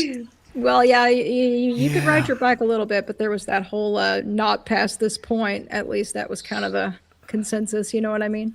I do. I wonder, was it who imposed it? Because you had two. You had Mm. the one your parents imposed, and then you had the one that the neighborhood imposed. You know, you couldn't go past a certain boundary or border because that's the opposing gang or the Hispanics or the white boys. You know, there was that border, and there was the one your mom said, "I don't want you to go past Madison Street," and you broke that one all the time. Anyway, it ain't like she's there to see you. For me, Yep. though, it was life and death. Like inner city, it's like, and it's so much worse now, obviously, in certain areas. But as that area was changing, it really did, like there were kids kidnapped. And the 80s was when that crap got started. And, these aren't like small time, though, criminals doing that. Like you said, most of those people aren't so much doing anything to kids, but you do have your pimps and your kid traffickers, larger situation of that, too. So there was that hysterical fear of your kid being kidnapped, and then mixed with all that other kind of violence, I think it made people a little bit insular and crazy. And they were so happy to get inside on the video games, like, oh, this is better. Yes. So, yeah. And we used to do it in numbers too. So it's not like, well, I'm sure maybe you guys are suburban or something, but we'd ride in packs here. Everybody would try and get, even if your friend didn't have a bike, you'd patch one together so he can ride with you. And it's at least 3 or 4 of y'all, if not more. That was made the enjoyment riding with your friends here. You was never alone. I don't know if that's yeah, how but you know y'all what the did it. deal is they made these screens so addictive, right? I mean, it Yes. was designed like drugs. So they use the chemical releases in your brains to get you Yes. to where it's like heroin. Instant gratification, quick, and it happens quickly like heroin. Yeah. Yeah. So you give that to a child in his formative years, the brain developing, unless that child has significant discipline from an authority in their life that says, no, this is how this works. You're going outside and you're going to experiment and do shit. And hopefully they have brothers and sisters because, there's not going to be any other kids out there nowadays. Let me ask you, we're in agreement. What do you think the result? Let's say we got the kid who did both. His parents, only gave him a couple 3 hours of of that, and he did real world stuff. And the kid who was allowed whenever he want to get on his phone, do whatever he want. What will be the difference in the later years with those kids? Well, especially in their later teen years of development, they're going to be superior at sports. And it's astonishing to watch because, like, even with my kids and definitely with other parents I know who homeschool their kids, I don't have, like, those superior genetics for sports. I wasn't a great athlete as a kid. I didn't have a father around, so I really didn't put any energy into it. But at the level I did, I just thought I had no talent and I sucked. But because my kids were always outside and always athletic, they went right into athletics and they're like superior in every category. It's like my kid's always at shortstop or pitching. He's always, And you were playing in the big leagues back then. And I was because sitting everybody on the plays bench. sports. They're playing. These kids are like, you take a modern day player and put them back in the old days in the 40s and Yeah. the 50s playing basketball. You had LeBron dunking on That was the point I was everybody. going to make. It's twofold, right? It's not that my kids are way better because they went Right. outside. It's also the competition's way weaker, right? Yes. So just the fact that they got to develop in a more optimum space closer to nature and be more athletic, and then you couple that with you go into a bunch of guys that just stared at a screen, and now you're competing. Even if they have superior genetics, they're not optimized, so they don't have I understand. Yes, agreed. And there's another factor that what would you call it? The socializing. You can only socialize a certain way over the internet. All those actual skills, eye contact, and whatever body movements and stuff that happen in real life, physical contact. When do you lean in for a kiss? Those things won't develop on the internet. You have to have real life interactions for that too. Go outside and touch people. It's The other gonna thing that's create a whole important is that industry. the other thing that's important is that because everything on the internet is little bit by bit doom scroll now. Everything is made to be in like 15-second bits and TikTok videos. If you don't allow your children to develop their brain around that algorithm, they will actually develop a attention span, and the people around them won't. These kids have That's a good one. no fucking attention spans, and that's important not just because I can sit and watch a movie. If you have an attention span, then you can thread this piece of information over here all the way to that piece of information over there that you wouldn't normally make the connection to. Critical Except thinking skills are going to exactly, it require leads paying to this. attention to a thing for a while. Yes, paying attention, retaining, finding patterns. This elasticity of thought is completely shackled by scroll, 15-second video. What are you doing today? Here's the top 5 things. Here's the top 5 things you can do. It's like, dude, way to kill your brain. And they're gonna be talking about nonsense, right? Like trans rights is a man should be allowed in the bathroom. Is the red pill better than the black pill? They're gonna be talking about shit that they can never use actually in real life. This will be what they're well versed in. I mean, go figure. We got to be diligent in how we raise children, you know, and it's fucking insane because we just hand them these time bombs, you know, basically mines waiting to go off in their hands that we know the evil side of it. We know it's there to surveil them. We know it's there to data mine them and to have a little marketing leverage in their life where they can know their impulses and sell them shit and predict them and all this stuff. They can never be prepared because shit, most adults are not prepared. Bingo. And these guys They have don't even AI know. algorithms, studies and shit to know exactly how many times you have to repeat a thing to make the kid believe it, what colors they prefer, how long you need to. Yeah, they don't stand. It's wrong when you think about it because they're seeing all their influences, all their, you know, brothers and sisters and friends growing up getting it before them, and they got to have it too.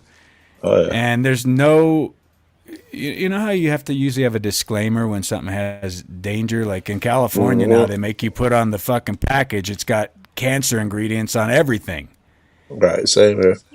But there doesn't have to be a disclaimer, like an understanding of, I mean, this is like more dangerous than driving if you think about it. If it disables a child at a young age from being socially productive, that's fucked up. You just made me think of another thing. We know now, and I bet you one of the ladies know this a lot better than I do. There appears to be windows of child development. If they skip them, you never get the opportunity again, right? Like if they don't have social contact and hugs at a certain age, they'll never develop the same if they start getting them later on. Joe, I imagine there are a lot of these moments, these windows that help a kid grow. And naturally, he will be exposed to a bunch of different things, and these windows will be getting filled. But if all he's doing is playing video game, we don't know how many windows that are closing. Well, he'll never be able to socially engage anymore because he missed that window of development, or do this or that because he missed that window of development. Joe, what you just said is so very, very true about what those first few years of life, if you are not properly, if you don't receive all that a child needs in those first few years, you never ever really recover from it. I know because I'm 72 years old and I'm still trying to pull my way through it all, and especially about the affection thing. Okay, because if a child doesn't receive affection when they're very, very young, in this first few years, when you get older, you can't do that properly. It's a really weird thing. Ever so strange. Yeah, I had a really screwed up childhood, and I've had loads of and I'm still trying to sort it out all these years later. Yeah. These scientists, they say that it's missing, and you know they did it with the monkeys and bonobos and all of that, but they also with children who did not get affection during a certain window. They Oh, did it with them, and none of them, if they didn't get it during, from 2 to 4, if you don't yep, get some and push trying to walk, it'll never develop right, yep. or push doing this, or you whatever you're supposed to learn, and they could never get the monkey or the kid to actually get it down as if he'd had that window open. He'll never be able to get it to that extent. I'm Yeah, smoking. I can see my words just trailing off every Now, time, is that right? in your mind? Is that a crime to do that to a child?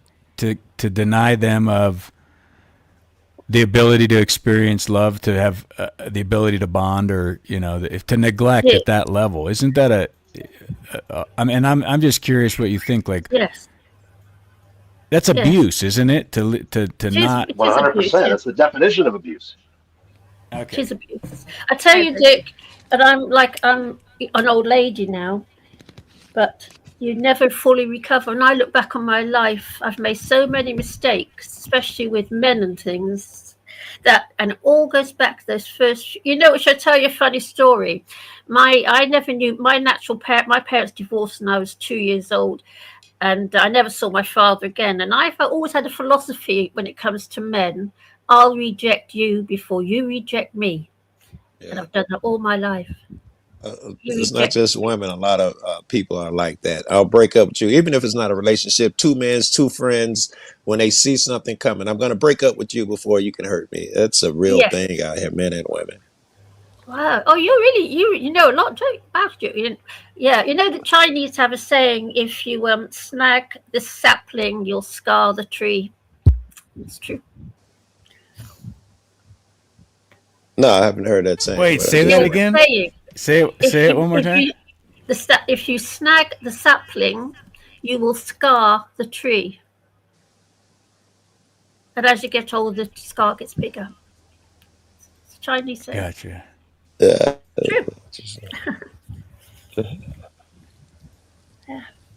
I get it. If you take something, it leaves a scar. Yes. Not all over the hills. And even if you recover, it may be a scar that people can see. Yeah. You know what y'all said about depriving kids of love? That reminds me of, not to get too dark, but it turns light. But like, there was an abuse story of a child that was, and you have these in these sick, dysfunctional families with people that are kind of monster-like, where they pick one kid to abuse, but the rest of the kids they treat normally and trot them out. Right, I've seen that shit. Yeah. Very weird. So this little girl was kept in the closet, and they never let her out except to abuse her, and but barely feed her. She would beg to get out, of course, and things like that. But she could hear a radio, and they said if it weren't for that radio and hearing the talking and the singing, she wouldn't have been able to speak, because because between the ages of 0 and 6, all your synapses are formed, and there are kids that if they're abused and don't ever have anybody talking to them or doing anything with them, they will be impaired by that for life. The so-called feral kids, or kids who were not raised around people who speak, or they call them feral kids. There's very few true cases, but there are a couple. And these kids, no matter how they took them in, usually it's like you said, they were locked in somewhere in the closet as kids or whatever, had no touch. They never developed right. Even though, they might be giving news interviews and stuff, later as an adult, but they never, there's not regular. You can see that they're not a regular people. Some of them never even learn to speak, the actual feral kids. This is all. I wish you guys know some about this too, because it's so, the feral kid is so rumored, but we do know of a couple cases, and those kids never even learned to talk. And the kids that you're talking about who've been abused or locked in a closet and stuff, even into adulthood, and when you hear them talking and stuff, it's different. You can tell. Yep. It's like teaching someone who couldn't speak to speak. You can tell in their dialect that, they were missing something when they learned this skill. There's even a look to the face, and I hate to say this, but I know I worked with at least 1 or 2 kids that I thought they had a feral animal look to their face. Eyes, nose, and mouth. They're kind of wild. just the way They're in a wild kind of, yeah.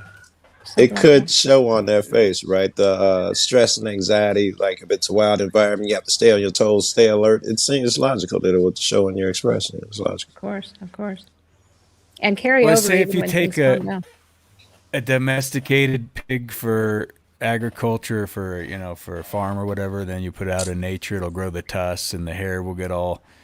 And I imagine humans are the same. We move closer to Great nature. point. Our, Well, our check this bodies out. will change. That change that you're talking about with the pigs, I hear it occurs in weeks. It's super rapid. Yeah, I heard that too. Imagine what's Yeah. occurring in the men, even if you can't see it because we don't have the visual touch development, but rapidly changes could be happening. That's interesting. Yes. Yeah. Absolutely. Yeah, for sure. And also the pigs, that reminds me, they're so smart that they figure out ways to evade hunters. So they tell people, like, you can't shoot these wild pigs if you see one, because they will figure out how to get around you. Yes. And have you noticed, like with deprived people, they are really cagey, it would be the word you might use, in Very figuring good. out how to get Yes. around the system. Had a match like that. I missed him a couple times. And I thought he was, Tom Cruise or something. He was so fucking hard to catch, man. Once he got away from a couple traps, and I tried the glue ones because I neglected it. I see the fur, I had him, but I didn't get him in time. He escaped. And I tried the other trap, man. It was weeks. My brother just happened to come in from out of town and rigged up a trap and caught the motherfucker. But he was, he got smart. Mm-hmm. Same shit with the pigs. Which is why you gotta be so fucking crafty with I'm talking about now the wild pigs, like in Florida and shit like that. They are so leery, and you know what I'm saying, when you come up with a way to catch them, they are so fucking bright. They avoid the same shit, and it's really hard to catch them because they learn so much, and they're weary. Once bitten, twice shy. You can put a 50-pound barrel of food. And the ones that, that saw a cage fall before or a gunshot, they will stay the fuck away and eat on up boundaries. They will not come over there. They just learn. Exactly. Yeah. So Chickpea, what do you think about, have you, with the kitty cats that you rescue, have you noticed any of them kind of? That's a good one. Do If they were, depending on I'm sorry, but now, depending on circumstances, Chickpea, where the cat came from, do you notice a difference in their development afterward? Good Lord, yes. Yeah. If I rescue a cat or get a cat that's come from a feral background, Right. they will stay feral. Okay. If I adopt a cat that's come from a domestic background where the mother stayed indoors, etc., right, the cat will stay as a house cat. Yes. Interesting. Yeah, it's a weird thing because I've got two sort of feral kittens that I took in years ago. Gosh, one of them is 12 years old now, and it's still different. She's still a feral cat. Yeah. She comes indoors to eat and maybe for a bit of a cuddle. Right. Then she's back outside. Yes. Yes, yeah. And she's also I can't. She's very, very scratchy and clawy. Right. Scratch and claw at me. Yes, it makes a difference. Those first few weeks of life. Yes. Yeah. And we're not smart enough to know the many ways it would affect the human. Whichever one of y'all said about the synapses that develop when you're young. Who knows which ones did not develop, how it would affect the motherfucker. And then when you're older, you can still develop them, just not as quick, not the same way, and all of that shit. What does your old crusty? It might be you learning something you should have learned at 8. You're learning at 16. That synaptic route may be something totally different than what normally would have developed and facilitated things. Oh yeah, what happens during those first 7 years of life that will rule you for the next 70. That's one thing I do know. I've gone through it. I know that one. Yeah. On that note, welcome, Lindsay. How are you? Hi, I'm doing a mic test. Too loud, too soft? Which one? You're kind of in between. Kind of in between. Yeah, you might could even bump it a bit too. I've been waiting for you. I wanted to curse you out, man. Yeah, you could go up a notch. It's just a joke. Somebody was when I got up here. Somebody Oh, apparently that's what your dog had to say. Emily, you should have left that up for a few seconds. What Sorry. you have said. You could take a child out of the abuse situation, but never take the abuse out of the child. And you won't. You'll never take it out ever again. Yes, Okay, I but think that's what was said. Yes. isn't that what all these phones are doing? Is perpetrating good. the same exact abuse in And that may not never be recovered if Yeah. what you're saying is right. It's like it's Fuck. not okay if a human does it, but it's okay if a human hands a kid something that does the same thing essentially to them over the course of Yeah. its interaction. Yeah. It doesn't even have to be Ah, a wild kid or kid. It's any kid at all without stimulation. They did a study in orphanages, and a lot of particularly, they took this instance from a Russian orphanage. I don't know if that makes any sense, but I guess it does in the way that the nuns were watching the kids, Right. some nuns, and they were busy, too busy. There were tons and tons Right. of kids. It was hard to give feedback to each individual child and hold them and give them stimulation and make them think or laugh or anything. The same thing happened with these kids. All You know, right. they So, weren't necessarily. Lens, I gotta ask you. You know, made me think, and Dick too. I guess. Well, and if I could Okay. clarify, I was Yeah. saying in regard to the abuse of the child not getting social interaction from the phone, not that it would make him wild. You know what I mean? But it's still, that's why I had clarified earlier, like that's an abuse if you don't allow the child to have this space to develop I think you guys are those still basic talking along the same communication lines. skills Or neglect. because they can't interact in society. Sorry, go ahead, Joe. That makes me curious. All these people I'm trying to save. Does that mean they're wounded beyond repair, and I'm wasting my time with some, whether I know it or not? Just statistically, if we're right, some it would be a fruitless endeavor on my end, even though I wouldn't know it. Is that feasible? Yeah. I think Because it's different, and you know, it really depends on the extent and the person's own disposition and all that. if let's say the kid he didn't get the right social shit when he was young, he missed his window for whatever reason, no one gave him attention, his parents left him. Now that he's older, is it possible, since he went that window, I'll never be able to socialize him in that one regard, not everywhere, in something, any one or area? Seems logical. Joe, I got a question about your question when Emily's done. I don't Yeah. want to cut her off. I think, Joe, they need a ton of group therapy. I'm very, very pro group therapy, me, and it does help people. I think it's true what that psychiatrist had to say. I forgot his name. That upon reaching the age of 18, we should all enter 6 years of psychoanalysis because we get so screwed up by our childhoods. Most of us. I think certain people will overcome it. You know, if they have that Okay. determination and conviction. Not everybody's wired the same. You know, some people come in, Yeah, very good. you can't hold them down. They're just, as soon as Right. they find the space, they're gonna fill Right, I it. dig it. I dig it. Joe. And others will suffer to different degrees. I'm glad you said Mm. that. Yeah, leaves me some hope. Joe, you use the word fixed. Can these children be fixed? So Right. that implies that they're broken. Do you Yes. do you believe people are broken on a continuum? You know, with some people being quote unquote fixable and some not, or do you really believe that they're not broken? They are the way they are because they've adapted.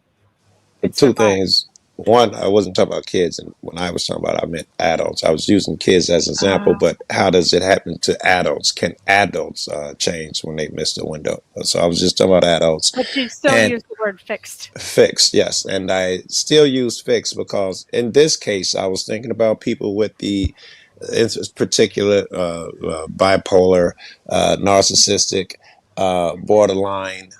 I think they need fixing. I call them broken. I don't have a problem calling them broken. They're going through a lot of anxiety and shit, and I wish I could relieve them of it. That's what I'm calling fixing, just helping them cure anxiety. Is nothing radical. So about the continuum question, do you really think being broken is on a continuum with people like you and me and Dick and Emily being? That was my question. I learned slowly, I think, Lance. Some things good, but some things are hard. it's really No, it's I'm just really saying. hard. I'm Maybe I really can't be grow or something. what? You're Maybe just fine what you asked. I'm just asking you. I mean, this is a question based on opinion. There is no right answer. Would Right. you say that people who are functioning, we function in an everyday society, we know how to speak, we know how to feed ourselves, etc., Right. etc. As adults, would you still say we are broken? And Yeah. so it would be on a continuum then, with broken people being like you and I and Emily, and that's low on the continuum, and higher on the continuum is someone that you said like has a personality disorder or mental disorder. Okay. Yeah. I could go for that. I was and Wait, you guys are low on the continuum. I'm high Uh-huh. on the continuum. because Is that what I just heard? No, well, no. it depends. At least I'm high. I know I'm up I there. got him to admit that brokenness is on a continuum. Yeah, but I'm I not done I yet. I still feel wanted to like get it's into the a continuum a little bit part yeah, it's a because feather in my cap though. It's like why is that the high continuum and you guys are the balanced, is the low. I think I put the scale I because was of going to get into it, the but I don't want to talk too much. we can't. I was gonna get into it because of how unhealthy it is, the damage it does to a person. That's why I was giving it a scale. I guess everybody survives. And Lindsay, to your continuing question, I meant everybody will remain broken, but you may not have the same broken part. I'm not certain that that the jury is in on whether a certain thing can't be repaired. We all have too much broken shit where we will be broken forever. We can't fix them all. That's not a thing. Mhm. But if you're just talking about in one particular area, I'm still asking you guys because the jury's out as far as I'm concerned. I don't know. Joe. Right, Joe. As you know, I don't know if you know or not, but I have spent time inside a psychiatric unit. I had a massive breakdown back in the very late 80s. And there was about 20 of us on the ward. And we all had one thing in common. We all came from shitty backgrounds, really bad parenting. It always comes back down to bad parenting. Very good. And we all had, because I used to get together in big groups and group therapy, and we all knew each other's stories, and it was all the same for all of us. right. That is interesting. Sorry? But then can go ahead. kids who come from bad parents then go on to become adults and be good parents or great Not parents? necessarily. Well, no, not really, because unfortunately, what you learn in those 7 years of life, you learn unconsciously. So it's not your behavior is unconscious. That's the crazy thing about it all. So I've had quite a lot of experience, this personal experience, not work-wise. Interesting. And I went to see a hypnotherapist, and all this stuff came out all about my childhood, and basically it threw me. I ended up in a psychiatric unit because I couldn't deal with it all. But if you just repeat the patterns that you learned in the first 7 years of life, and unless you can retrieve that, you tend to repeat it. It's conditioning. It's very, very very unpleasant, to be honest. That life is. That is interesting. Cheers, folks. I got to head. Nice talk. Easy, dude. Nice talking to you too. Have a good one. But Joe, yeah, like I said, when I was in the psychiatric unit, we all came from very, very bad backgrounds. Not, financially we were all different, but we all had the one thing in common: mostly lack of affection and lack of empathy from parents. You make me think, and I really just wonder if you can gain that somehow later on. Where just because we now have the internet or something, or you see enough images where you can get a reasonable facsimile of affection, will it change you? I don't know. It's very difficult. But then the love of Christ is always there. It's just waiting for you. I love that answer. I think it's look at just humans and the way we treat each other. It's not very pleasant, is it? And I suspect it all goes back to those early years. You know what? Should I tell you something? I live with 8 cats now. I got a new cat a few weeks ago. And I've always lived with a load of cats. And my cats treat each other far kinder to each other than I've ever seen a group of 7 people do. Kitty. Oh, look at that. Oh, look at that gorgeous girl. Is that a boy? It's a boy. Beautiful. Isn't he gorgeous? I've got a cat that looks like, We got some oh, birds, look. got some that's backyard gorgeous. birds. Oh, you lucky guy. They won't let us have chickens in my town, even though if you go up the street, it's zoned aggro and there's chickens everywhere. It makes me so angry. Oh, What do you think that is? Because they want us to have to buy Yes. like Eggs. chickens and eggs from other people. Yep. Makes Yeah, it sound. that's There was a years, country. hasn't it? There was a country somewhere recently when this egg crisis was going on. The eggs became unaffordable. They made a new law where everybody can own 3 chickens or something. Not everybody took it up on enough, but it went. Enough people did take them up on it, where the eggs prices collapsed to damn near nothing. So you might have a point. Yeah. We throw out food just because of the, desire to, they were showing like buckets and buckets of food they were just destroying in order to keep the pricing market the way that it is. It's just insane. Yes, Liz, did you want to get in? Because the conversation seems to be moving. Yeah, well, of course, as soon as I get up here, I talk too much, and as soon as I get down there, I type too much. Of course But I don't have think you feedback. talk too much. I'm always right here. I think the question was something about if you were an extremely abused and neglected child, are you necessarily going to pass it on to the next generation? And then Chickpea argued that yes, probably, because you're often stuck in the same cycles, but not even cognizantly, and subject to repeat them. And I know there are some exceptions. I would say I generally agree with her, basically, but on the other hand, it is entirely possible to give somebody else what you never had. Say you were abused, say you were talked down to by your mom. And then it is possible to grow up, get married, whatever, have a kid, and not do those things to your kid. In fact, be very aware of the effect that those things can have. Girls got a And point. sure to be a good mom to the kid, the good mom Girls that you got never a had. point, right? And Yeah. that and she gave a very specific answer. Let's assume that they were put down endlessly by their, and it affected them to fuck with them so bad, but they went to therapy, whatever it is. They never got over it, but they didn't repeat it, didn't talk down the kids. In fact, they read a book and learned that you always, tell the kid they did well, or wouldn't tell them that they did well. And the kid would not suffer from the same thing in that case. So it looks like perhaps you're not definitely doomed to repeat it, even if you can't get over it. It takes awareness and immediacy. Oh, yeah. Yes, I know. Yes, I understand that. Yes, obviously. Yeah. I don't know if you guys heard of Beth Thomas. I've brought her up on here before, but they did attachment therapy with her. And another dark story, but she was abused in her infancy. The parents adopted her and her brother. They didn't know about some of the abuse. The adoption agency hid how bad this really was. And the child, of course, started acting out, trying to kill everyone in the house, killing animals, hurting animals, doing all kinds of things. And she was a full-blown psychopath. So they did something called attachment therapy. And this doesn't work with all kids, but it has worked with some.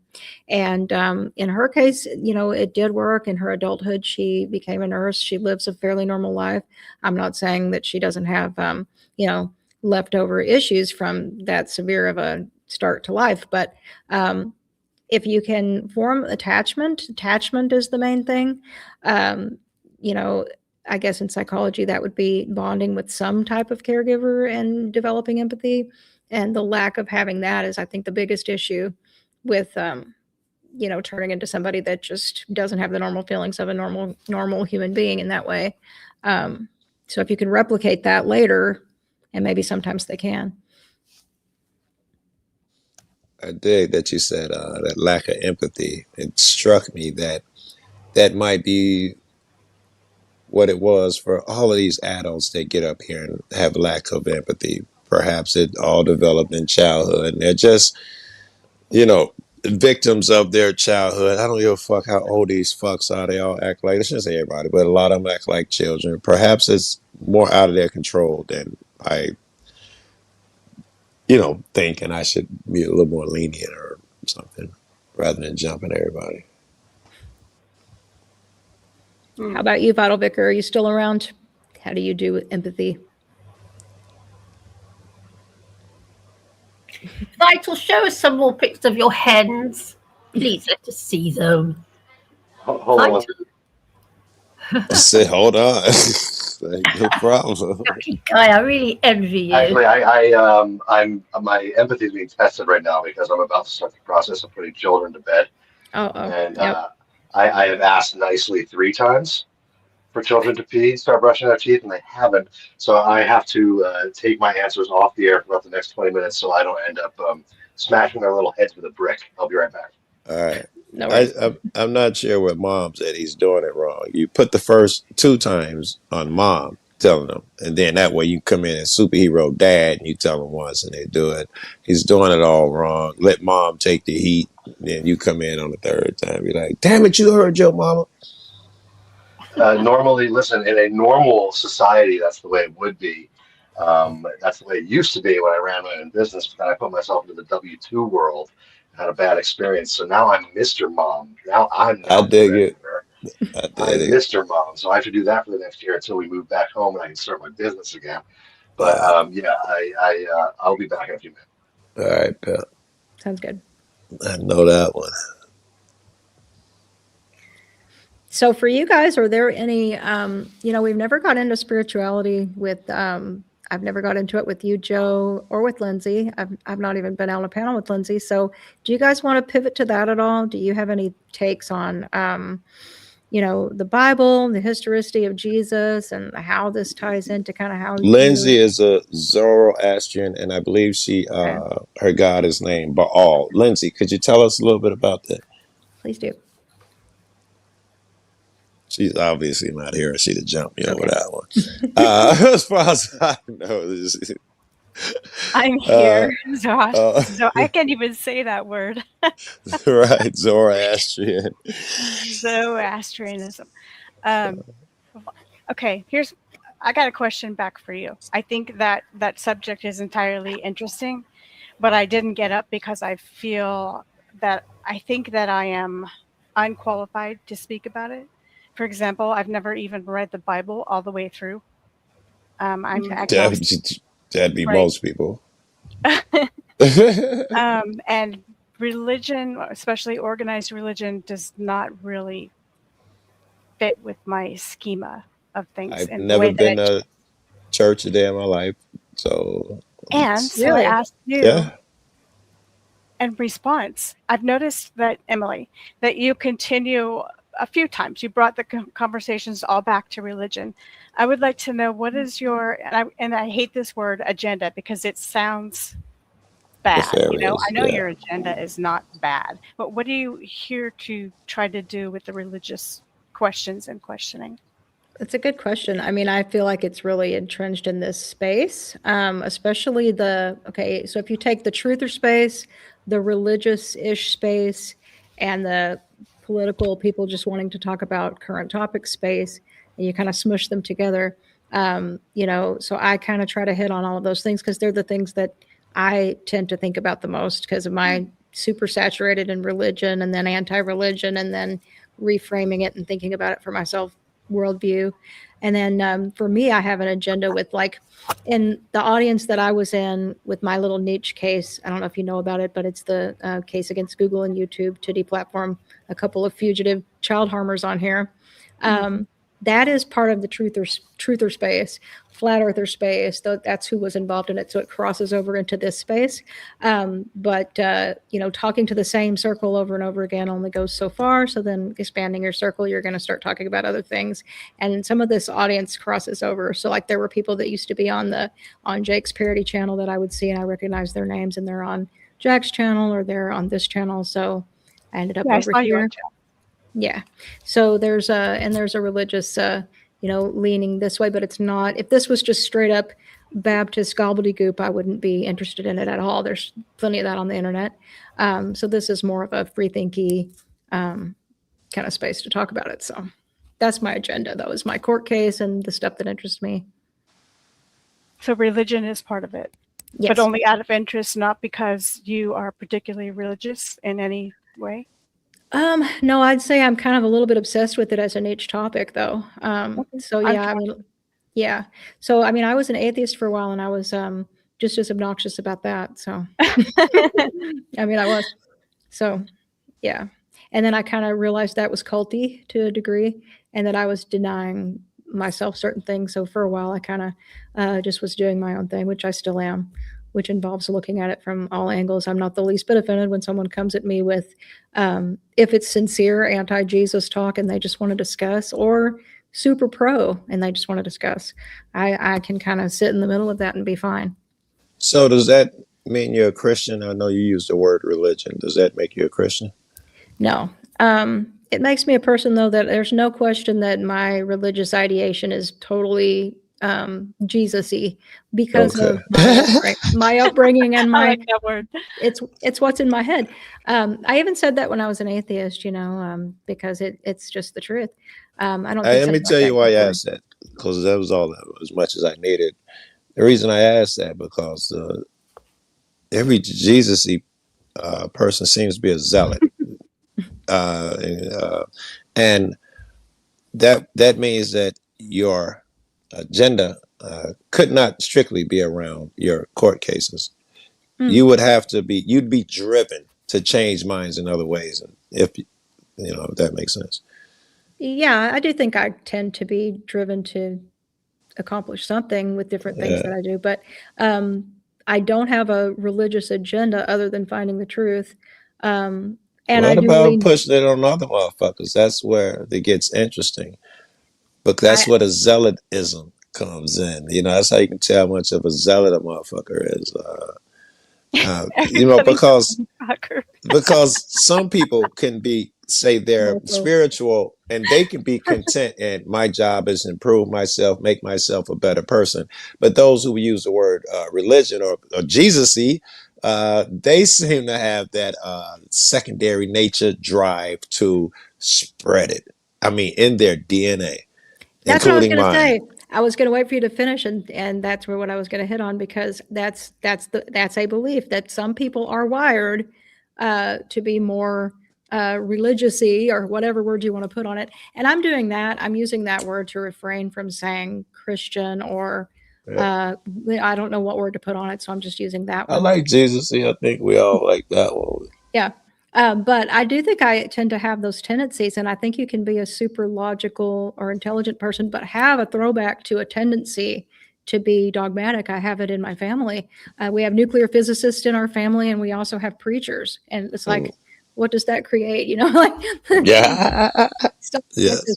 But yeah, a Zoroastrian, that's in my opinion, because they believe the answer was in self, and all of those readings and stories are more about fixing yourself. They wouldn't take things so literal. They would have internal meanings where you were supposed to fix yourself. They wouldn't be stuck on whether the ark is at the top, which mountain is the ark on top of, and arguing over that. Because that you missed the entire point if you're doing that. That's what they would believe. And a lot of that's in Jesus stuff, especially if you read the books that didn't make it in. Those were a guy who, for instance, he would have been open, in my opinion, to women, way different than it turned out in religion. He was a lot of punishment. He would have been against that. He was a huge fan. He'd have been what they call now, what everybody mad at the women, everybody feminists. He'd have been a feminist nowadays. And Jesus would be a feminist or God. Yeah, you believe it? I don't know. Absolutely. Sometimes I get them mixed. Women's rights and women's equality and shit like that. In fact, there's a book that didn't make it in there. The Gospel of Mary. Where the disciples are a little jealous because Jesus spent this, and there's another one in there where he talk about Jesus kissing Mary. That obviously didn't make it in. That would give her too much status. But in the other one I'm thinking of, it could be Thomas, Gospel of Thomas. They're like, Gospel of Mary. I'm sorry. Thomas might be the other one. Listen, Mary, what is it? Why he shows you favor over us, and he takes you in, he tells you secrets and things he won't even tell us. Why does he have favor? I forgot an answer to that. And then they ask, would you tell us some of these mysteries that he tells you? Is that appropriate? And she says, yes. And she sits and tells some of the stuff that Jesus has been willing to tell her. Again, though, that would elevate women, which is why I think none of this stuff made it to the Bible. I don't think believes that the Holy Spirit also is the feminine component of God. If there's any truth to that, I don't know. But Wait, wait. Don't go move on. This is great. I'm nice to what glad you said. It's like let's divorce the female aspect of any of this out of it. You know? I have this thing where I like, meditate or whatever, and these three I'll call them energies. What, I don't know. Are you stoned, Joe? Are you stoned right now? I am, but somebody had texted me. There's a guy, a professor All right. writing a book on us, and he just Chill. texted me, and it took my attention a little bit. Okay. What the fuck was I saying? Oh, it was that's right. Yes, the spirits. I don't want to call them spirits. Whatever energies. But two are male and one is female. And usually they come together, but the female has come on her own, and it's a female energy, and I just melt. And she's big, when I hug her, my head barely at her waist type shit, she's like, big in every sense. Her energy, before you see her, you'll feel her. And it's all love and forgiving. Her energy is different. One of the guys is an antagonist. Right, and the other guy is more intellectual with heart and stuff. But I wonder if that female energy is the Holy Spirit. I couldn't let that moment go because you said that word. Maybe I should throw that in when I'm thinking about stuff. Yeah, no, I was surprised when they said that, and I thought that kind of made sense. But that anything feminine was Holy chopped Spirit. off. Yeah. Oh, chopped off. Yeah, that too for sure. Chippy, what do you think about all this stuff we're saying? You're quiet over there. I've just been feeding the cats. I wasn't listening, unfortunately. I was about to crack a joke and be like, "Oh, I want to see the cat again." I was gonna crack a joke, and she said it before I did, so it was perfect. I'm just feeding them all because I've been sleeping. Gosh, I had. Oh, never mind. I was just feeding all my cats. Fucking funny. So what were you gonna say over there? Fucking cracks me up. So what was that? I heard you, Joe, talking about you were hugging some. Yeah, you didn't have to comment on what my shit. I was really just saying it out loud to cement it in my head. But it was about whether the Holy Spirit is a feminine energy, Oh, and right. it's totally logical to me. It's that comfort you get, man, and that comes from mom. Dad's the analytical cat. Mom's the comfort, man. You think so? I don't know. It's an interesting thing, that, isn't it? Yeah. You disagree? I don't know anyone who disagree with that shit. Not who had a mom and a dad for any time in their life. But some people had a dysfunctional situation where mom might Right. not have been that kind of figure. Yeah. Generally speaking, we know mom's the one when you fall down. Oh, you hurt your knee. Let me get a band-aid. And dad says, dust that shit. Get up, dust it off, boy. Those two different energies. The mom is the one energy. But Right. see, Well, like she said, though, not everybody's functional. My mum should never had children. My mother was an academic, and she should never ever have had us children. She made a stupid mistake there, but then she'd be conditioned by society. You sound like LA, man. I don't even think you like that guy. You sound like him, though. I like LA. He's one of my You do? favorite people. Okay, I like him as well. I think he's a lovely guy, and I agree with. What about his mentality? Oh, you say you do agree with his mentality. Yes, I agree with him. I agree with every single word he says. So let me ask you this. Following your belief, well, LA's and perhaps yours, you say you agree with everything he says. I'll call it yours. Yes. Should Lindsay's mom never had her? And let me finish this because I don't want to leave you on a limb. Because I would have never got to experience all these things I got to experience. The knowledge that she's given me, whatever labs and whatever, I don't want to call it entertainment, but whatever joy I'll call it, she gives me. I'd have never got that because she's not a burden to me in no fashion. All positive. I'd have never got that. Yeah, it's a huge subject. It's such a huge subject that never gets discussed when it's so enormous. Yeah, We're I mean, discussing it now. What do you think? yes, a I very don't difficult one. understand the joy that I got from everybody. Just, I'm goofy. The joy that I get. I'd have never even gotten that shit had someone followed your philosophy. Yeah, What no, are we doing? I don't know. So it's a very, very difficult. It's really difficult.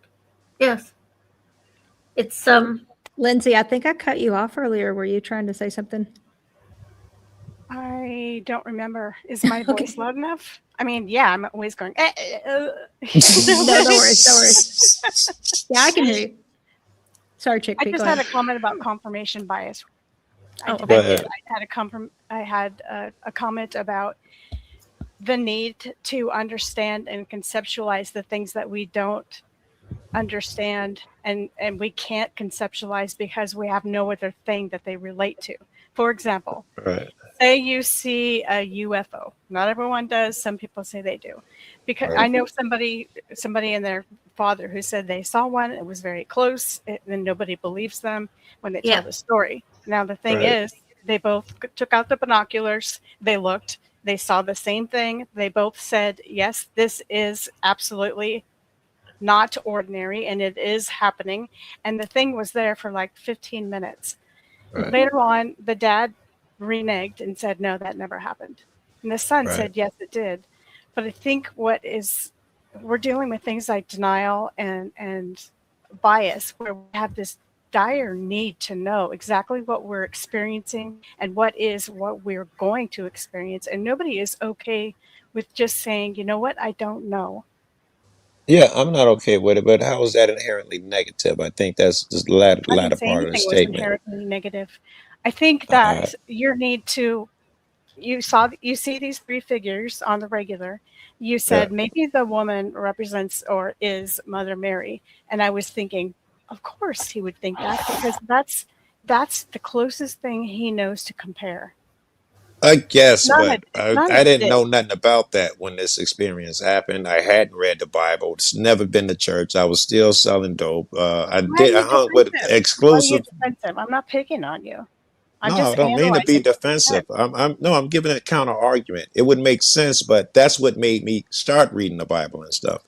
After that happened, I was like, fuck, I think somebody want to have to read this But you book. found a way for it all to make sense. And who's to say that is good or bad? If that works for you and you truly believe that and you're not hurting anyone and you're getting something out of it, there's nothing wrong with that either.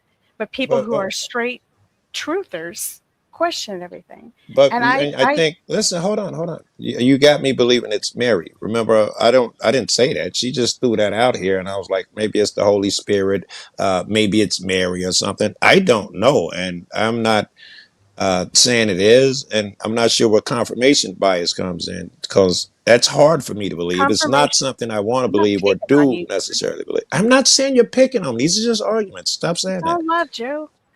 You It's said just confirmation in bias. Where does general. confirmation In bias come into general. play? Okay. I think it does. You want to know you specifically or in general? Well, you brought up my case with the so and so's. It would Actually, have been we've talked easier with mine, but in with general. general, I can see where someone else might use confirmation bias because they want to believe it's Mother Mary Okay. or So we're whatever. going to say, try to be clear and talk about you specifically. I would say you're trying to figure out who this person is. If it's a spiritual person to you, so you think, okay, what spiritual people have I read about? And you name them. And is it Mother Mary? Is it, is God a divine feminine? You think of all these things to help yourself Right. kind of erect a story and to understand this thing that seems, I don't know, it seems, what's a word for anything but clear? Murky. Yeah, ambiguous. Yeah. Well, same kind of thing. It's something that's, it's not definable. It's Yeah, not ineffable. definable. I like it. So what we have, when I generalize, is this, I use that for an example to just generalize and say, we try to fit these parts that we can't conceptualize because they're so abstract into things we do know. And We because of agree. that, maybe that'll help you explain too why I'm a little bit skeptical and agnostic, not atheist, agnostic. Yeah, but here, I am a egghead, and I'm not a fan of church or religion and these things. I am not inclined to desire any of that stuff. I am just not. But so many things happened where I had to. I'm not even a fan of the words good and evil. I didn't think they exist. Now I do because of the stuff that happened with them. So I think it would make you. You'd have to examine that, or you'd be derelict if you did not examine that aspect of it. I'll give you an example. Uh, the day it happened, and you probably heard this story, and it's true. The day it happened, I was with a guy who killed a lot of people, and he left one little girl alive. He couldn't bring himself to do that, and she knew him, so he knew the feds would be back at the house and all that bullshit. And he was right. The next day they came anyway. He was super evil, and that's what kicked it off. And then later, that's the day it happened. I was over his crib.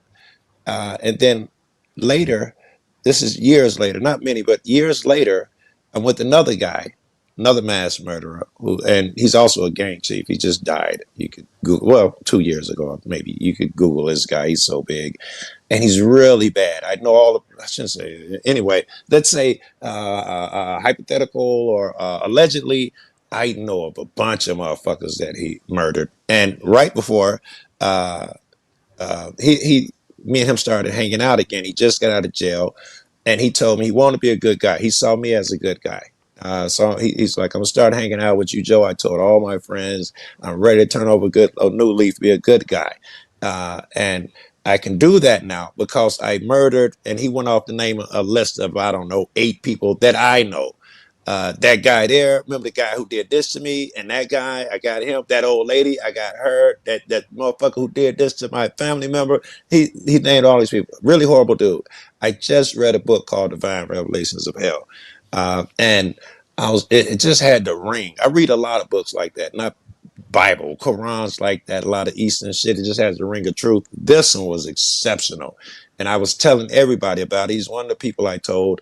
And one day he picks me up over my girlfriend's house. We ain't talked about the book in a while. In fact, I done forgot because I kept telling him I wanted him to read it. And he was like, all right, just bring it one day. So one day I hop in his car, I throw it on the seat. We on the ride home. I totally forgot about it. Then I pick it up and I throw it in his lap, and he starts screaming, get it away, ah. And I lift the book. He said, what is that? What are you doing to me? I'm like, nothing, it's that book. And I tap him on the shoulder with it. I just push it against his body, and he starts screaming. And this is weird. He didn't, jump away from it. He was like locked. All he could do was scream. And get it away from me. And I took it off him again. What the hell is that? This made me have to consider things like good and evil.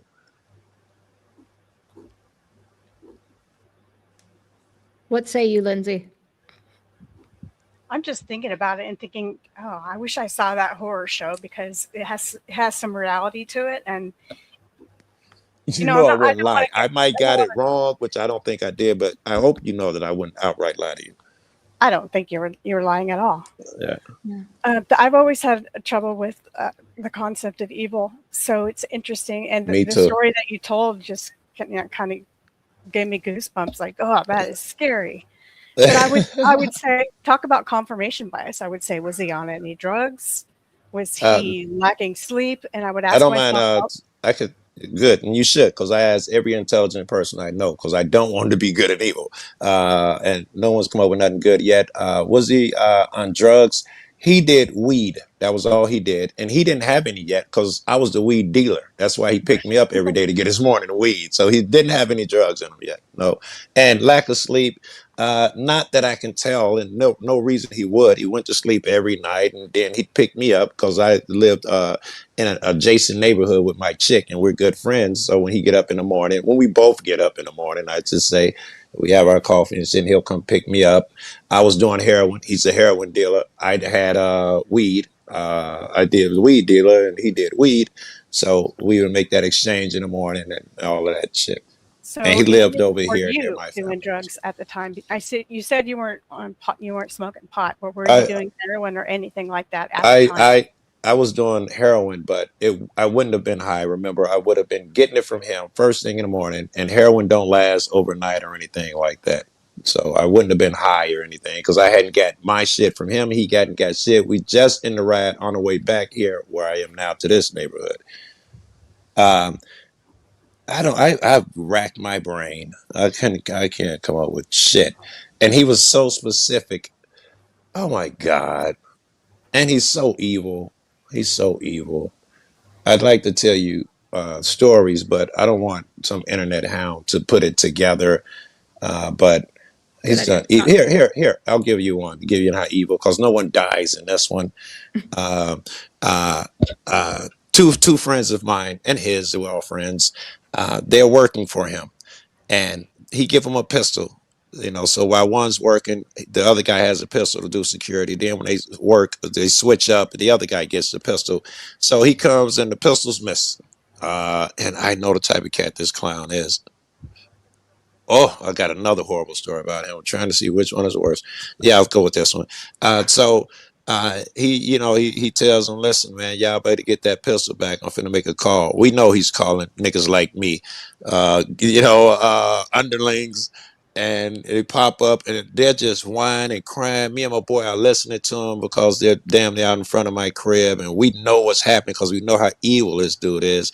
And they beat up the one guy who did not. We know the guy who had the gun. His name is Burl, by the way. Burl had the fucking gun. He's the addict. He sold the gun. The other guy is telling my man that I didn't have the gun. I gave it to him. I was working. They beat him up. It was a little lightweight workout, but they beat his ass good compared to the other guy. It was nothing. And then he was still on his feet and that type of shit. And they commenced to beating the other guy. This beating lasted, I said it lasted for 45 minutes.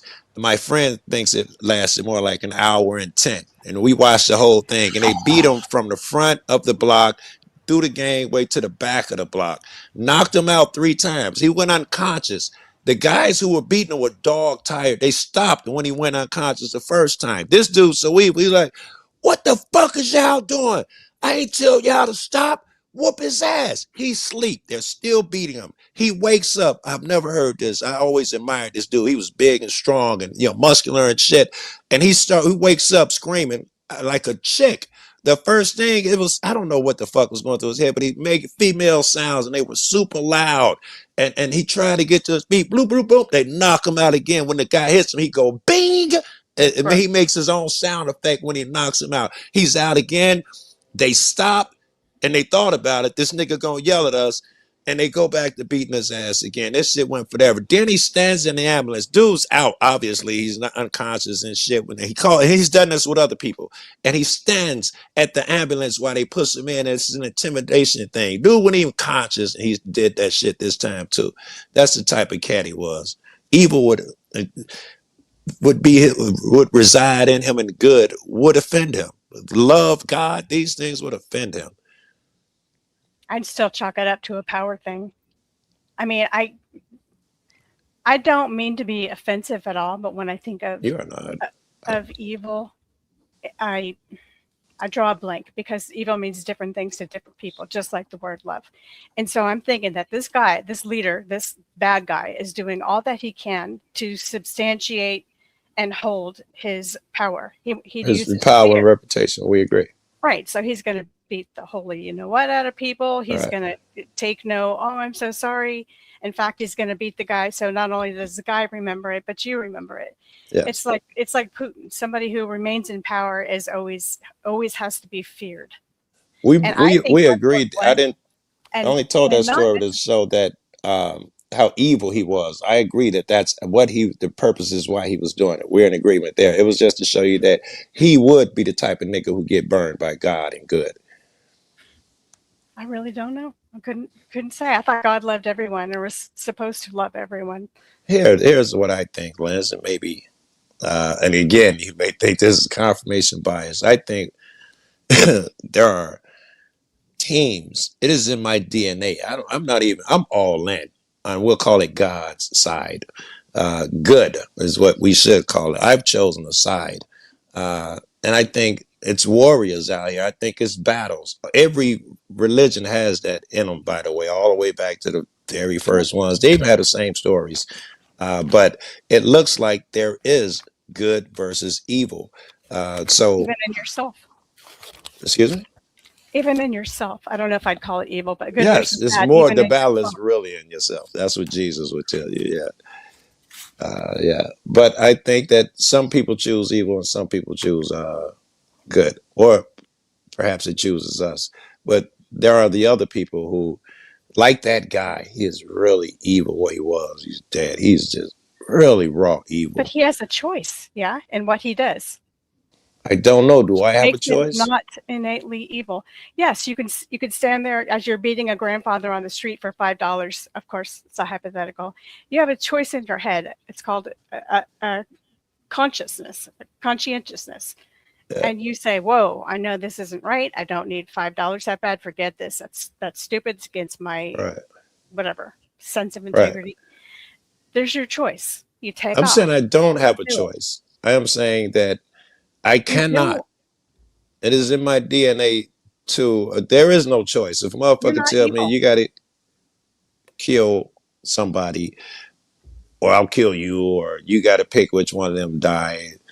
I don't know. Whatever the fucking evil thing is, it's not even a choice. I've got an example of something that might be a little more, because I kind of agree with Lindsay and you as well.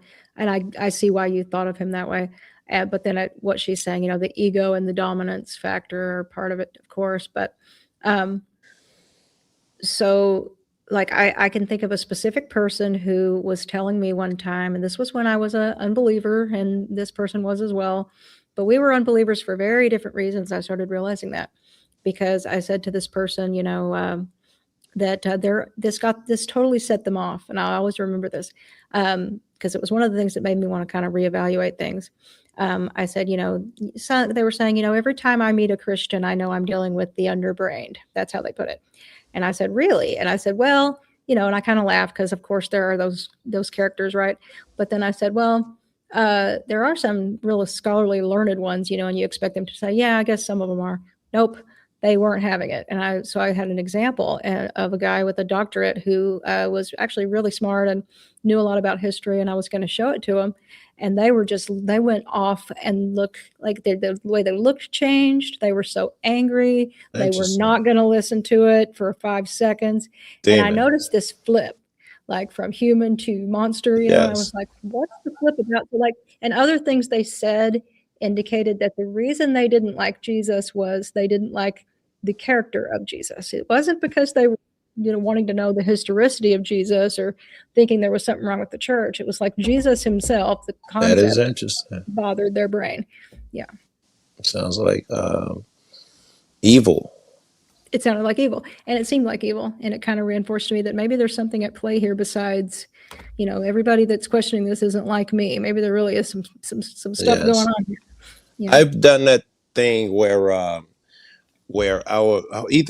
could get there, or used to. I haven't done it in years now since I started cop watching, I think. But I could meditate and get there. I could smoke weed and get there, or because I'm an egghead and people don't believe me, I could do the hallucinogenics and get there. And we would take them. I took a school teacher out with me to prove these things were true. And at this time, a famous graffiti artist, but he did really good shit, like incredible work, like art. But we're all eggheads, so we thought of every variable, and I hope I'm not monopolizing this conversation.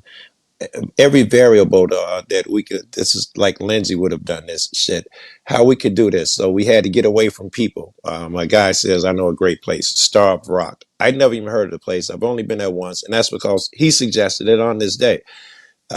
It's where some Indians were, and the people were trying to kill the Indians, but they had the high ground. They couldn't get them out of there, so they starved them out. They all died up there on that mountain. It's called Starved Rock. So we go while it's still dark outside because we want to get away from people. We walk miles until the sun come up, and sure enough, we don't see another soul the entire time. And I had never taken mushrooms.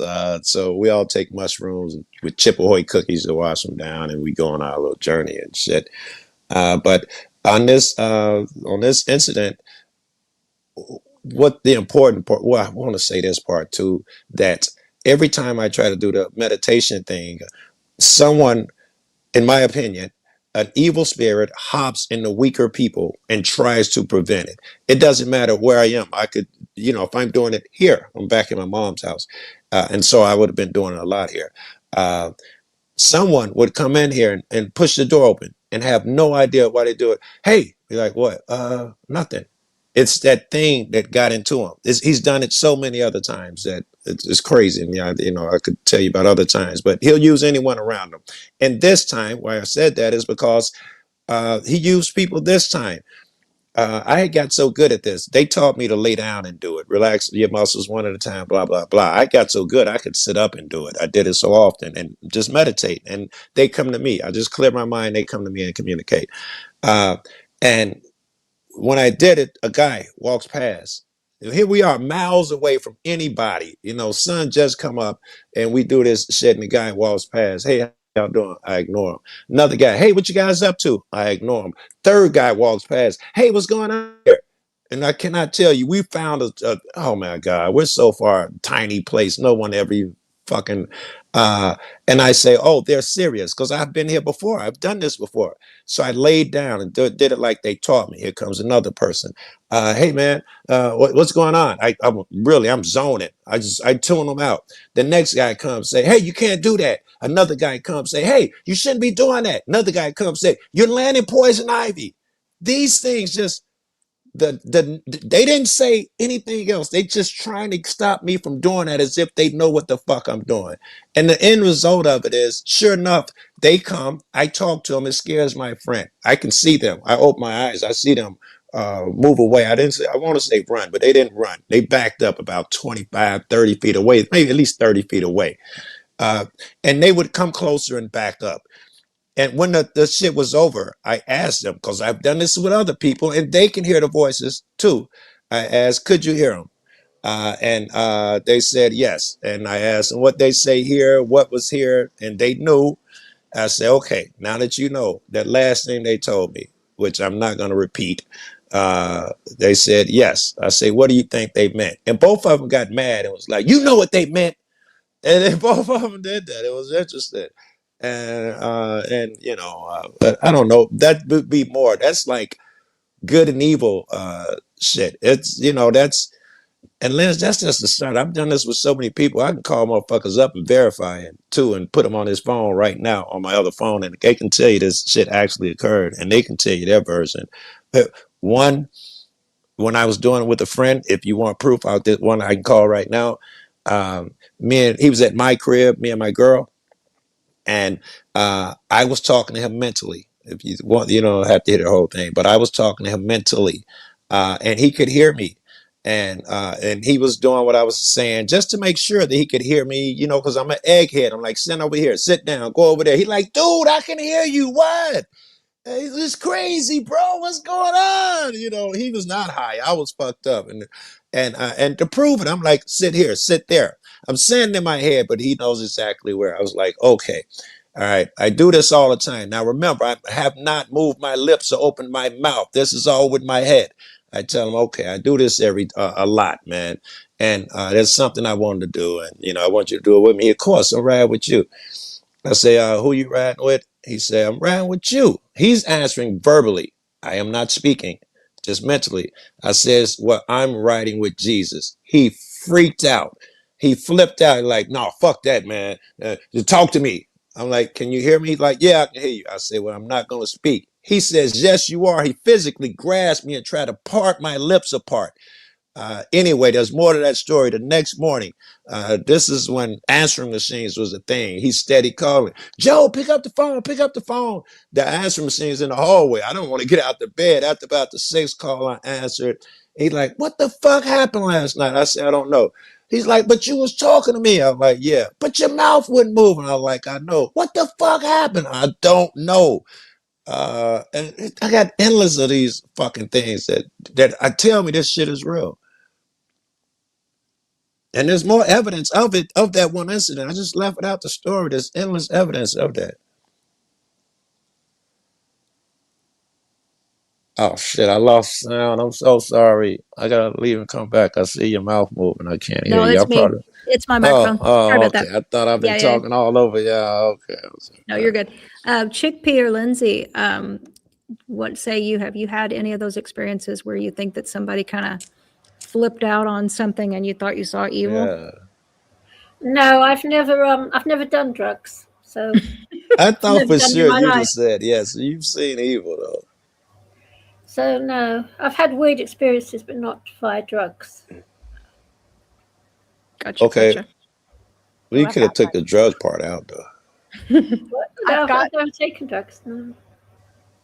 I I've got mean, one where I've you don't have seen to that take kind of. drugs. Go ahead. You guys talked about the kind of feral, evil look that Yeah. somebody had in their eyes. Yeah. I've encountered that, and twice, and Wouldn't so work. I haven't always been able to explain that. The logical way I'm thinking is your face. You often wear your emotions on your face.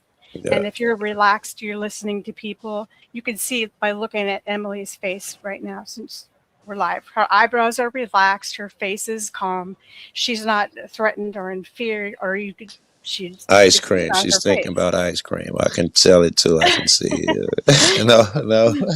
And so I think those manifestations or those face expressions are they're physical manifestations of your thoughts and feelings if you're not good at hiding your emotions.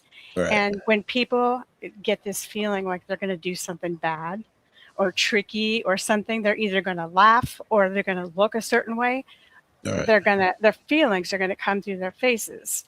Right. And there's 2 times that I've seen this, and this is how I explain it, because I'm not really sold on the aspect of evil. I feel more like there's good and bad choices and better choices.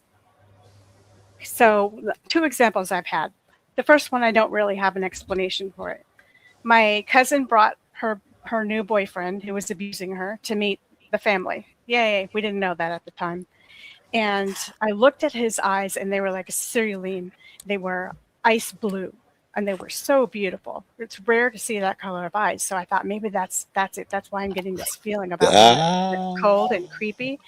And I was saying to myself, don't be judgmental. Don't be judgmental. It was everything. It was every microscopic single thing on his face. Something said to me, this guy, stay away from him. He's dangerous, whatever. Later on, I come to find out that he's a killer. He's killed many people and abused my cousin. What do you call that? You could call that intuition. It depends on your cognitive bias, right? You could call that intuition. You could call that reading micro expressions. There's got to be some explanation or another. Another better example, because you asked me about if I've had these experiences with seeing a wildness or evil interpreted as evil look in someone's face. I was in college with a guy who was studying to become a preacher. But because he was so adamantly opposed from what he read to anything sex or sex related or, it was deemed as being sinful in the Bible, he was super horny. That was all he could think about. It was like having the other opposite effect. He was trying to be mindful and like Jesus in every situation, but occasionally he would hit on girls and he would feel bad about himself. He made out with my cousin and he felt like he was such a big sinner. One day my cousin, it was her friend. My cousin wasn't home and he came to see her. And I said, hey, you can hang out with me and watch TV until she gets here.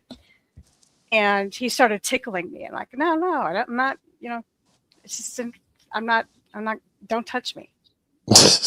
He was nice, but I didn't want him to touch me. It felt weird. I understand. And then he got this look in his eyes, and I swear that look was evil. But now looking back on it, I think it was his cognitions, his choice that was going to be evil. He got that look, and then he pushed me down on the couch. Yeah, nothing, no grape happened or anything. Right. He pushed me down on the couch, and he got way inappropriate and started. He was very, very strong. He lifted weights, man. He needed to, because that sexual repression is something hard to take. So he started pushing me down, and I realized he was lifting weights all the time. I have no chance. So I screamed, and it had no effect on him. In fact, his eyes were getting wilder, and it was like he wasn't there. Right. And it was scary. And so I yelled really loud at the top of my lungs. And I saw his eyes switch. They became He calm. came back. Yeah, and more relaxed, and like he had lost himself. And so I would say that experience is kind of like you're talking, where you can see I an don't give evilness. up on it yet then, Lens. I've had which is why I brought up the story about Boo Oh, wait, Man. here's why I give up on it. Yeah. Here's why I don't give up on it. Here's why I have no need for it. I have no need for that kind of fear as being anything productive in my life. I have a need for intuition and examining and being observant. But being afraid of everything never really helped me. No, yeah, I agree. This would be fall under the observant category then. Perhaps you were observing something. I've had instances where I was doing that regularly, where I would just walk up, I go about my day and walk up on a corner or go over somebody's house with multiple people. And one of them, upon me walking in, who never met me, would make that face, because some of them I did know, but just walking in, they'd make that face where they bare their teeth and shit, like it's a reaction. And I, without me having to say anything or anything, that happened several times, and a lot of times with strangers. I could be walking past and somebody on the street in those days, not normally, but in those days when I was doing that, and it's like something in me touched something in them, and that whatever is in them, this is how I interpreted it. Its face showed up on their face. They were unaware of the communication that me and that thing was even having. Yeah, it's sort of personified. You kind of personified it. I was thinking about how facial expressions can match your thoughts, but you were thinking about how the concept of evil has an entity Yes. of its own. That's the way I think of evil. And everybody says you have to let it in. Every vampire story, every religious person, you have to agree. Historically, you have to agree with the devil. And it looks like the more you agree to let him in, the easier you become to control. You're just a joystick and a vessel at some point, and he's damn near in the driver's seat. The more you let that cat in. I can't imagine living like that. I can't imagine believing that and then bringing it into fruition and just being afraid of every kind of human thing that I do that's considered a quote unquote sin. I agree with that. Yeah. Well, I don't, the fear thing, it kind of leaves you when you fuck with them people. So you wouldn't fear these things. In fact, I think that might be the part of that DNA shit why I chase the police, because to me, they're doing evil things and I'm fighting evil. It is not, that's at its core. It's just I got to be around evil and I want to fight it. And I'm just yelling or filming. But it's that DNA gene where the good in me has to fight the evil in someone else. It draws me there. You know what? They did personify the devil actually on those little devil's food cakes. And I think there's like a tuna can or something with a red devil on it and a pitchfork. Yeah. Hot sauce. It's a social construct, but it's so scary to us that we've actually given it a face. Yes. And a name and brought it to fruition. That book, Lens, you might you don't want to believe it, but the name of it is Divine Revelations of Hell. And the reason you made me think of it again is because in there, Jesus came to her, I think 6 nights in a row, and told her that I was going to show you hell and I want you to talk about it later. And what she saw down there, she said the shape of hell, it was massive, and it was the shape of a man lying on his back, and it was full of little pits. And in those pits, when you get closer, were people, and the walls were scalding hot, red hot, and flames would leap up from the middle, blah, blah, blah. And they didn't have a top on it. But every time someone got to the top, like they had a chance of escaping, a demon would rush over there. She's called them demons. I don't know if that's the proper word. And push them back in. But she described their look, and they had a certain look, one of those scary with the quotation marks, looks about them that looks like the demons that they draw. The way she described it, it wouldn't have been much different than some of these demons that you see in I've read movies some and of shit. those near-death experiences, and some of them report stuff like that. I've read thousands of them just because I'm fascinated with the concept of afterlife and heaven, etc., and death. And some of them really, I mean, very succinctly, clearly, in their right minds, intelligently describe the kind of scenario you're talking about. And Yes, I agree. I read a lot because of that reason, because they're so near to the experiences that I had. There's another one, Lindsay. I think I'm trying to give you some proof before you're out of my sight here. When I did that, the first time when I told you I was over the first guy's house and he killed that family, my brother was diagnosed with brain cancer, glioblastoma. And I went to the hospital. He just had surgery. And I went to the hospital and he was knocked out on drugs or whatever the hell. And because I'm a goofy motherfucker, I just talk to everybody. So I find myself in the room. I find myself in a room of a teenager who's in a coma. And I'm chatting his mom up.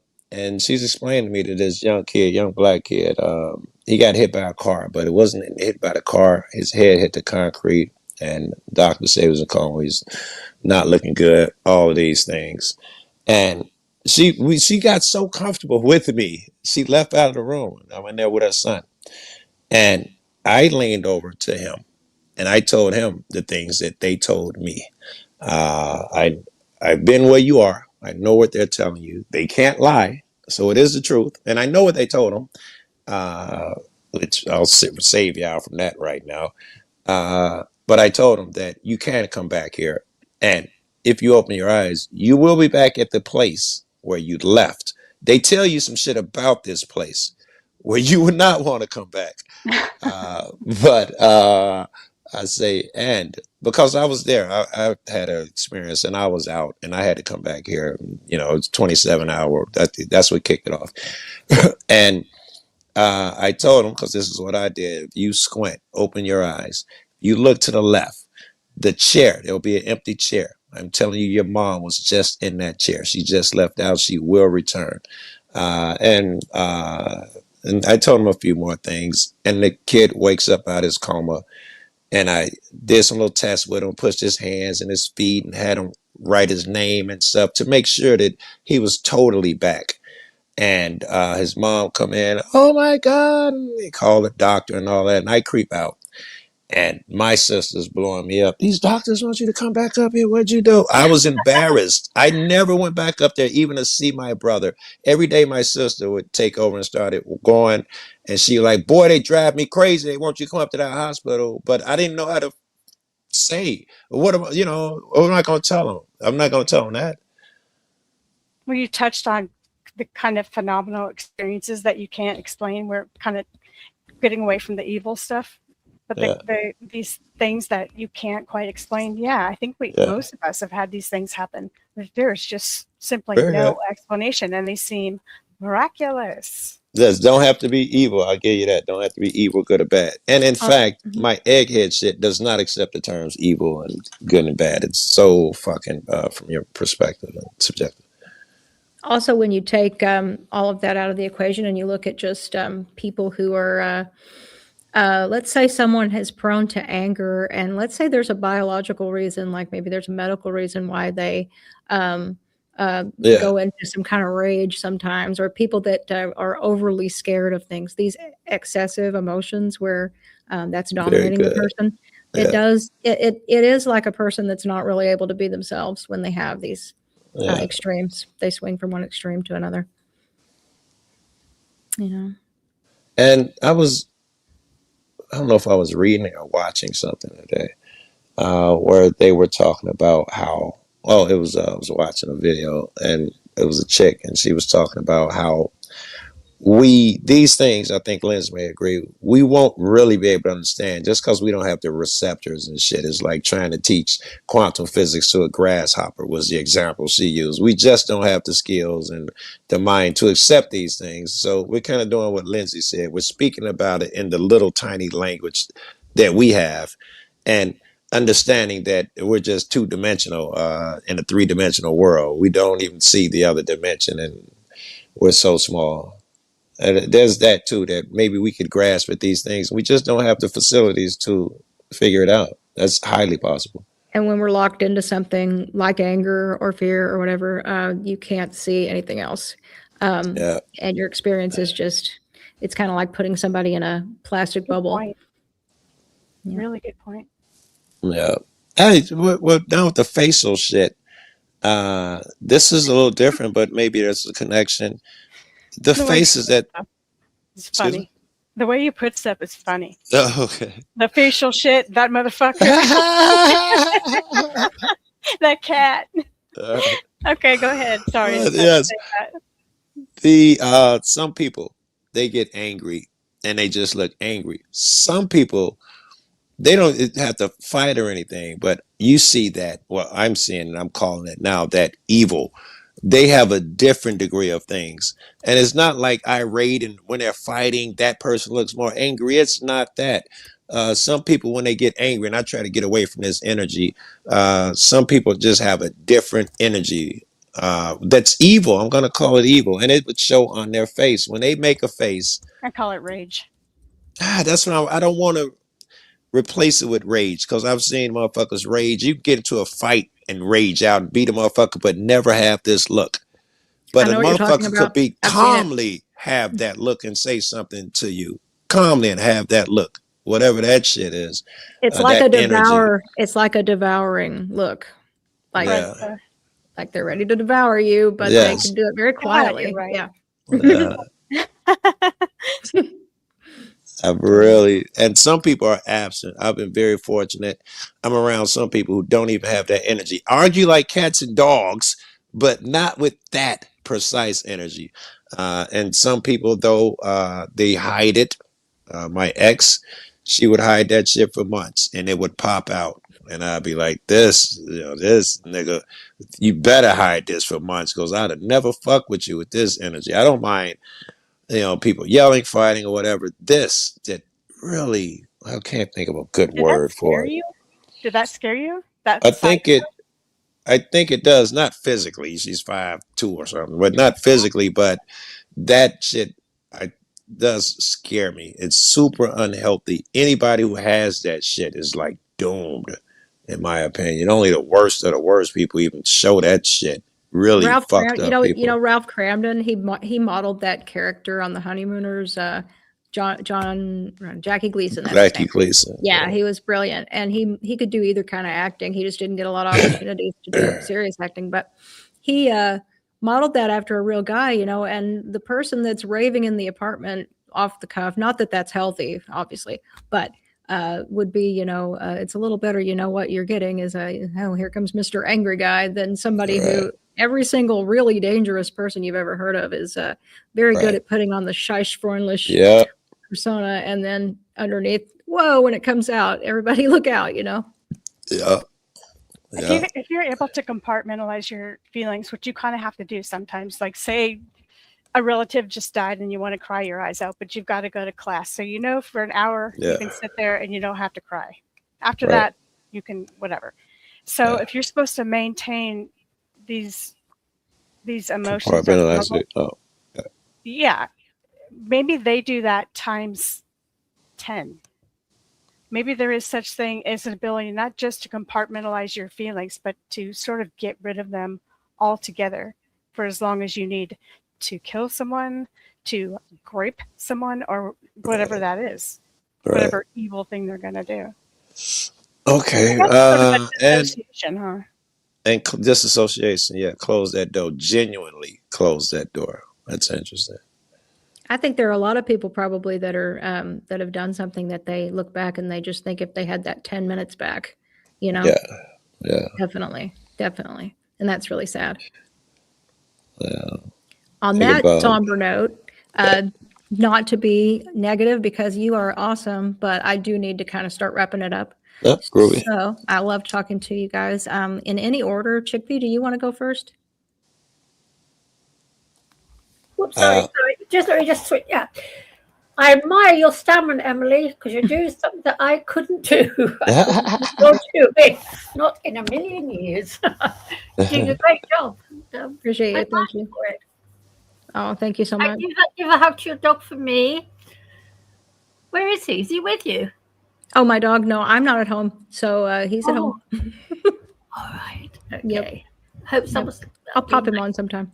Yes, you must do. Yeah. Okay. Well, have a nice nice day. Night, Linz. Night, Joe. Night, Chickpea. Bye, Chickpea. Night. Night. I guess where she is. Yes, because she was like, "Have a nice day." So I don't know. Oh. I'm gonna get out, man. It's been glad.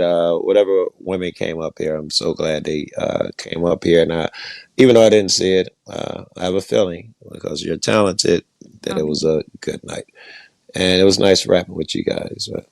Yeah, I enjoyed talking to you. Bye. Have a good evening.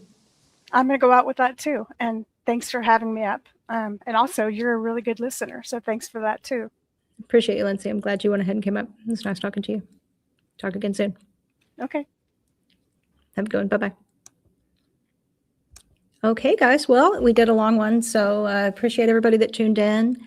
Yeah, I'm glad we can run these streams long since DNW hasn't been able to do as many streams, and we'll just keep it going as long as people like it. Everybody have a good night. Bye-bye.